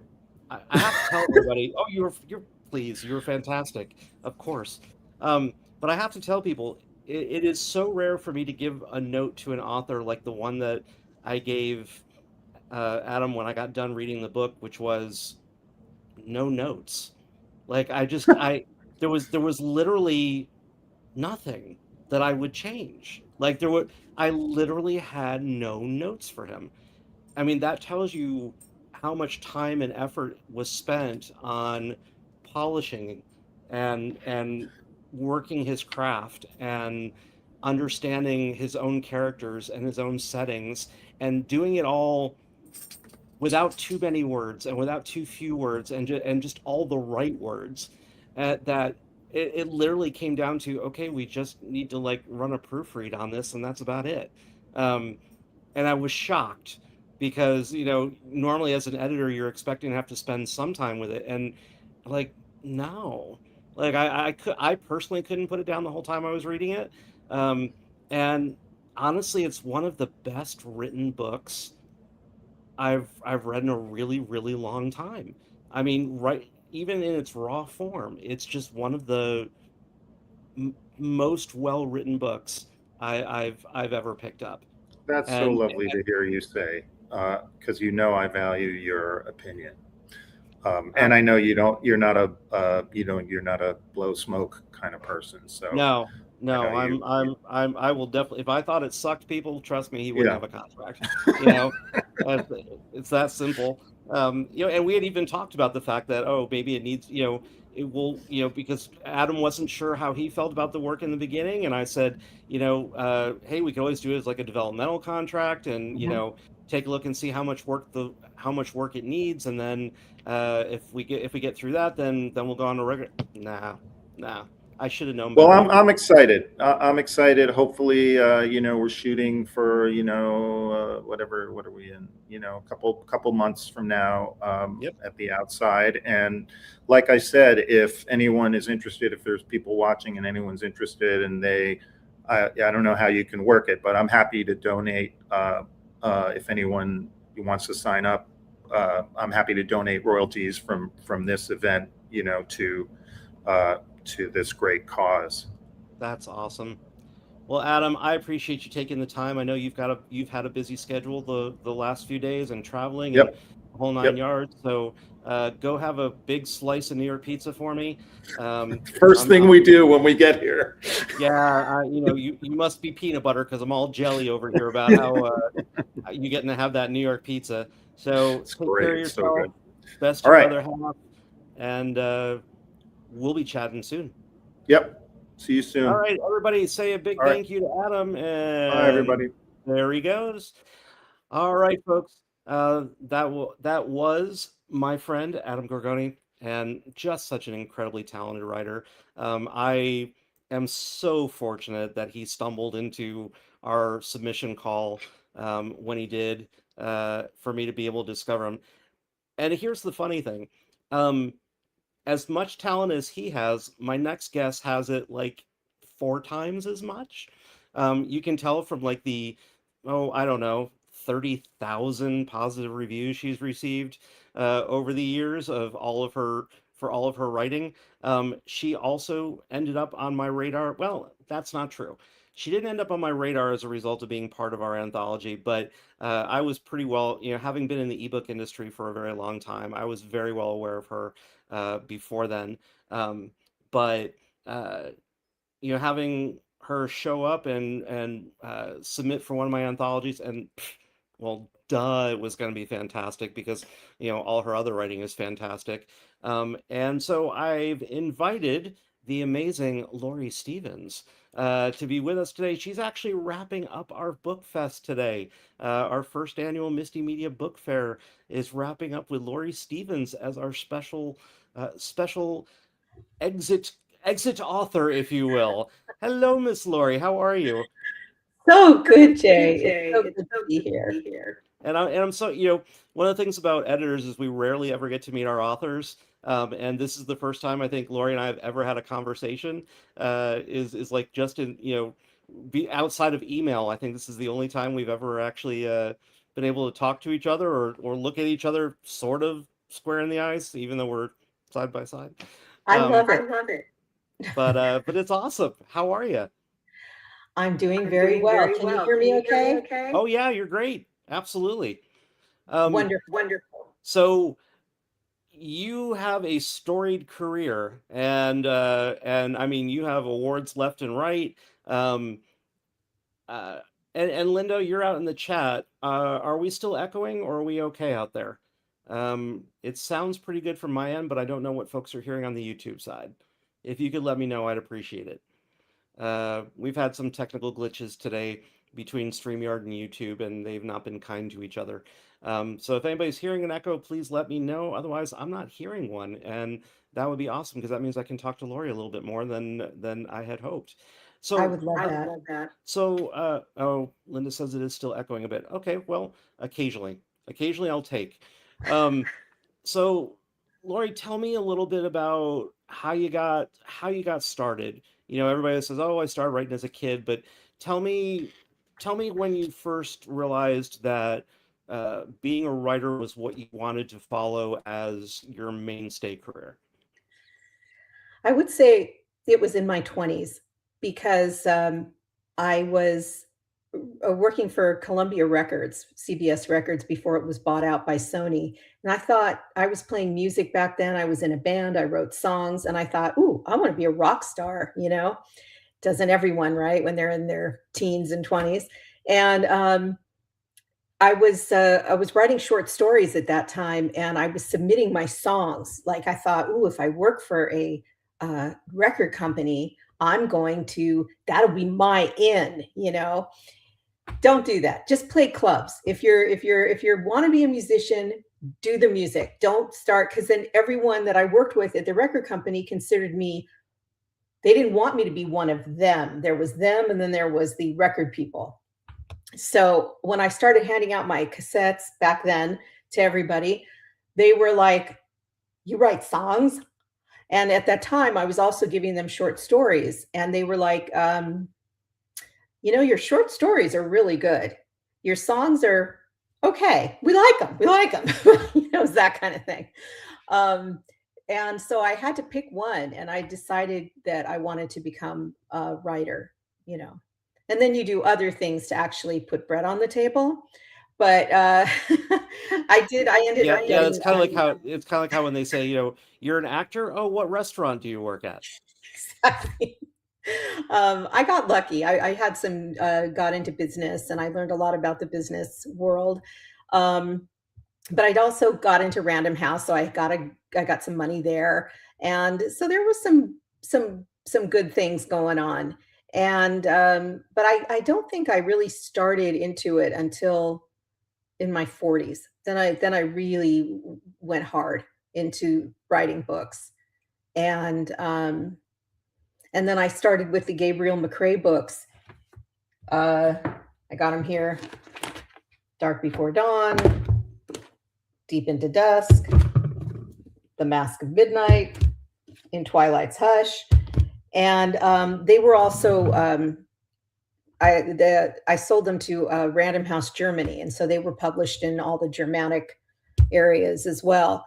And What they year did did what year was the first book released?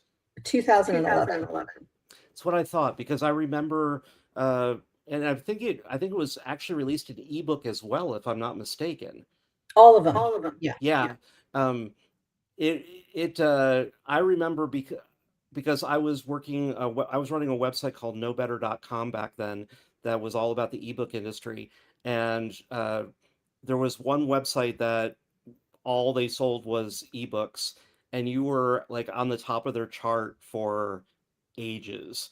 Wow, I didn't know that. Yeah, that's how I first found you. My gosh, Jay, where have you been all my life? I mean, Yeah. Then I switched gears because I started doing some research into AI, and I thought, man, this stuff's taken over the world. And this was quite a number of years ago, but I thought there's no way we're heading toward a new age. We had the age of agriculture, the Iron Age, all the ages, uh, the Industrial Revolution, and now we're in the digital age. And I said, this thing's going to turn humanity on its head.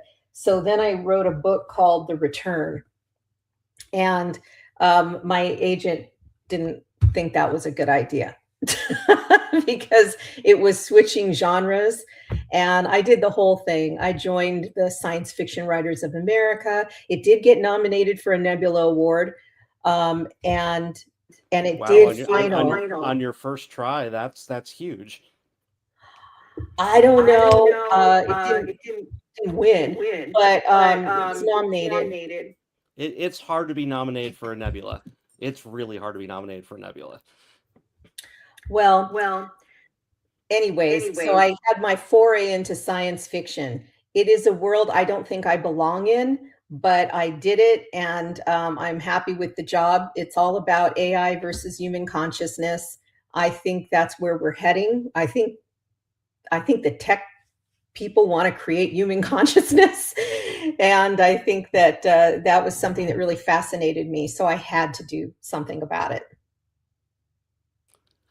And so you obviously have an interest in a little bit of humor as well, because that certainly comes through. Do you feel that's a necessary balance when it comes to mystery and some of the harder stuff that comes along with having to write a mystery? Is it or is it easy for does that kind of writing come easy to you? Humor, you mean? Right. Or Writing humorous elements with the regular with having to convey some of the darker stuff that happens with mystery. I think it's a good balance.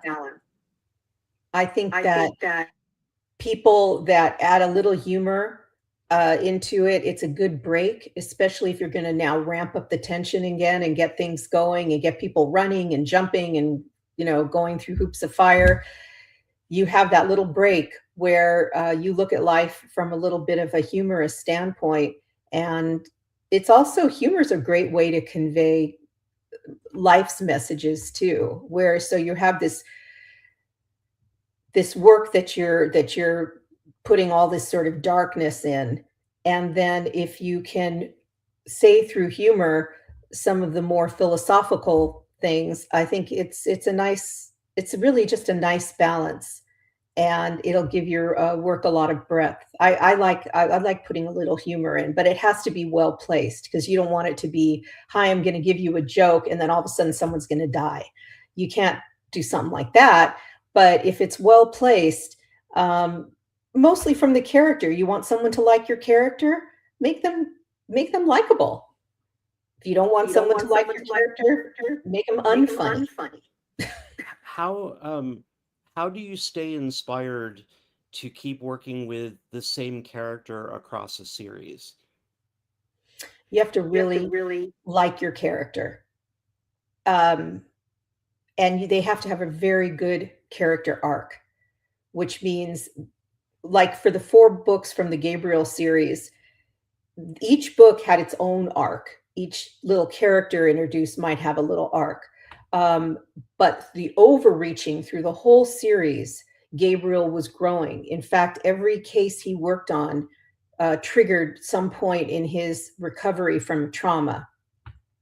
And so so he would grow in each book incrementally, until I wrap it up with a bow in the 4th book.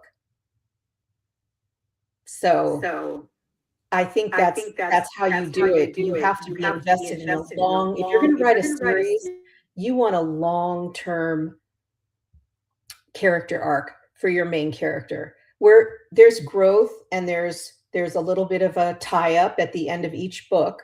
I always wanted to write the series as each book being a standalone, which someone could just pick up and they'd know exactly where they should be.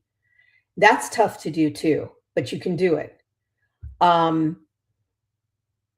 And but I think if you're going to have people want to be invested in your character, I mean, I know a writer, Lori Buchanan. I think she's on her 9th book of a series that she writes, and you need to have a long-reaching arc to pull that off. I think because otherwise, if everything of your character, your main character, gets solved in the first book, what would make the people invested enough to come back and read the second? Unless they just loved your writing or they just loved the idea of your plots or something.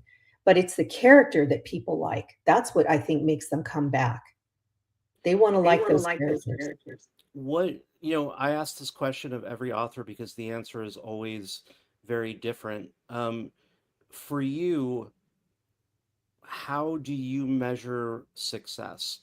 What is success to you for your writing? What does that look like?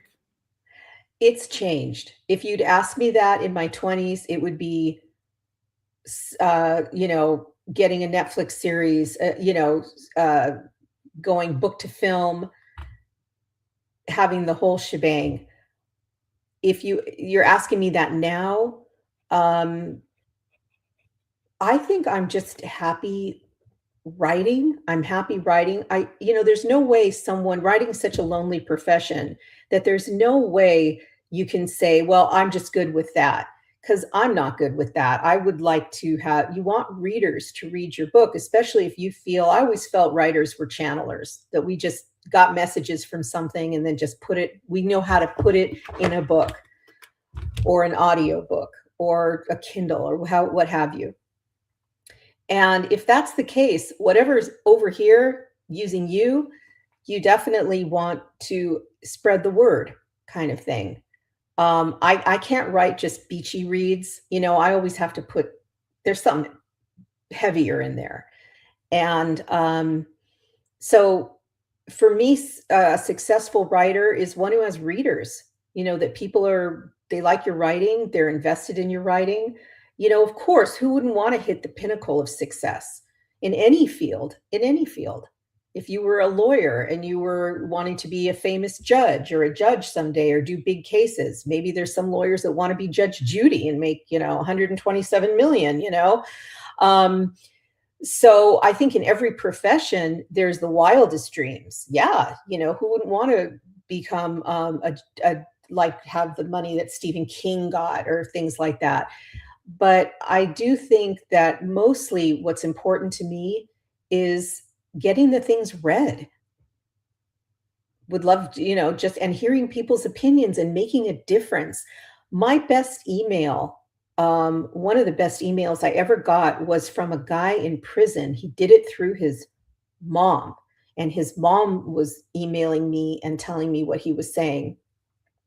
And he was, I put a lot of therapy in my books, especially if I'm going to write psychological thrillers.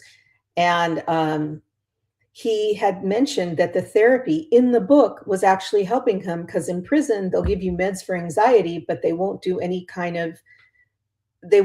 help you in any way as far as one-on-one therapy. And that's really what I think this guy needed. And that was I was thrilled when I heard that. And they just kept wanting, when is the next book coming out? When is the next book coming out? That to me is like gold star. I love that.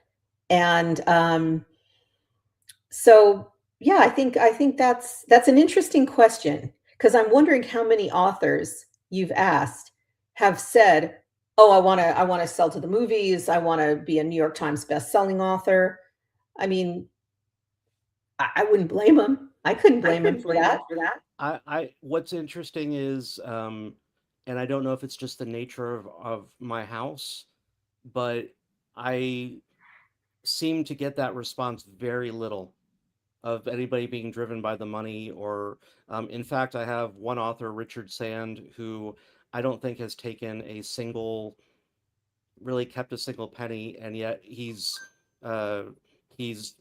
buying books by the boxes and donating them and giving them out, because it's a nonfiction book about, and that's actually featured in the one of our titles here for the book fair, called Hidden History: The Donut Dollies in Vietnam. But the story of these women that had worked in the Red Cross that have never been treated as veterans, even though they should have veteran status. And he's just so much more concerned about them getting recognition than he is about anything for himself. And all he wanted for him to be, his idea of success for that book is that the women finally get the recognition they deserve and finally get their veterans benefits. And I'm like, what do you say to that? How do you argue with that? You That's don't. Yeah, I mean, it's like so everybody definitely has their own vision of what that looks like. Yeah. Yeah. So what For me, I do want to give you time to do some reading for our I because we're starting to run a little short on time. Um, but I wanted to ask what was it about our submission call that made you want to submit to COPA? Oh, well, I loved the idea of the Barry Manilow game. That was awesome. But also, Jay, you're not giving yourself enough credit. I mean, you've been in this publishing business for a while. You have a lot, you're a good editor, you have a lot of experience. I wanted to work with you. You heard of me, I heard of you. I appreciate that. I appreciate that. Your story is a blast, and I hope you were prepared to read. I didn't just put you on the spot for that. But I absolutely awesome. I mean, folks, this was one of the most enjoyable anthologies to put together. Um, Adam, who appeared right before you, also appears in this anthology. But nobody had done this before. Making an anthology of crime stories based on Barry Manilow songs. I grew up loving Barry Manilow, and he was a vital part of my youth. And of course, now I live in Vegas, where he's definitely a part of our scene, with his residency. And every story I picked for this anthology was just spot on for the songs that the people picked. So if you would, I'm going to turn it over to you for just a few 5 minutes or so, and give us a good reading. But if you will, tell everybody what song you chose and a little bit about your story. Okay. And I'm going to jump off of here. Yeah, so this is Killing at the Copa, and a compilation based on inspired by the songs of Barry Manilow. And the one that I chose was Weekend in New England from the album This One's for You, that came out in 1976 by Barry Manilow. And great idea, Jay, by the way. I just adored this. Mine's called A Connecticut Stalker. So I don't know if you remember the song Weekend in New England. When will I see you again? Okay, this is why I didn't make it in the music business. Okay, I'm just going to start at the beginning. Inbox.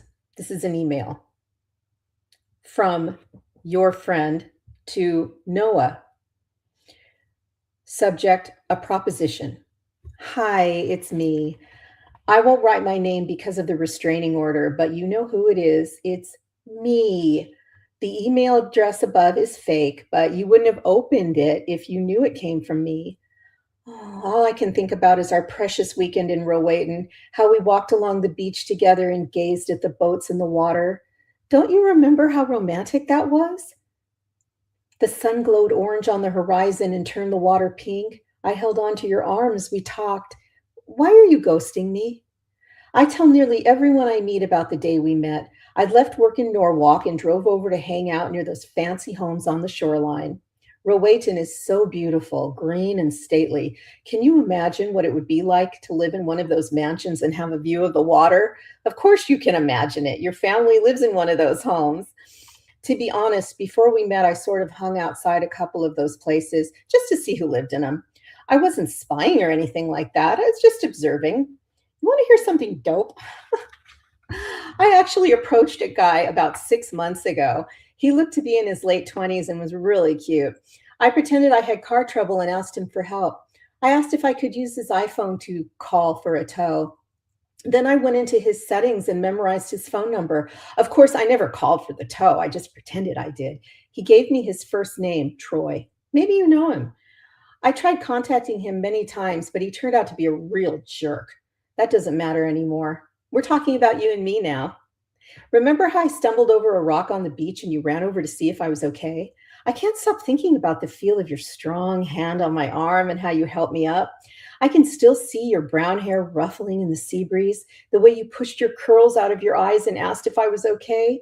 You wore a light blue shirt that day and beige shorts. God, I noticed your hot legs right away, including that tiny tattoo of a half moon, which looked so sexy on your ankle. And then when I kept stumbling around like a klutz and asked if I could hold on to you, you were nice enough to give me your arm. Honestly, there's no guys like you out there. Trust me, I know. Hinge and Tinder and all those dating apps, meh.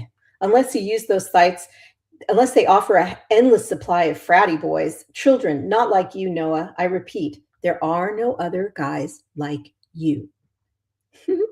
I keep thinking about that strong hand of yours. I keep thinking that I'd like you to put it on my bod, but don't get all weirded out. I'm fine talking about things and taking things slow. Remember when I invited you to a clam bake the night we met and you said, I have a girlfriend?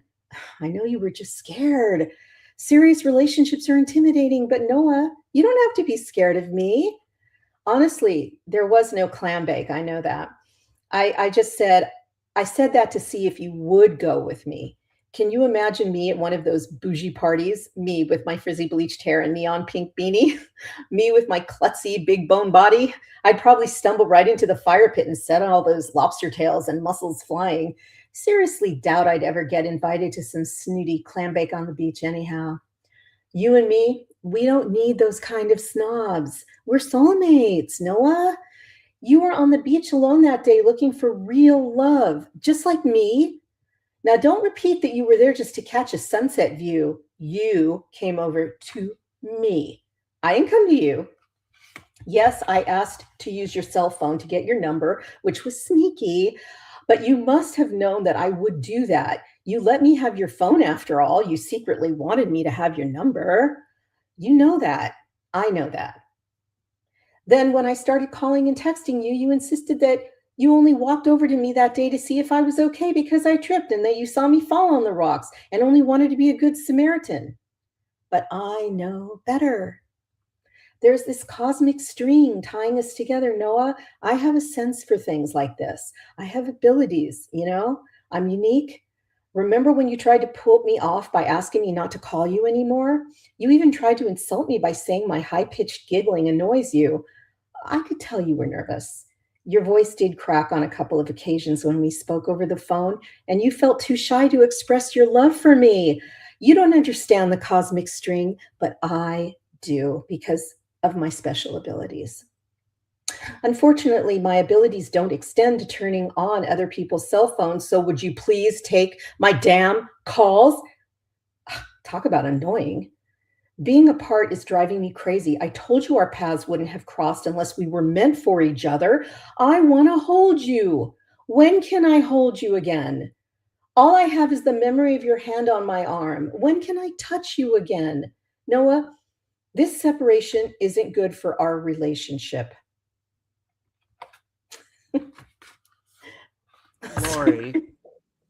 Lori. I know I'm sick. Why are we not an actress, Lori? Why are we not out there in feature? Okay, guys, I gotta be honest about this, okay? Because Lori knows, because I fucking flipped out when I read her story for the first time and sent her an email, basically an oh my god email, because I'm not supposed to play favorites, but from the second I read this story, and this is the story I talk about all the time whenever I talk about this anthology, I literally stood up from my desk, had my hands on my head, and went, oh my god, she gets it. She gets exactly what I'm trying to achieve with this anthology. She's nailed it. But this tension that Lori builds in this story on paper is palpable. Like, people talk about rising tension. No, it's legit. Like, as you read, you feel your heart starting to pound. You feel yourself starting to get more and more anxious. You are in a moment of panic and freak out by the time you get to the end of this story. And there's this idea that, you know, obviously that you want fiction to move you and to be emotional, but holy crap, like to take this tact with this song, nobody, nobody could possibly have done a better job of creating a story that worked with this song as well as what Laurie accomplishes with this one. And it, you know, the short story format is so difficult because you have so little runway to be able to communicate everything that you need to about a story, get people invested in the characters, and tell an entire arc, you know, in this period. And I don't think any short story in the 15 years, well, now it's almost 16 years that I've been publishing ever impacted me as hard and as immediate as Weekend in New England. I just there is no other. It's an amazing piece of writing, and I mean this is what I love about that anthology because all of the stories in Copa, people are at like the top of their game. Like every single story in this anthology is some of the best writing I have ever read. But this story in particular, like I said, I'm not supposed to play favorites, and I keep saying that all the time. But when a short, especially when a short story sticks with you for as long, I mean, Copa's been out for a while, you know, but that story still sticks with me. It's still the story I talk to everybody about, and it's Wow. still the story that I measure a lot of other submissions against. Um, because honestly, Laura, and it's, you know, like Linda said in the chat, I'm not one for blowing smoke up people's skirts. I'm if I didn't like it, I would say something, and but when I truly love something, oh my God, you know, I'm behind it, and I cannot wait to work with you again. I really can't because again, one of the best short stories I have ever published in a decade and a half of my publishing career. I Oh couldn't my be God. proud. You made my I couldn't. year. I I'm going to couldn't keep be. playing this link over again. I honestly couldn't be prouder to have published that story, to have that be a Misty Media White City Press story, because and I submitted it for like every single award that came along, and it drove me insane that like nobody was giving it awards, and I was like, what are you all missing? You know, how are you not seeing what I'm seeing? I don't get it. Um, so I mean, if you guys don't pick up any other book from our pinned list of books down there for the book fair, Copa is amazing from start to finish. Every story in there is brilliant, but it's worth it just for Laurie's. And There's now a Laurie, lot of great now stories I in need there. now I need a video of you like doing this reading. How long have you been practicing that? I just did it. No, I'm not. Or is that how you heard it in your head when you wrote it? That's how I heard it. Wow. So you're insane. Okay, that's cool. You're a stalker yourself. You have stalker vibes inside you. That's amazing. Be careful, Jay. Yeah, well, I'm your biggest fan. It'll be misery all over again, only with a publisher instead of an author. There you go. Laurie, I am so glad that you were able to take the time and be part of the Misty Media Book Fair. I adore you. I adore your writing.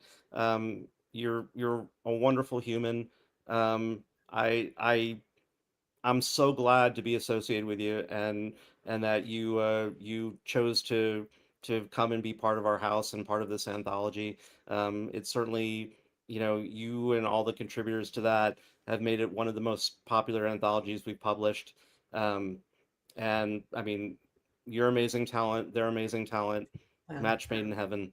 So, Well, you're Jay Hartman, and you deserve an award for being such a supporter of authors all over.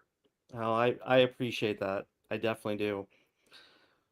Well, Miss Laurie, as much as I hate to say it, I gotta say goodbye to you because I gotta wrap up the book fair. But thank you for everything you've done, and thank you for your contributions to us. And again, very much looking forward to working with you again really, really soon. Good. All right, Jay. Thanks. And thanks everyone at Misti Media. Alrighty, Bye-bye. everybody wave goodbye and say thank you to Lori Stevens. Bye. All right, kids. That wraps up the first annual Misti Media Book Fair. It has been it's been 5 hours of absolute joy. Um, I thank everybody so much. Cheryl, if you do want to get a copy of Copa, if you click in the pinned comment here in the chat, you can pick it up for a very inexpensive price of $13, which includes free shipping anywhere in the world. If you prefer ebook, the ebook version is available wherever ebooks are sold. But guys, this was the first annual Misti Media Book Fair. Clearly, we need to do it again. It was a huge success. Thank you to all of my resellers that came and donated their time. Again, Johnny Cajun Roots Reseller, January House Auctions Mike, Angela from Angela Isaac Vintage and More, Toochman from Tooch Family Fun and Resale, Carol Osborne from Carol's Creative Corner, Casey 1889 House, Angie from Angie's Oddities, and of course, my absolutely wonderful authors, Linda K. Hardy, Adam Gorgoni, and of course, Lori Stevens there, who wrapped everything up for us. Not sure when the next one will be. It's annual, so I guess we got to wait a year, which is kind of disappointing. I kind of don't want to wait another year to do something like this. But really, we couldn't have done it without everybody participating. And Jennifer Hayes, thank you so much for your modding and taking control of the show like that. Again, it takes a group of people to be able to pull off something like this, and I'm very grateful to everybody that took part and helped and watched or shared.